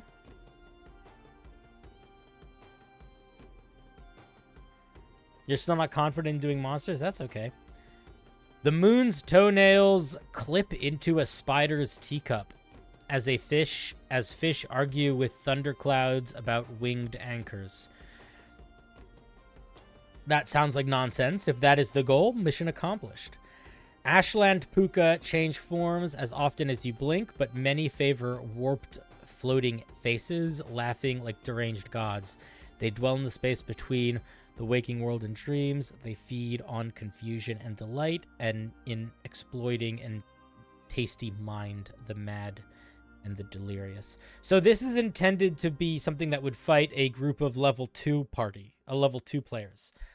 Okay, it's got 14 AC, 45 hit points. Just make sure you're doing all your math right for the numbers here. It looks like you did. It's got some skills. CR2 monsters really shouldn't have any saving throws. They don't need it. So all of this should just literally get rid of all of this. Also, they probably shouldn't have... If you're going to be giving this sort of damage reduction, it should have less hit points. Because a level 2 party most likely doesn't have magic items yet. So when you make something have resistance to non-magical damage, you're essentially doubling its hit points. And it's immune to a bunch of stuff. Yeah, so give it... The way that I'm reading it right now, this thing should probably have 20 hit points. Which maybe is too few, actually. Maybe that's too few. 20 is too few, but yeah. Just when you're calculating this thing's HP, this is closer to 90 hit points than 45. As a bonus action, the Puka creates an illusion. All creatures within 30 feet of it have to make a DC 13 Wisdom saving throw. I'd probably lower this to a 12. The illusion has no effects on creatures that succeed. For all creatures that fail, one of the following effects takes place. Water becomes acid, dealing a bunch of damage per round on contact. When does this damage happen? Beginning of the turn, the end of the turn, immediately when they touch it? What if they start their turn touching it? So, when are we taking this damage? A 20-foot square space on the ground becomes difficult terrain. 10-foot cube becomes shrouded in magical darkness. Here's a question that you need to figure out the answer to. Are all of the creatures getting the same effect, or is it like a different effect per creature? The way that this is written, it feels like it could be a different effect per creature, which is a bad idea. I almost want to say that I feel like you got to rebuild this thing. I think you got to reword this thing. I also feel like this feature I would probably get rid of entirely, honestly. I'll tell you why. It's very circumstantial in a way that I don't understand why we have it. It doesn't feel like it's tied to the fiction of this monster at all. Beyond that, it's much too powerful. A bonus act. Here's the problem with it. When it does nothing, it does nothing. And when it does something, it is a bonus action to deal 4d10 damage to multiple creatures, which is much too powerful for a level 2 party. So I would just completely remove this feature. If it says it's a bonus action, put it as a bonus action instead of an ability. Yeah, that's true. If all of these are a bonus action, then this shouldn't be up here. This should be where like passive features are. So yeah, you want this in the actions and stuff. That's part of why it's kind of confusing. That's a good call. It can mimic animal sounds and humanoid voices. DC Wisdom insight check to see that they're imitating. I don't know if you copied the language of mimicry, but there's a bunch of things in D&D that have mimicry. So if you didn't copy the language of them, just copy it. But if you did, fine. Good job. Okay, actions. It can cast Magic Missile at first level. It can just do that infinitely. That's too strong, and also probably will not be fun to fight. It automatically hits and just deals 3d4 plus 3 damage every round. Is that fun? How is that fun to engage with? What does that do? Do you know what I mean? Like, what flavor does that add? And is that going to be a fun fight for a low-level party? I would argue that creatures that automatically hit on their attacks are really not fun to fight at all until you are much higher level.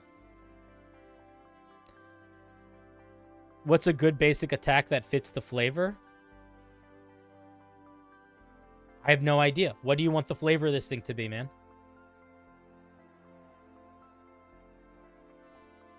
I think a better question is, I should ask you, what's a good basic attack that fits the flavor? This is a mask that does chaos, madness, tricksy stuff. Do you think that Magic Missile, a spell that is arguably defined by its predictability and its certainty, represents this flavorfully? I would say no.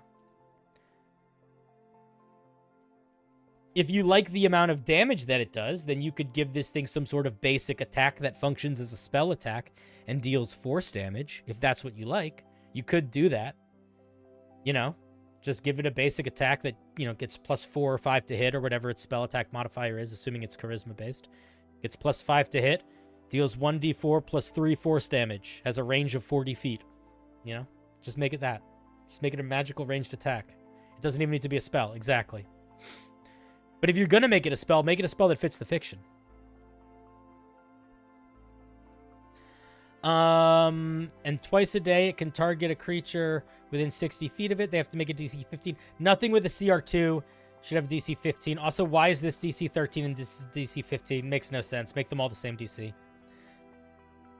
It would maybe make sense if one of these was tied to, like, its strength and one was tied to its spellcasting, but this thing's spellcasting is charisma and mimicry is charisma, and this should also be charisma. So there's literally no logical reason for these to be different. Intelligence saving throw. You did your math wrong for this damage and be stunned. This is too strong. This is much too strong. Brent, did you look at CR2 monsters before you made this or no?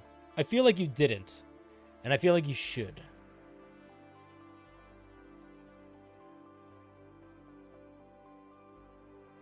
Like, you gave a monster this feature, It doesn't really need any other special features. Like, this is enough. This plus an attack is kind of all it needs, depending on how you readjust these. Especially if you get one of them doing damage. I'll tell you what I would do if I were you. I would make Mind Thrust one of these options. It changes its appearance of any... It changes the appearance of any number of creatures that it can see within 60 feet. If a creature can see it, they can make a saving throw, be unaffected. Disguises affected creatures as other similarly shaped creatures. What is the point of this? Is the point of this to cast Seeming in like a tricksy way? I think that's a bad idea to use Seeming here. Because Seeming is really never intended to be used as a malicious spell. Like, kind of ever. And it's also like a 5th level spell or higher. It feels really out of place here. And it also is sort of weird in that, like, it feels like you're half copying the spell, but half not. So I would say, what is the point of this feature? Is the point of this feature to make creatures look like other creatures in a tricksy way? Then just make it that. Don't make it Seeming. Just say, you know, I mean, honestly, dude, both of these, the idea to deal a little bit of psychic damage and to maybe stun a creature or take away some element of their action economy, and the idea to make a creature think they look like something else, both of these should just be an Eldritch Whimsy. None of these need to exist on their own. These should just be an Eldritch Whimsy. So all of this should just tie together. These should be the same feature.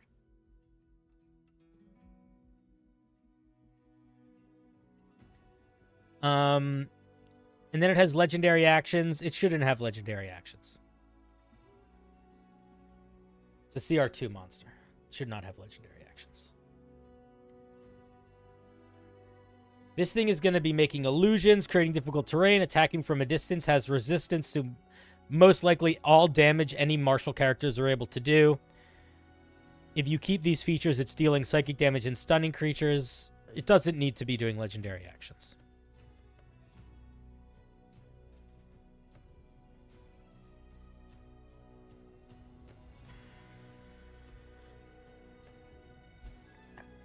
I mean, Brent, if you feel like you kept playing the encounter in your head and every time they wiped the floor with it, then why then that doesn't mean you should add more features. That means the features that it has aren't doing enough or they aren't strong enough. But I have no, like, I'm going to be honest, dude. I don't know how the fuck you got it in your head that they wiped the floor with it. I disagree, man. Unless you're running combat real easy. Magic missile every turn. Literal legendary actions to become invisible and to summon monsters. The ability to stun creatures. The ability to create difficult terrain in magical darkness. Like, you might struggle to see why any individual one of these is enough. But, you know, take a step back and look at what you've made here. This is a monstrosity. There's too much going on.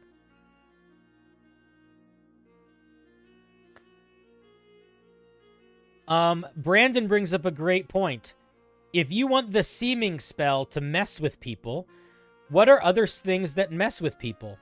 Well, there's a spell called Crown of Madness, which makes creatures attack other creatures near them. There's a spell called Antagonize, which makes creatures attack other creatures near them. Maybe it should get an access to one of those spells. Yeah, it can become invisible every turn. Also, it gets 5 legendary actions, which is more than I think most monsters in D&D, just so you know. Like, most monsters in D&D will get between 1 and 3 legendary actions. The only monsters that get 5 are like the CR 25 plus monsters. So the main feedback is you need to take a step back from this and you need to do a little bit of research on CR2 monsters and look at both how powerful they are and how complicated they are. Just go on a little journey.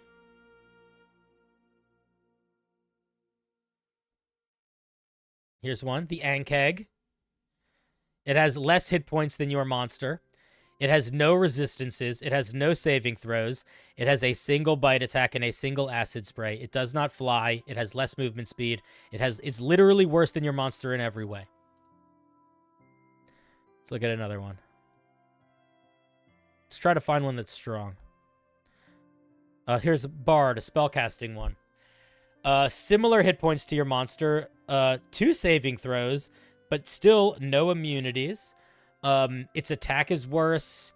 It has an ability that it can do on a recharge, but uses a lower DC that deals 2d8 damage to creatures in a 15-foot cube, and it can cast a couple spells once a day. That's about it. You shouldn't feel dumb, dude. Don't feel dumb. Just remember to use the books. I know it's the thing I have to repeat a lot of the time, but, like, you gotta take the time. It's just do the research. That's all. That's all it is. Just do the research. It's not dumb not doing the research. It's just do it next time.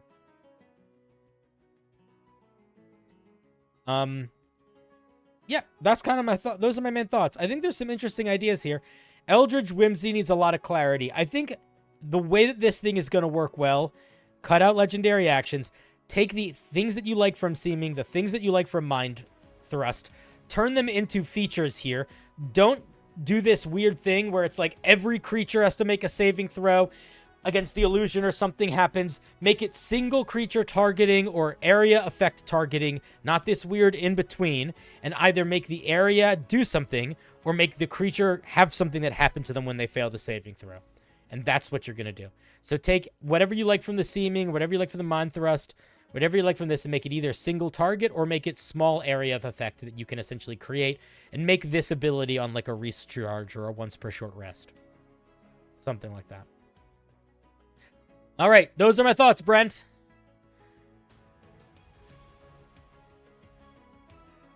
Thank you very much for sharing. Let's give them a round of applause.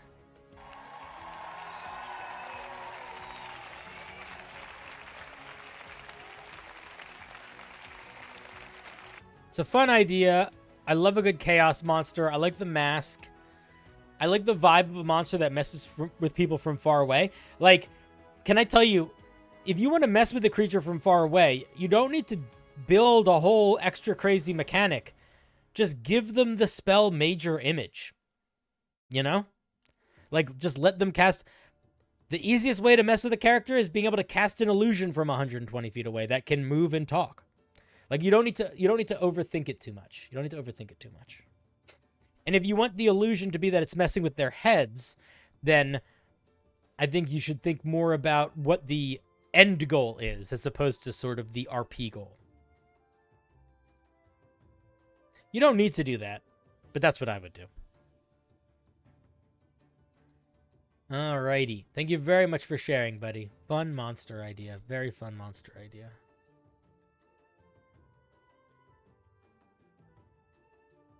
Baga baga baga baga baga baga baga baga baga baga baga baga baga baga. Kraus. What you got for us today, Kraus?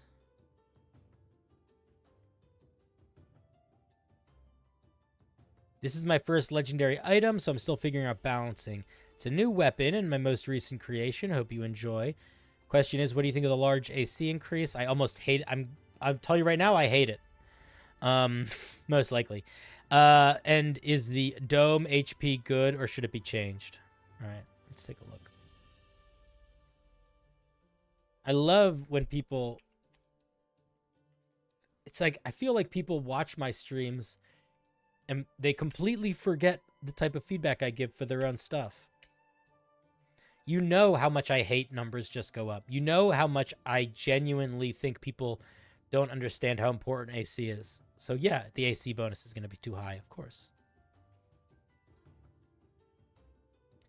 Okay, so this is a dueling shield. It gives you +2 to your AC, and it deals 1d8 piercing damage. Cool, cool, cool. Getting a little Elden Ring inspiration. Once wielded by a warrior of light, the face of this shield is emblazoned with a symbol of holy order. Cool. If you wanted to be more specific here, I think you could name what the symbol was. You don't have to, but I think you could if you wanted to. You get a +2 to attack and damage rolls made with this weapon. In addition, this shield's AC bonus increases to +2. So here is where we get into a little bit of an issue. A +2 magic weapon and a +2 shield are both reasonably in the very rare headspace. Rare, very rare headspace. But what you need to account for, Cross, is this is one item that is giving you both of those at the same time. So what would normally be something that would require 2 items, which would often require 2 attunement slots, we're getting in one time. So that alone is a pretty big power buff. You have to remember that. Don't lose track of that.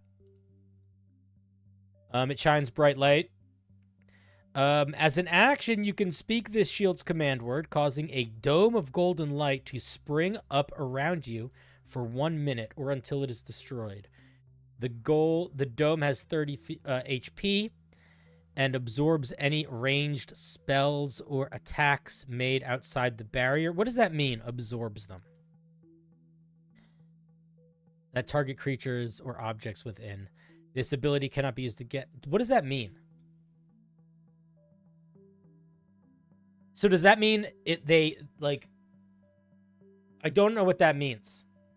If it has hit points, it makes me feel like they take damage. It makes me feel like the spells deal damage. So how does the spell... Okay, so the shield takes the damage. How much damage does the shield take?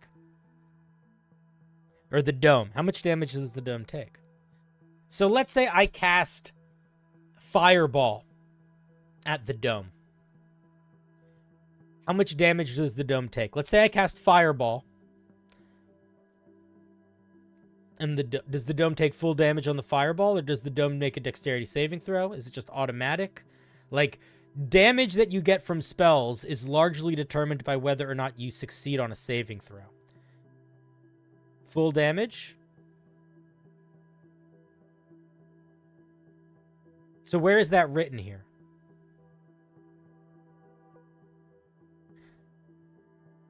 Does the dome have an AC or saving throws?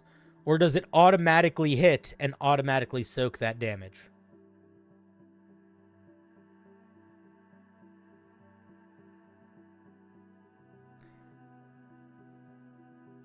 What about spells that don't deal damage?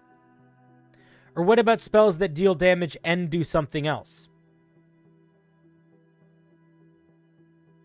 So all of that, you need language that clarifies that.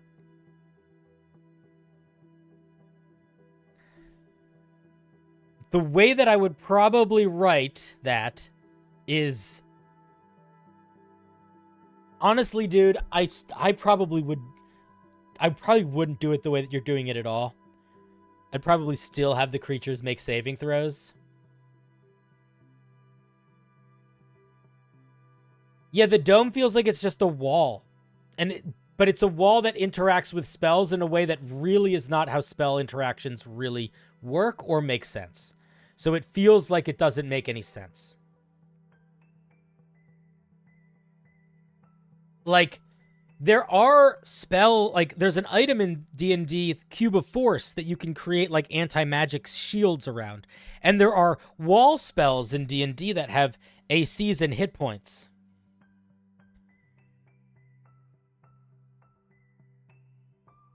Yeah, I think it should just be giving I guess I don't understand why it's not just giving everybody temporary hit points. Like, it feels like a really convoluted system. It's like either be a wall or don't be a wall, but it's like a wall that doesn't actually deal with what's happening. I don't know. It just doesn't make sense to me. If you really only want this to be affecting damage and nothing else, the easiest way to express that would be to just give everybody within 30 feet of you some amount of temporary hit points. You could even make it something like, as an action, you speak the command word, and a dome of gold light spreads around you in a 30-foot radius. Each creature of your choice, or you could make it like the heal, like the 9th level healing spell. Like, you get 30 temporary hit points that you can split between whatever creatures of your choice within the dome or something like that. But if really all you're trying to do with this is to just end damage, just to soak damage, then there's no reason this shouldn't be temporary hit points. So those are my thoughts. This should be temporary hit points. If you want to make it a wall spell, look at wall spells, or look at things like the Cube of Force, which creates a bubble around you that moves with you, sort of in the way that sounds like it does. And Cube of Force doesn't use HP because it doesn't make sense to use HP when you're dealing with blocking spells.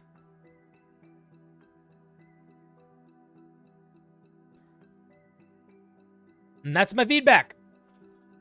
I don't really have more feedback than that. If you're going to make it HP blocking, play around with what the number is going to be that you give out for temporary hit points. If you're going to make it just a bubble that spells can't pass through, I think you could just make it like that and it'd be fine. You need to pick a radius, though, also.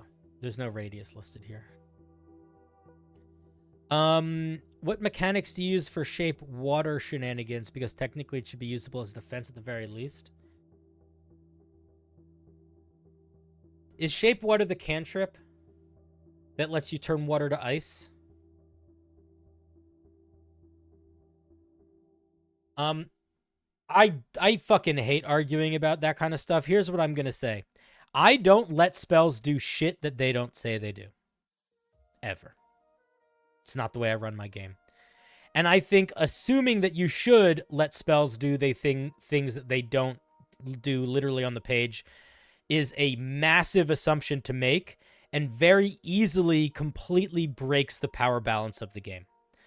So, for example, if my player wanted to use shape water to fill a lock with water and then freeze it to explode the lock, I probably wouldn't let them do that.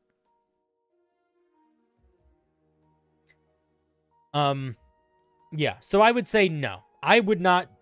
I would let you use shape water to create boundaries if you were in a situation where there was 5 cubic feet of water within range of you that you could remove from the water. Like if you were standing next to a pond, I think I would allow you to use your action to move 5 feet of that water to a square adjacent to you and freeze it to create cover. But outside of basically that scenario, I would not let you use shape water to make cover. Because you would need enough water to fill the space. And if you put that water on top of water, it would just float and it would just start bobbing and it wouldn't be cover anymore. So you would need to be in a circumstance where you are literally standing next to 5 feet of water and you have 5 feet of open space adjacent to you that is solid land. In that circumstance, maybe. I also think it would take more than one. No, I don't even think it would work then. I take it back, because shape water, you can't do everything on the same turn, right?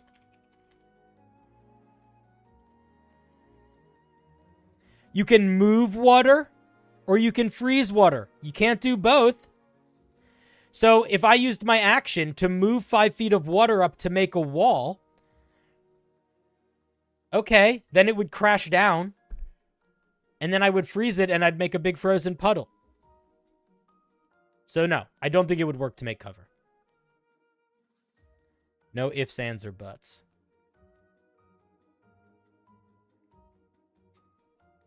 How is it a waste of a slot? It's a cantrip. It's not a waste of a slot at all.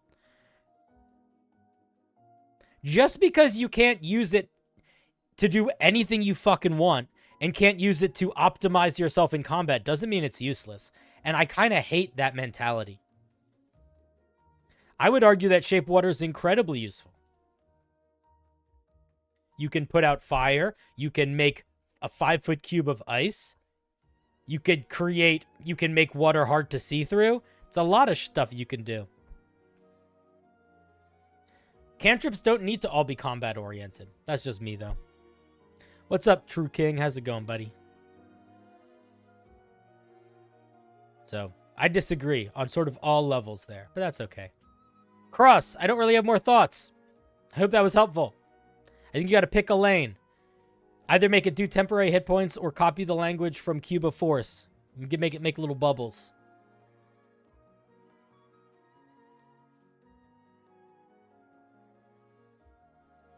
Again, I'll tell you what, if you are in a situation where you have a 5-foot cube of water that is floating in the air above a creature, then yeah, you could turn that into ice and it would fall.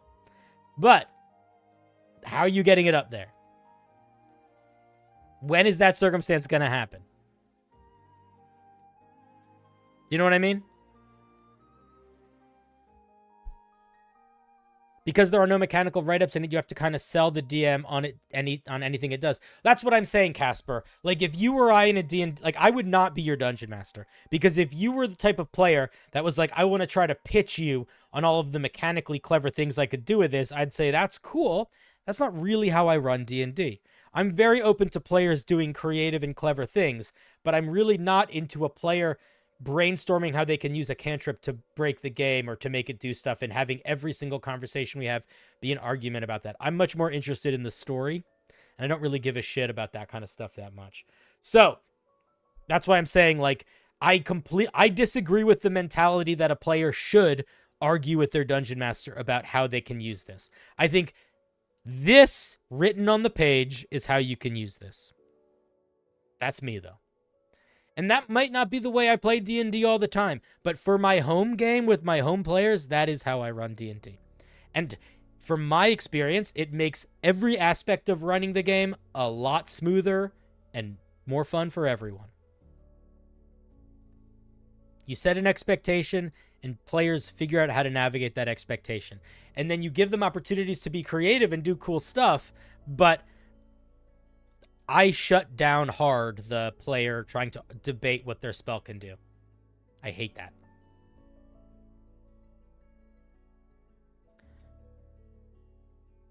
Not every spell needs to do everything. Here's the other thing is that D&D is, the other argument that I'll say, and I've said this to players before, if the problem that if your problem is that the spells in D&D feel too limited, if that's really what it comes down to, there are so many non-D&D games that have much more open-ended spellcasting and magic.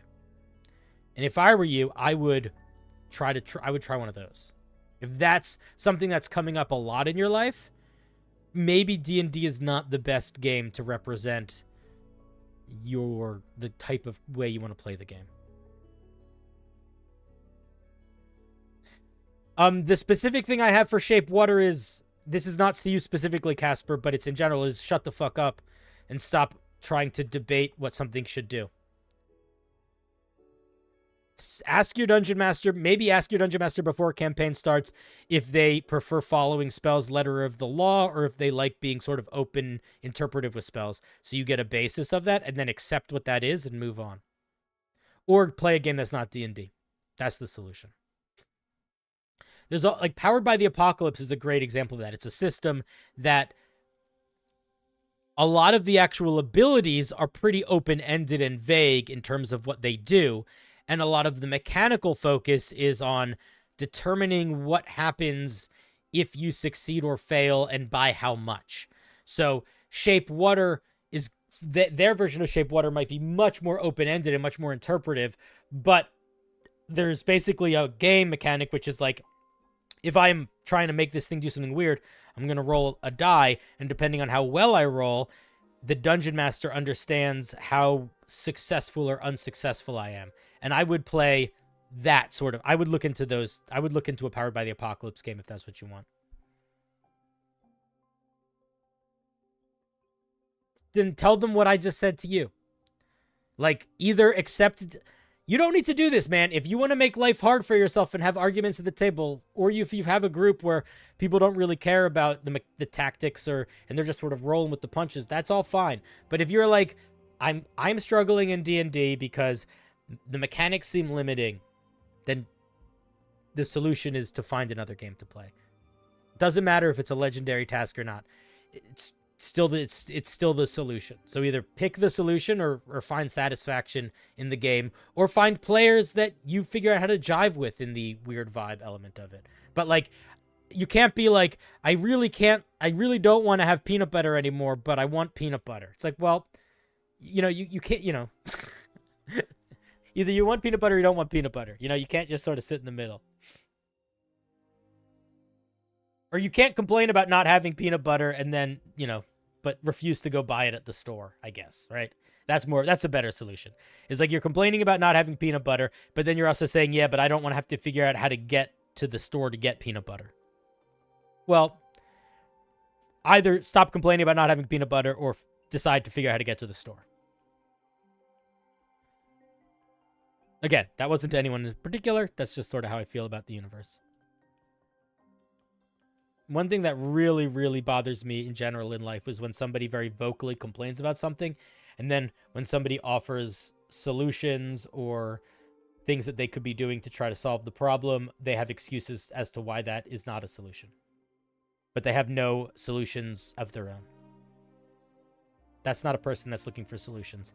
That's a person that wants to complain and be told that everything's going to be okay and be given stuff. I just fucking hate that. I've had people in my life that I've like lived with or had to work with that were like that, and they were the people that I couldn't fucking stand.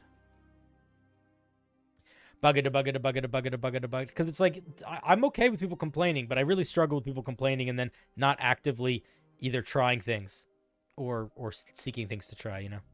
Rex is up next. Again, that wasn't to anyone in particular. That wasn't to you, Casper. You just made me thought of that concept. Let's see what Rex has. Rex is looking for balance, mechanical clarity, and proper rarity. This is another magic item, I take it, maybe.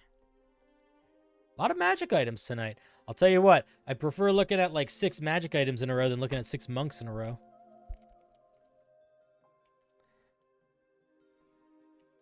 All right. Forged atop a frozen tundra.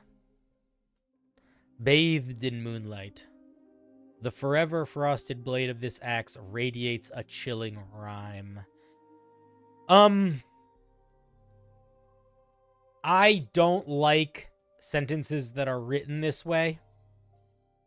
I accept it, but I will say that to me, it speaks with an air of not superiority, but it's like you're writing it as if you want like a narrator to be reading it at the beginning of a movie or something.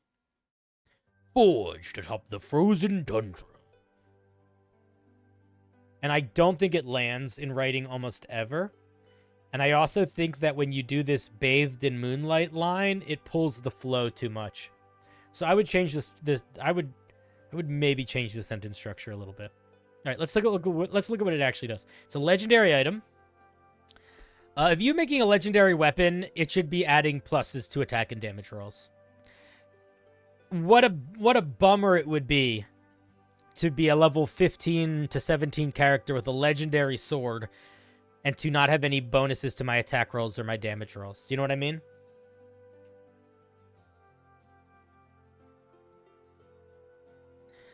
It does deal as an extra 1d6 cold damage. It has 8 charges. While wielding it as an action, you can expend 2 charges to stomp on the ground in front of you. So, does it just have one ability? Okay, let's see. To stomp on the ground in front of you to cause a 15-foot cone of frost. What is that? The fact doesn't mean anything. You don't to cause, to summon, to create. You don't cause a 15-foot cone. To erupt, not erupt, but to launch out. Please, any other word. Each creature in the area takes 2d10 cold damage just to make a con saving throw. On a failed save, the creature's movement speed is reduced by half and is vulnerable to the next source of bludgeoning damage until the end of its next turn. Why did you pick bludgeoning damage? That doesn't make any sense. It doesn't... Maybe because you wanted it to sound like it's frozen, but I think that that's annoying. I think it's an annoying thing for you not to be able to use it yourself. I don't like that. I don't like that at all. It gets 1d4 plus 1 charges daily at dawn. If it has 8 charges, this number should be higher. If it has 8 charges, this should probably be something closer to a d6 plus 2. You kind of want it to be able to get its maximum charges back. So I see people already saying stuff. The problem is we don't need to fix... This isn't a legendary item. The way to solve this is you just lower the rarity. This is much closer to a rare or a very rare item than a legendary item. If you, here's what I'm going to say. Make this, keep this as a D6 or make this a D4. Lower the charges to 4. Or lower the charges to 3. Make this cost 1 charge so you're not doing weird math. If we have 8 charges and we can only use the charge to, like, why would we ever, this is nonsense math. Like, this, why are we doing these extra steps? So make it have 3 charges, make it expend 1 charge, make it regain 1d4 minus 1 charges daily, or each night at midnight, and then I think you have a pretty solid rare item. That's what I would say.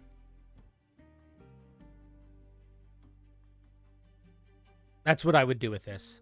Make this 3. Make this 1d4 minus 1. Make this 1. Maybe make this a d4. Maybe. But you could probably keep it as a d6. And then I think it's fine. Then I think it's solid. Solid item, then. It's a bit like you have 100 charges and use 20 to do one action. Yeah, it's redundant.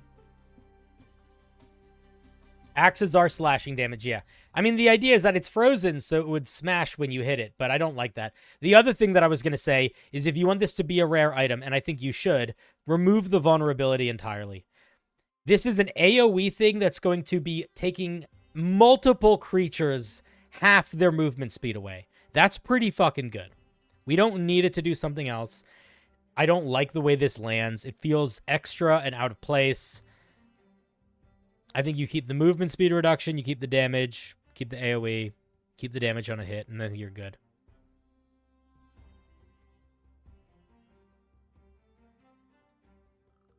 Didn't mean to bring up bad memories. Oh, you're so behind on the stream. You're probably like 10 or 15 minutes behind. Was only asking because I was working on a warlock subclass that weaponizes shape water, but didn't want to give it something shape water could already do. I see. I would just make it do something different. You could try to make it weaponize shape water, but yeah, you didn't make you just made me think about. You didn't bring up bad memories. Just made me think of stuff that I think about when I run my game. All right, those are my thoughts. I don't really have more thoughts. Tone everything down a little bit and then make it a rare item, and then you'll be a happy man. Those be my thoughts. All right, Rex. If you want this to be a legendary item, I think it needs to do at least one other thing. I think the damage needs to be higher. I still think the vulnerability feels weird. I think it needs to be at least a +2 weapon. And it should still probably have a couple other interesting things it does. And those are my thoughts. Let us give Rex a round of applause. If you have any questions, I saw you in the chat, so let me know if you have questions. Anybody trying to create God of War axes? Maybe. My newish friend Rin, who is she's a very fun Twitch streamer. She has legit props of the God of War stuff in her room. Legit props. Oh, she's streaming right now.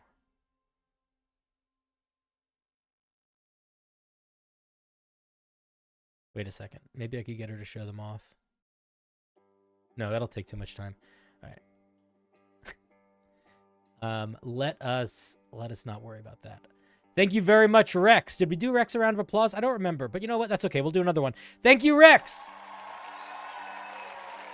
I also think, by the way, Rex, that'll work really well as a rare magic item.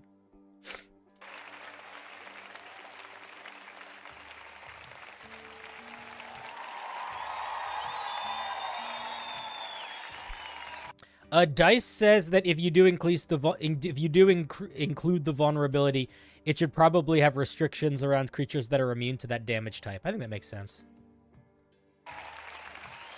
sense. What's her Twitch channel name?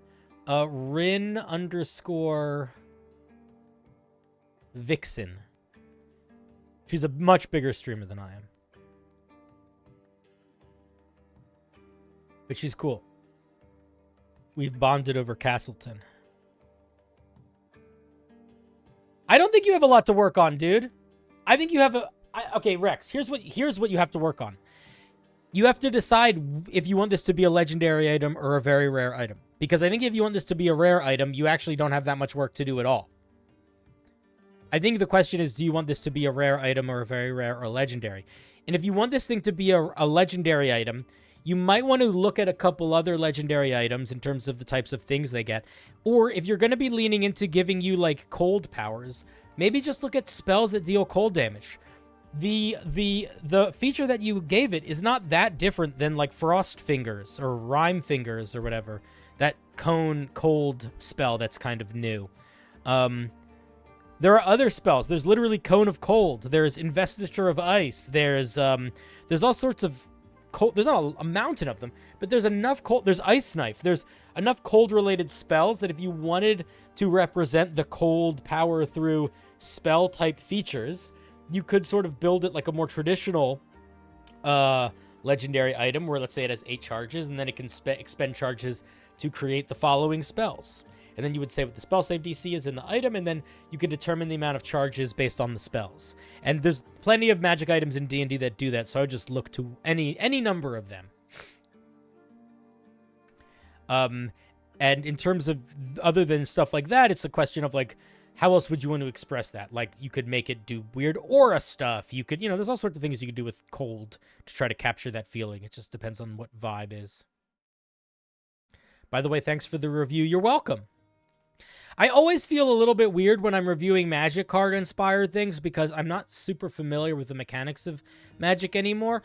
So there are times where I make suggestions where I'm not sure if I'm, like, being helpful or not because I don't know if I'm, like, pulling away from the Magic card or the intent. You know what I mean? The main feedback that I had for your guy was that I felt like he either needed to be more swingy, like hit points go up and down, and he's more generally fragile, or more slowly degrading. That was, I think, the main feedback that I had. I don't really remember, but that's what I think. Ah! Rob! Hi. Guys, everybody chill out. Rob Hartley, GM, is here. He's a, what is it called? He's a partnered member. He's partnered, or whatever. He's got the check. He's verified. It's going good, buddy. How are you doing, man? It's going well. We're reviewing D&D Homebrew.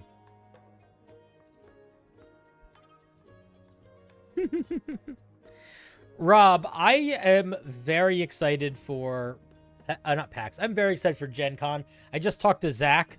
We basically figured out officially our travel plans. And we are going to be... I don't know what your plan is post-Gen Con, but I think you guys are heading north, but we are too. How many different camera scenes do I have? Too many, dude. Too many. I wish I had them more organized, but I have a lot. Do you want to see my favorite one these days? This is my favorite one these days because it all just makes my face look weird in different ways. I think this is my best. This is my favorite. It's like you just get a weird zoom in of my beard or 2 like weird shapes of my head. That's my favorite one. But me and Zach are going to be road tripping from Indianapolis, wherever we're going to be, all the way to Canada to visit Rackham. And I don't remember if you and AJ are going to be doing similar travels or not, but if you are, then we should discuss. Also, hi, you're great. Also, I have an idea that I want to talk about for Castleton with Draxian.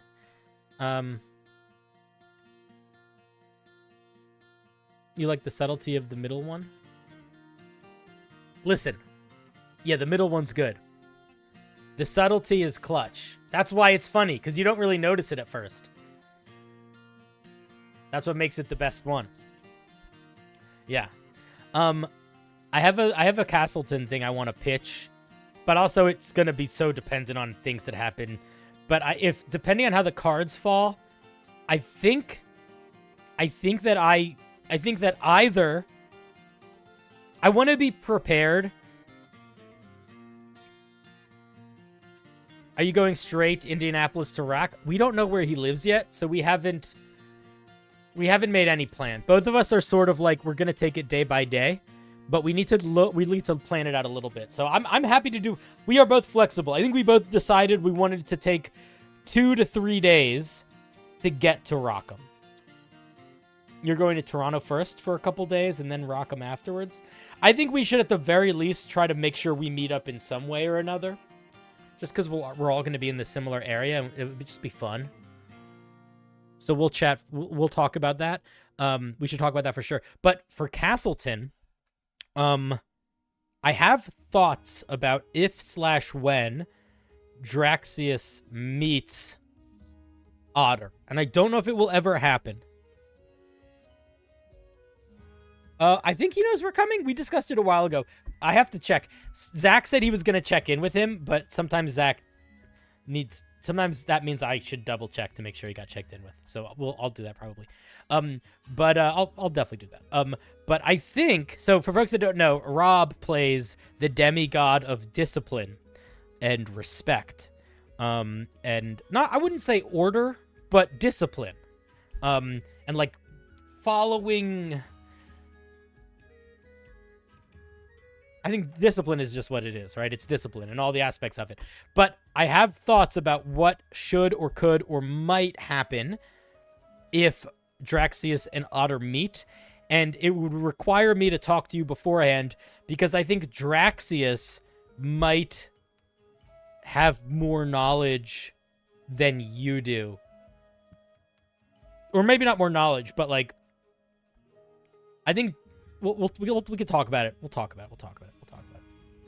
I don't know if you would have the same reaction to Otter as Draxius.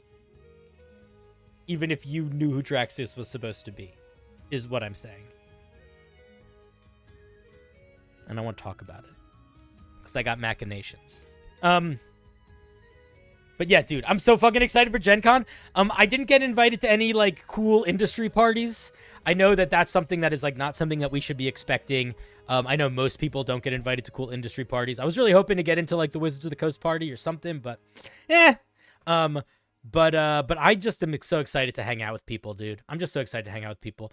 And you've been before. I've never been before. I'm not nervous about it, but I'm a little nervous about it. I don't want to be in a situation where, like, I feel like I'm chasing the party or, like, I don't know where my friends are. I want to make sure, like, I, like, know where I should go. And people are like, hey, it's you. And I'll be like, hey, it's you. And I think I'm going to be able to accomplish that, hopefully. Hopefully it's not too much Cinder wandering lonely. We'll see. There was a little bit of that at PAX Unplugged, but I also was that was like, I didn't know nearly as many people in the space back then, so I don't think it'll be the same as PAX Unplugged, where there was a little bit of just sort of wandering and feeling like, all right, I guess everybody knows each other but me.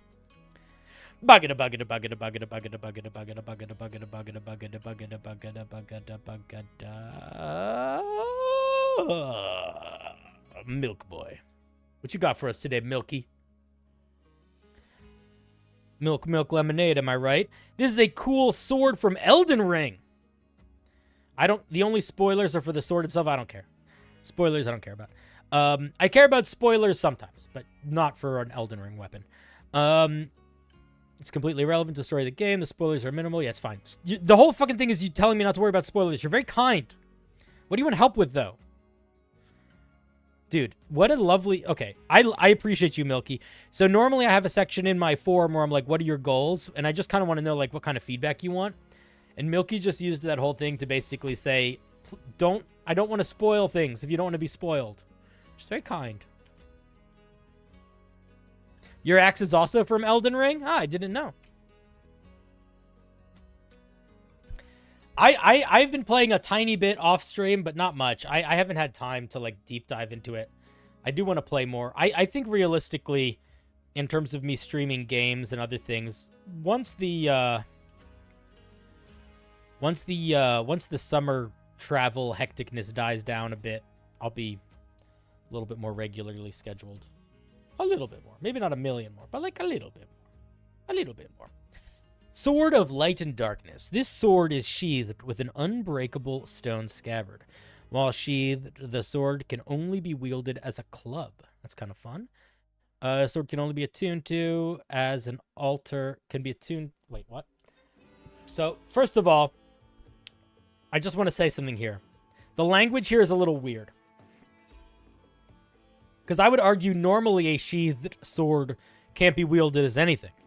So I don't think the word only should be listed. I think you could just say, get that out, and it'll make more sense. It can only be attuned to at an altar of light and darkness, and can only be unsheathed by a creature that is attuned to it. Okay, this is all sort of irrelevant to me.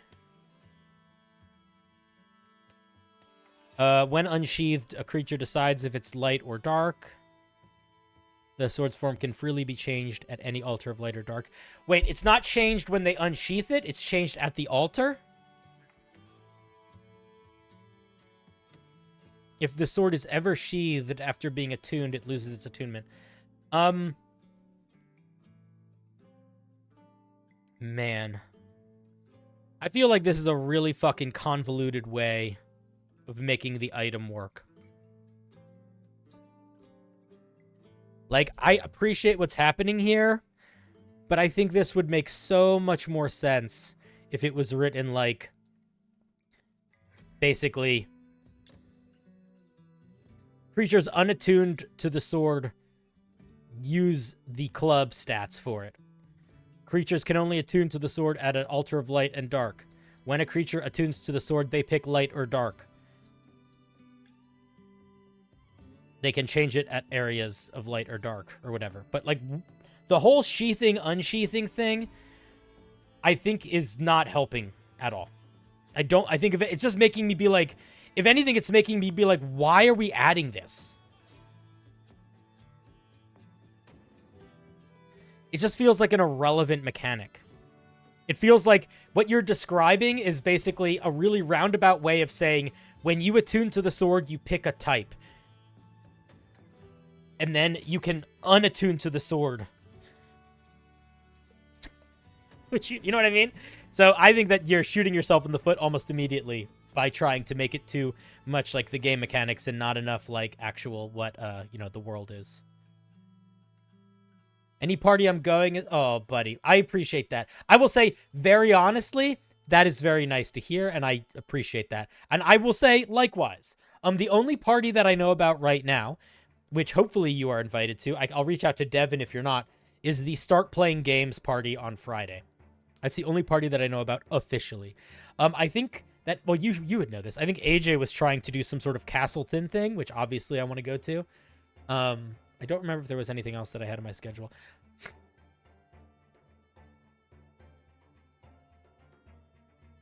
It's a stone sword you find and have to do a ritual at a space to get a light or dark version. I like all of that. I love magic items that require you to participate in the game world to use them. I think that's great. It's a really easy way to make your players invested in the plot, in the world. All that's great. What I'm saying is that there's at least 3 sentences here. Maybe I'm over exaggerating, but there's a lot of words here that are devoted to the element of sheathing and unsheathing it, which to me make it feel like there's going to be mechanics involved. I did not get invited to the BG3 party, but I want to go. Is it the kind of thing that I can go if you're invited? I would love to go. I want to go very much to that party. Underline bold. I really want to go to the BG3 party.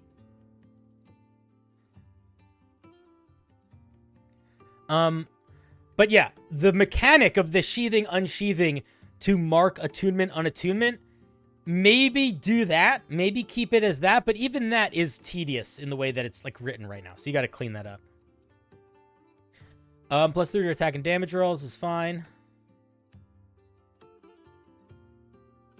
Yeah, Rob, if you can, that would be great. If you can't, absolutely no stress. Like, I really don't like... It's fucking weird, man. I'm in this weird position right now where I want to be like, hey, can I come to the cool thing? But I also am very uncomfortable asking people to come to the cool thing, you know?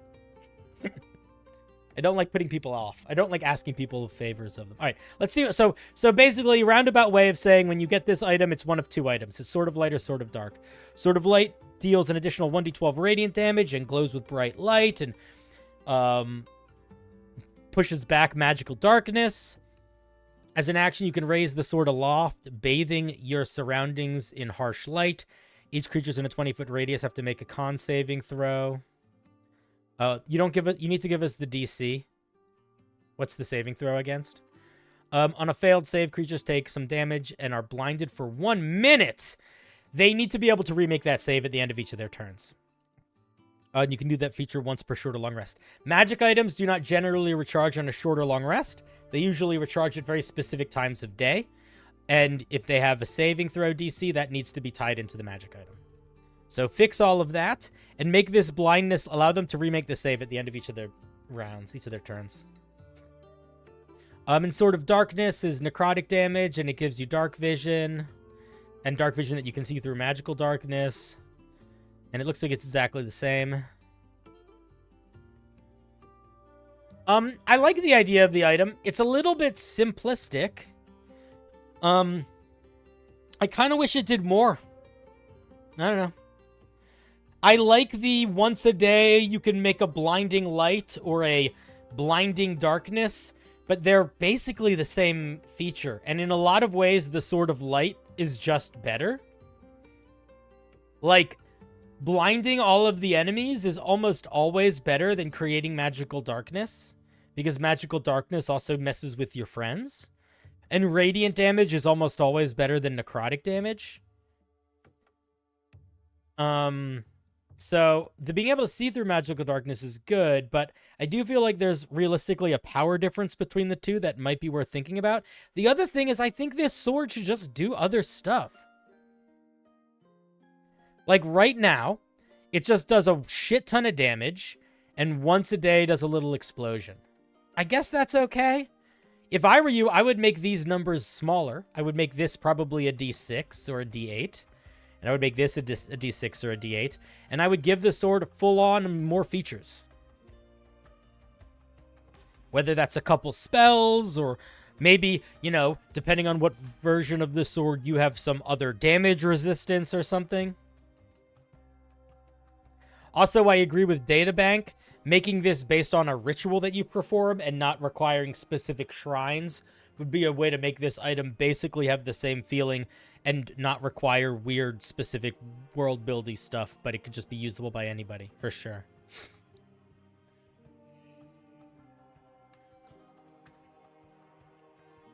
The mechanics here are crazier than the game's versions, in your opinion? Okay. That doesn't mean anything to me, but okay, I accept. But those are my thoughts. I think that it's a little... The duality of it makes it almost uninteresting. I think it's sort of like... I like things that are duality, but if the duality only expresses itself in really one way, it doesn't feel like it's enough. I don't know.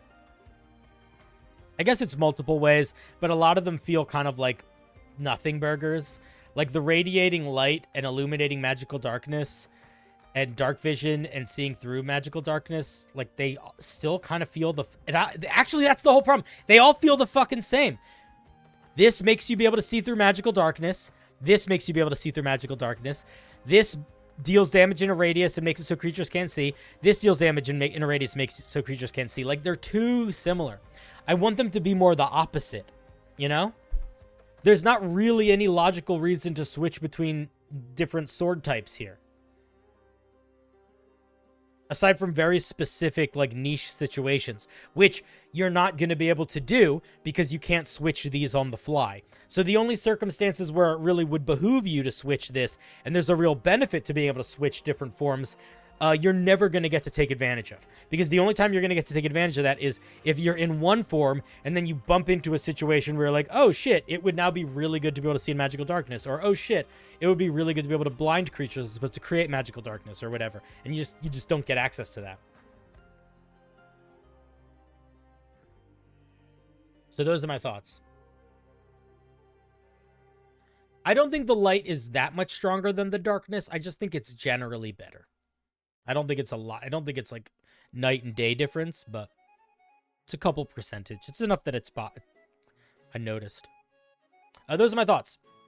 I like the idea of a duality item. Make the duality more parallel and less the same thing happening through a different lens.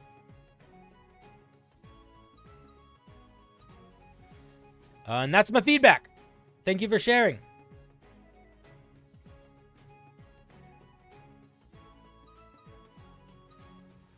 Let us give a little round of applause here.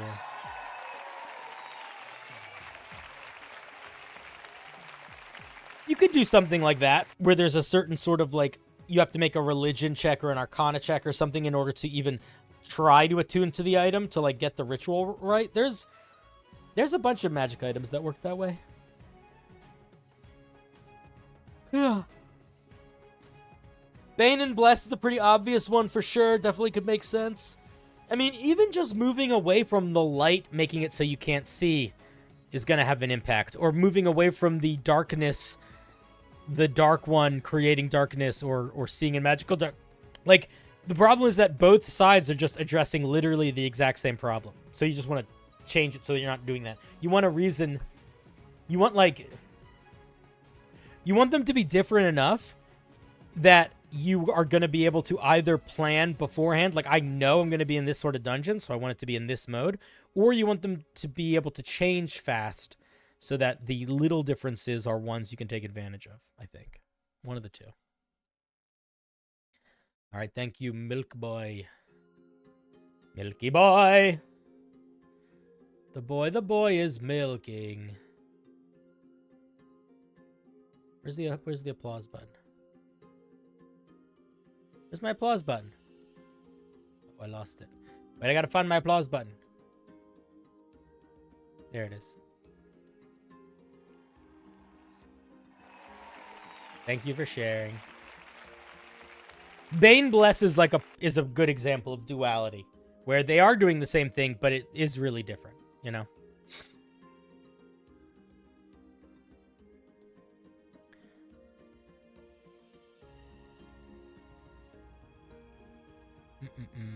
Kadoosh.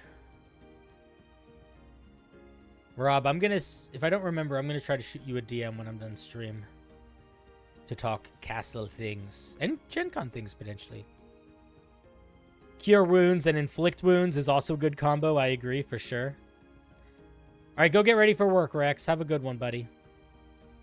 I'm gonna be ending stream kind of soon. We started at 5. We've been going for almost 5 hours, so realistically, I think I got like one more spin in me, depending on how long it is. And then we're gonna be wrapping. Oh, I'm not trying to finish the wheel. I don't care if I do or not. I would rather not finish the wheel instead of rushing through pieces or being exhausted. Bugada bugada bugada bugada bugada bugada bugada bugada bugada bugada bugada bugada. Boof. If they're all magic items, then I'm down. But I finished the wheel last week. I don't think I need to finish it every week. I also think it's an unrealistic expectation to set for myself and for others. This is from Seahorse. It's a magic item that helps a tanking barbarian. Let's see what we're looking at. What you got for us today, Seahorse? The Graviturge Barbarian Band. Now I have to finish it? I could. I'll tell you what. I promise I'll finish it. I promise I'll finish it. How about that? But but I don't guarantee long or fulfilling reviews. How about that? Or should I not? One of the two. Either I promise to finish it, but I don't promise in-depth reviews, or I don't finish it. I think either one of those options I'm fine with. Graviturge Barbarian Band. I can't I never can promise a good review because I think people, if I don't know that much. I only know what I know, you know. This is a wondrous rare item. A cloth band infused with gravity magic thought to be a cursed item, but a boon to a tanking barbarian. End your flavor text here. End your flavor text here. You don't need any of these extra words. While you are raging, the band creates an aura which pulls hostile creatures towards you and makes it difficult for them to focus on anything except you.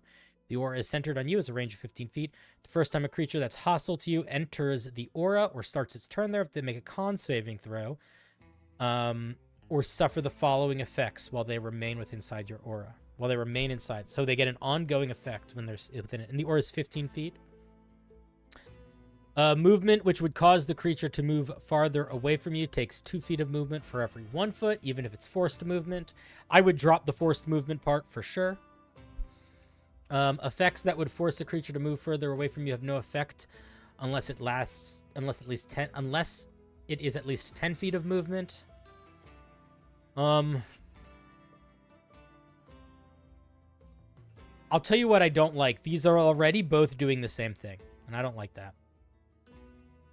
Attacks made by the creature which do not target you or an object or creature located within your space of disadvantage. This is okay or not okay depending on your party. This is taking one of the most important aspects of the Ancestral Guardian Barbarian's 3rd level feature and just baking it into a magic item. So if I was like judging this magic item from a perspective of like anybody in the world should be able to use this, I would completely remove this feature. While the creature is moving farther away from you, opportunity attacks made against the creature have advantage. Yeah, my main feedback is all of these feel like they basically do the same thing. I think this feature is interesting. I think this feature is not interesting and just does a different version of the first feature. I think this feature is just what the Ancestral Guardian Barbarian gets, so I wouldn't give it. And I think this feature kind of feels similarly to these two. It feels like a lot of the same thing. Also, it kind of negates reckless attack. That's true. That's also a good point. Yeah, it fucks with reckless in a way that doesn't make sense. That's a good point. Yeah, those are my thoughts. I think it's an interesting... Did you ask a specific question? Let me check. Nope. Yeah, I think it's doing too much of the same thing. I think it's doing way too much of the same thing. I think the saving throw should not be based on your con modifier. It should be based on a magic item. If it's rare, it probably should be 15. I think the radius should probably... The radius can be 15 feet if this is the only thing. Advantage on opportunity attacks, I guess, is kind of fine. But I would get rid of the middle 2 bullets. I don't think you need them. I disagree with them.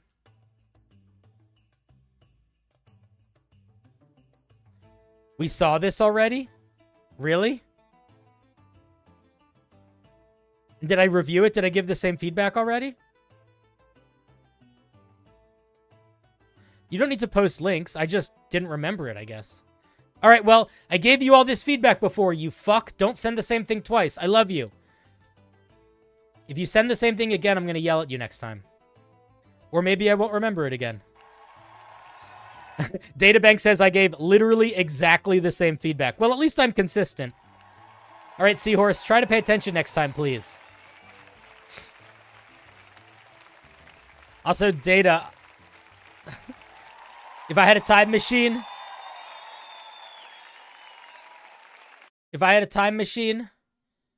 I would use it to allow you to tell me that message 10 minutes ago. I'll read one more.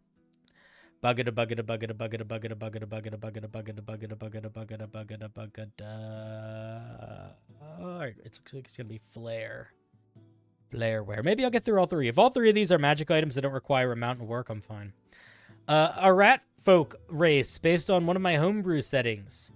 Tried to tone down some of the more zany stuff. I had too many ideas for the feature and had to cut a lot, so I'm curious to see if any of the rat vibes stick through. Feel like they're missing. All right, let's take a look. Based on the way you described this, it sounds like you want this to work for anybody, so that's the way I'm going to be giving that feedback. Rat folk.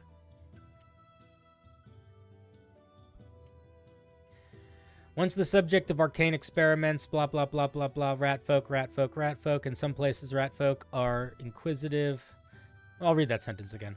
Once the subject of arcane experiments and alchemic mishap alchemic mishap blessed the first rat folk with humanoid form in mind. Many years later, I blah blah blah this because this is history. I don't care about history. I want to know what they're like. They're known as inquisitive wanderers who love to trade, put values in other trinkets. Okay. Honestly, dude, if you like this flavor text, fine. I fucking hate history flavor text. I don't care about it. It means nothing to me. I like making up my own history. So I think because of that, I prefer flavor text that dives into the look and vibe immediately and put the history at the end. That's just me. Ability scores change now. We're small. We have a 30-foot movement speed and a 30-foot climbing speed. We have darkness. We have dark vision. We have advantage on perception checks that rely on smell. While you're not wearing medium or heavy armor, you can squeeze through spaces as narrow as 5 inches wide and can move through space of any creature larger than you. As an action, you can use your incisors to chew through up to 5-inch cube area of hempen rope or soft clay. You cannot chew through an object that is being worn or carried. Chewed material is destroyed. You can use this ability a number of times equal to your proficiency bonus. How long does it take you to chew through? And is it just a wood hempen? I like this feature. Chewing through stuff. I think that's fine.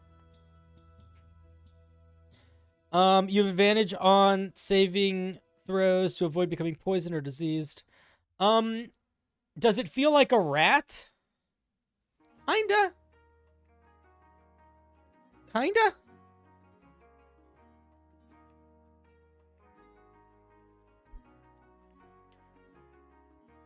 So it takes you an action. So I would maybe reword this and say, like, you have the ability to chew through objects. On your turn as an action, I guess you sort of do that. No, you sort of do it. Never mind. All right, my main feedback is probably, I think it kind of feels like a rat. I don't know. Here's what I'll say. If the things that to you make a rat feel like the rat the most are being able to squeeze, it being able to chew through non-edible materials, and it being good at getting rid of disease, then I would say, yeah, you made a rat folk. The only thing that I think feels like it's really missing here, and maybe I feel like it would make more sense than gnaw, or maybe not, maybe it would make sense just as in addition to it, is something about being slinky, being good at hiding. I don't know. I feel like that element is a pretty important, or being quick. I think the 30-foot climb speed is a little bit much. I'd probably lower it to a 20-foot climb speed. And I think maybe something to make them represent either their nimbleness or their stealth could be added. But overall, I think it's pretty solid. I don't have a great deal of feedback. I don't think anything here is breaking the bank.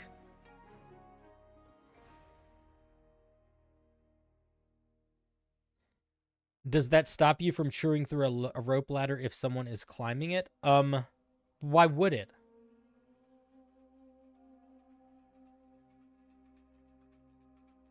Because I don't think so. I think you would still be able to do that, but I think that's fine. How many situations are you in where you have the opportunity to cut a rope? Like, here's the thing that I'd say with that. Any opportunity you would have to chew through a rope to make someone fall off of a bridge, you could also use your action to cut that rope with a knife, right?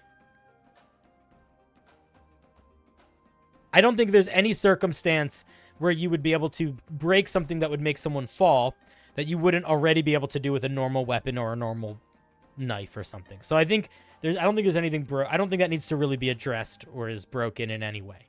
Because if you can't do it with this feature, doesn't matter. You could already do it in a million other ways as literally any character in the game. So whether or not somebody climbing a rope is carried or not feels pretty irrelevant to me. Yeah. Makes sense. No, Flair, I agree 100%. I think it's fine. I think, yeah, you had it because you didn't want them to be able to eat weapons or armor. No, I get it. I think it makes sense. I'm not saying to take that feature away. I'm saying I don't think we need to clarify stuff with a rope ladder. Because I think it doesn't matter. I think it's pretty solid. I think Gnaw feels fun. I wonder if there's a way you could change it so it's not limited to proficiency bonus times per day. I get why you want to do that, because you want it to not be, like, cheesable. But it does feel like I should just be able to do it, right? Like, I don't understand the logic behind... I understand the mechanical logic behind to not being able to do it multiple times per day. I guess I could just sort of accept it in the same sort of way that you accept, like, a lizard person who has that weird, unique bite a couple times per day. I don't think it needs to be a bonus action. Geo, yes, you were rolled. If you remind me what your homebrew was very quickly, I can tell you very quickly what I said. But those are my thoughts. I don't have other thoughts. I think it's fun. I like it. If anything, I think it could use something else. I think you could give it a little bit of a boost. I do think it should have a slightly lower climb speed. I don't think its climb speed should be equal to its walking speed. I think I would make the climb speed 20 feet, and I think I would give it something that either lets it, like, get a little bit of a boost of speed. Again, I think the only thing that feels like it's missing, and I think you have space for it, is somewhere between the nimbleness and the nimbleness and stealth. The Flying Blade Ranger. I think I liked a lot of it. I felt like it was generally a little overpowered, especially compared to some of the other Rangers that get those sorts of features. The 7th level feature felt like it should have been a 11th level feature. The 11th level feature felt like it was too much, and the 15th level feature felt like it was too much.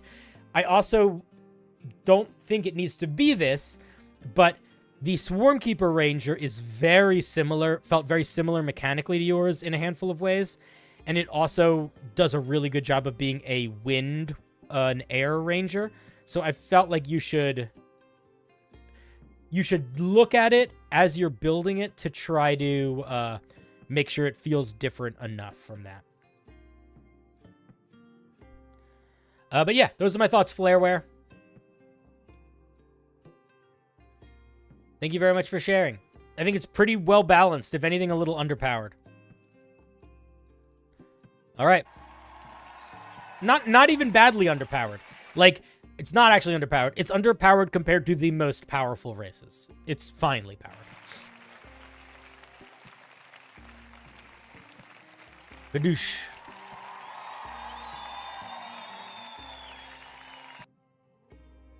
No, maybe we will get through all of them. Bugga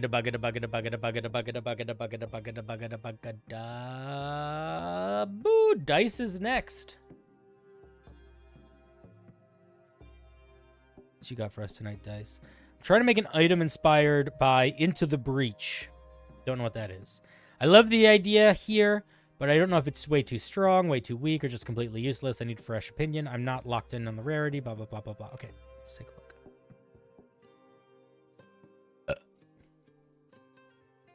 Into the Breach feels like something I'd yell if I was in like a World War I movie.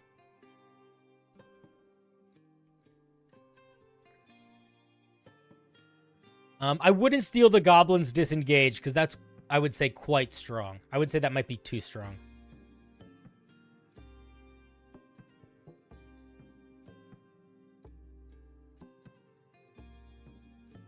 Yeah, so Gio, I understood the idea. You just made it too strong. You just, I think you missed a couple.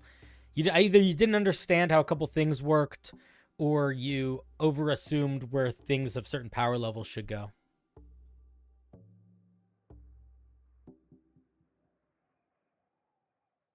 But the flavor felt good. Pendant of Mafan. The domains of this timeless spirit Mafan are protection and humility. This pendant offers the former and forces the latter. Flavor text is fine. I think that it feels less like flavor text of an item and more like what somebody would like write in a D&D world about the item, which is probably fine.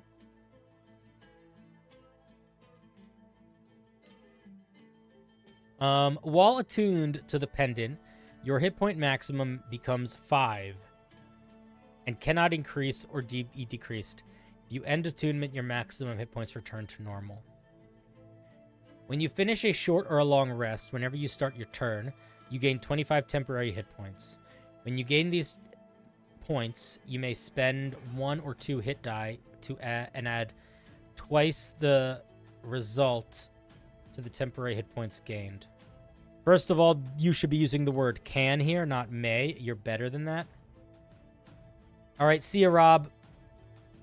Yeah, I'll hit you up after. I'm going to look at a couple more items and I'm done. Are you in the chat, Dice? I have an honest question. What is the point of this item?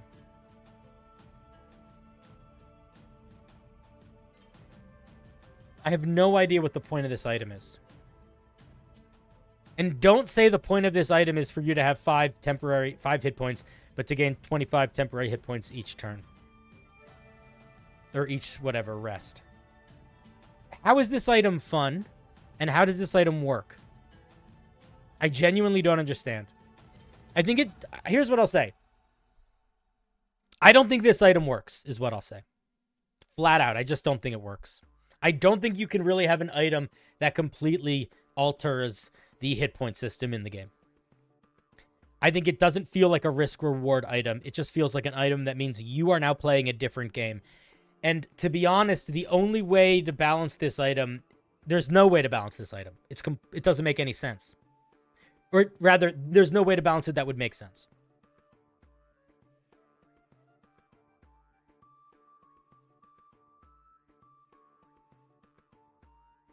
So yeah, I don't think that that's good, Dice. I don't like that idea, and I think that that idea is fundamentally not going to work at all. Look, you could try to do that, but my suggestion would be, if your goal is to figure out a high-risk, high-reward item, I would say go in a different direction. I think this item doesn't work. I think this item goes from being overpowered to maybe underpowered. I think a Barbarian, or really anybody that has any sort of damage resistance, this item is probably too powerful on almost immediately.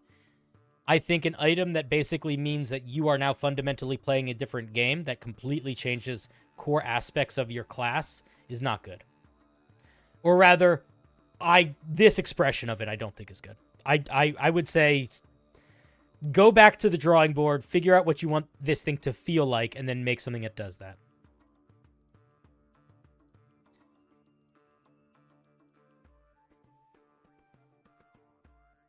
The thing you're trying to emulate is it ignores one hit but dies if you get hit twice. Then I would maybe just make it that, man. Like, if that is what you're trying to do, if you're trying to build something that extreme, then just build that. Because you haven't built that. You built this weird new mini game that will need to account for a mountain of variables to determine how powerful it is.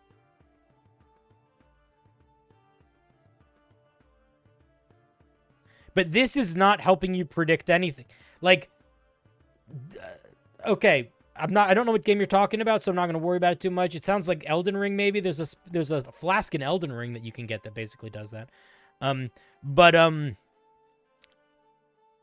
don't think this is going to be fun. I don't think this does a good job of representing the feature that you just expressed that you want it to be. So because of those two reasons, I would say start over. If you want to build a magic item that gives you 25 temporary hit points each turn and makes you, like, weaker, then do that. Sure. But the 5 HP, and then you're gaining 25 hit points every fucking turn, and then you can also spend extra hit die to increase that number. Like, no, man. It just doesn't work to me at all. It really doesn't work to me.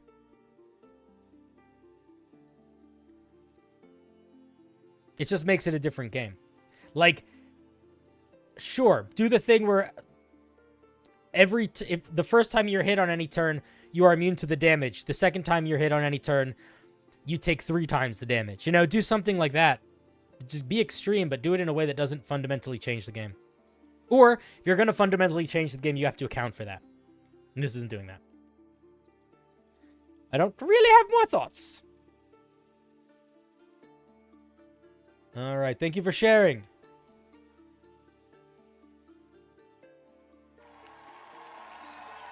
There we go. It's a good idea. I don't know what I said, but hopefully something was good there. I don't think vulnerability to all damage is enough, because you're still getting a huge benefit because you now need to be targeted twice and successfully hit twice. So ignoring all the damage of one attack to double damage the second attack is not balanced. That's still too much. So I think it needs to be pretty limited in use. Like, I don't think it can work like that every turn. And I also think that it needs to be 3 times the damage. But even then, I'm still concerned about it. Like, something that mitigates all the damage from the first attack you take in a round, in general, is too powerful, I would say. Unless it's an artifact.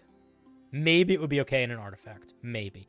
But the 9th level spell, Invulnerability, doesn't make you invulnerable to all damage from a single attack. It just gives you resistance to damage. So, like, you can't just make it so you just negate all damage. I just disagree with that. Hey Cinder, what is a monster? Or at least you can't do that if it's happening consistently, rather. You could do it if it's happening once. If it's a once a day thing, maybe. Hey Cinder, what's a monster that has a part of their body that has individual AC and HP? The Roper. The Roper does. The Roper's tentacles have separate AC and HP. One of my favorite monsters. All right, last but not least is going to be our dear Devin. Looks like we are getting through everything tonight. Let's see what you got for us, Devin. More possible outcomes in the roll table for outcomes to use. What roll table? I am confused.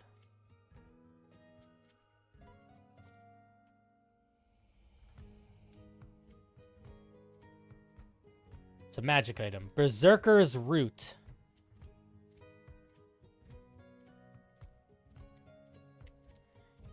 Let's see. I am using this as loot item from the faction with many berserkers. My party has no barbarians, so I wanted them to have a risky way to play with rage. Okay, cool. Let's take a look. Harvested from the valleys of the northern mountains, the root of the sages is a powerful substance. The roots are the root of a rare tree. This you've broken your grammar right here. This is where you stopped being grammatically correct. These are the roots of a rare tree. Blah, blah, blah. The roots of a rare tree that when tucked into the lip. Okay, holy shit. All right, I'm going to be honest. I'm too tired for this. I don't want to get mad at you over nothing. So here's what I'm going to say. I want to make sure I'm getting your name right. Devin, you've written this thing in passive tense. Change it to active tense. This is fucking tedious to read. This is a tedious sentence, my guy. Tedious to the point where I genuinely don't want to read it anymore. So I'm not going to stop reading it, but I am going to skip the rest of the flavor text. And I'm going to say, this flavor text is written in passive voice in a way that you need to change because it is a bad sign when I am a sentence into your homebrew and I am frustrated with the writing. Maybe that's partly because it's the end of the night, but I think a lot of it has to do with the fact that not only is this grammatically incorrect, it's grammatically incorrect and using passive voice.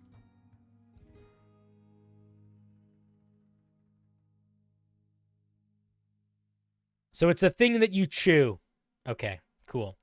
Once consumed, you go into an intense rage for 1 minute. So immediately, you have all of this flavor text around what the thing does. You're missing something really important, though. Does anyone know what it is? I'll give you a clue. It should exist between this paragraph and this sentence. Tiny detail. Super important. Dramatically changes the power of an item. Come on, chat. There's not that many of you here, but I know one of you knows. Action economy, my man! It's the creator himself. Yes, action economy. As an action, you can do this. Bop, bop, bop, bop, bop. As an action, blah, blah, blah. As a bonus action, something. Action economy. And if the action economy is buried up here somewhere, I do not take credit for missing it. Once consumed, you go into an intense rage for 1 minute. If you're able to cast spells during this rage, you're unable to use spell casting, maintain concentration on spells. You're missing a comma here. I've yelled at people about this before. I'm not going to yell at you about it because I'm trying to yell less. But there are quite a few things that are happening here that have absolutely nothing to do with your idea or the game mechanics that are making this piece unpleasant to read. And that's an easy thing to fix and an important thing to fix. You are missing commas. You are using poor grammar. You're using all of these things that totally diminish the piece and have nothing to do with the parts of the piece that matter.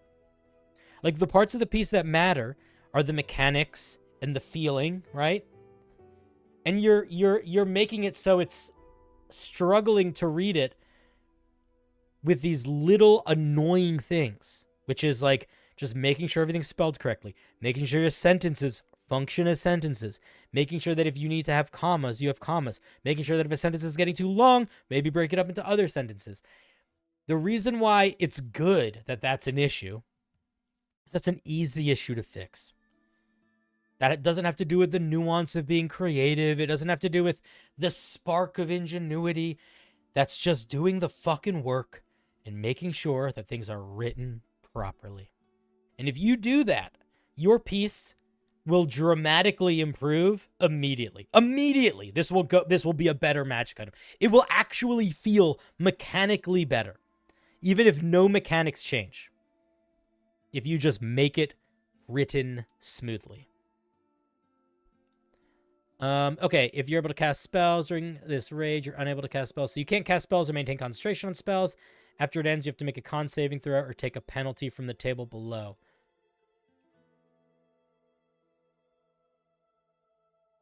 Okay, this is very confusing the way this is listed. Yeah, dude, it's good and bad. This is a neat idea buried under bad grammar and bad structuring. So, let me just tell you what's going on here and why you need to change it.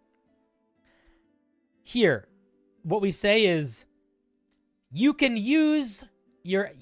gain a rage mechanic. You can rage, and when you do, you get powers. But you have to make a saving throw or something bad happens on the table below. But the table is not below. Below is the rage powers. And then there's the table. Break this up. As an action, you can chew on the root, and you gain the following benefits for 1 minute, and then list the benefits. And then under that, have a paragraph break, and say, at the end of the rage, you have to make a con saving throw or take one of the following penalties. Roll a d4, or whatever, you know? But think about the way you're presenting your homebrew. The way you present your homebrew is as important as the homebrew itself. It makes a huge difference. A huge difference. It really will make this thing go from being, in my opinion, genuinely frustrating to read to probably being genuinely really fun to read. And it's a matter of a couple periods, a couple commas, and a little bit of reorganizing and some cutting out some words, changing some passive voice to some active voice. That's it. So let's see what we get. We're resistant to bludgeoning, piercing, and slashing. We have to add +2 to all attack and damage rolls. You should not add +2 to your attack rolls, just your damage rolls. Thank you. Goodbye. Advantage on saving throw stuff, double this. Yeah, so minus the +2 to the attack rolls, keep it for damage rolls. Then it's basically just rage. And then you roll a d4 at the end. You get 2 points of exhaustion. 2 hit die are expended. Passive voice! 2 hit die are expended? By whom? Who's fucking doing it? So here's what I mean by passive voice. Passive voice is the way that people write and talk when they want to be a politician and they don't want to take action or agency over their things. So a politician might say mistakes were made as opposed to I made a mistake. But when you are writing creative writing or D&D writing, you don't want to write like a fucking politician. Politicians speak that way because they want everything to land fucking beige. They want it to be plain and boring and mellow. They don't want it to land with a punch. You want it to land with a punch. So here's a perfect example. Instead of saying 2 hit dice are expended, say you expend 2 hit dice. Period. Do you see how much better that sounds?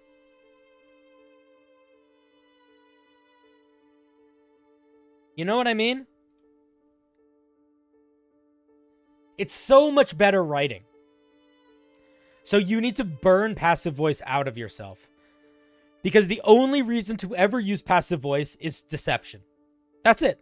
And you're deceiving your audience. And you're deceiving them into not understanding something. Which is the opposite of what you want to do when you are writing creatively or instructionally. So what do these actually do? You get 2 points of exhaustion. You have to attack the creatures nearest you for a minute. You lose 2 hit die. You have disadvantage on charisma and wisdom checks and saving throws for 24 hours. I don't like any of these downsides. I think mindless raging for a minute is going to be annoying more than it's going to feel good or fun or interesting. I think 2 points of exhaustion, literally the same. Both of these are not interesting conflicts to deal with. They're just annoying. Losing 2 hit die is whatever. Disadvantage on wisdom saving throws and charisma saving throws is too much. How many times can you use this ability? Just once, right? It's a one and done feature. If I were you, I would completely remove this table. And I would make it where you got 1 level of exhaustion after you use this. And that's what I would do. I would keep it as that. I think this table is overcomplicated in a way that it doesn't need to be. I do not think this table particularly helps sell the fiction of this item better than just having your character be exhausted afterwards, especially considering 3 of the things are essentially just different versions of exhaustion. The only thing you're really losing is the you go crazy afterwards. But again, I don't think it needs that. I would just give it a straight you have exhaustion. 1 and done. And rebuild the rest of this so that it is organized in a way that makes sense and is written in the active voice. Like, this whole thing could probably take up half the words. As an action, you can consume this route. When you do, you gain the following benefits for 1 minute. And then you just bullet point this minus the attack rolls, this, and then you put another paragraph break like here. And then you say, at the end of the minute, roll a, actually, just turn the fucking concentration stuff into it, too. Once consumed, you gain the following benefits for 1 minute. Bullet point 1, you cannot cast or maintain concentration on spells. Bullet point 2, you get resistance. Bullet point 3, you get this. Bullet point 4, you get this. Bullet point 5, you get this. I'd probably drop the double weight capacity thing. It's boring and stupid. It's taking up space. You don't need it. Feels irrelevant. I think the item will work better without it. And then paragraph break. At the end of the minute, roll a Constitution saving throw. On a failure, you get exhaustion for a minute. Period. Done. I think it'll be a little bit smoother. If you really like the random thing, you can keep it. It's not the end of the world. But 2 points of exhaustion is going to fucking suck. Mindless Rage is going to be really annoying after a round or 2. And this just feels like a nothing burger to me, and this feels like too harsh. Even 1 level of exhaustion kind of sucks too. Oh, I agree. I just think it works better than all of these things.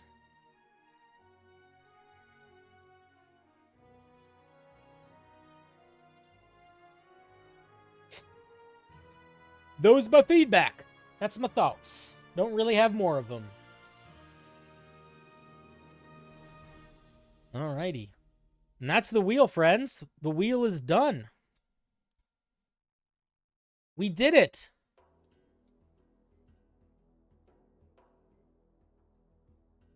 We made it through the wheel. Who would have thought?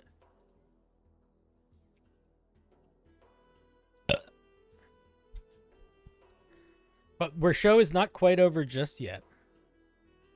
We have one final piece to our puzzle before we end. And that is... It is time, friends, to say thank you to all the people that made the show what it is.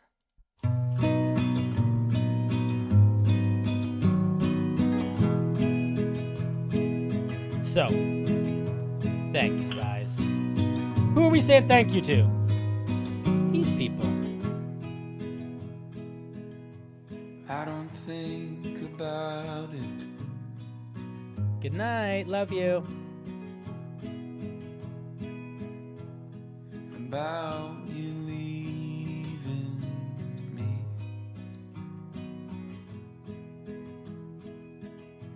I don't know who I'd be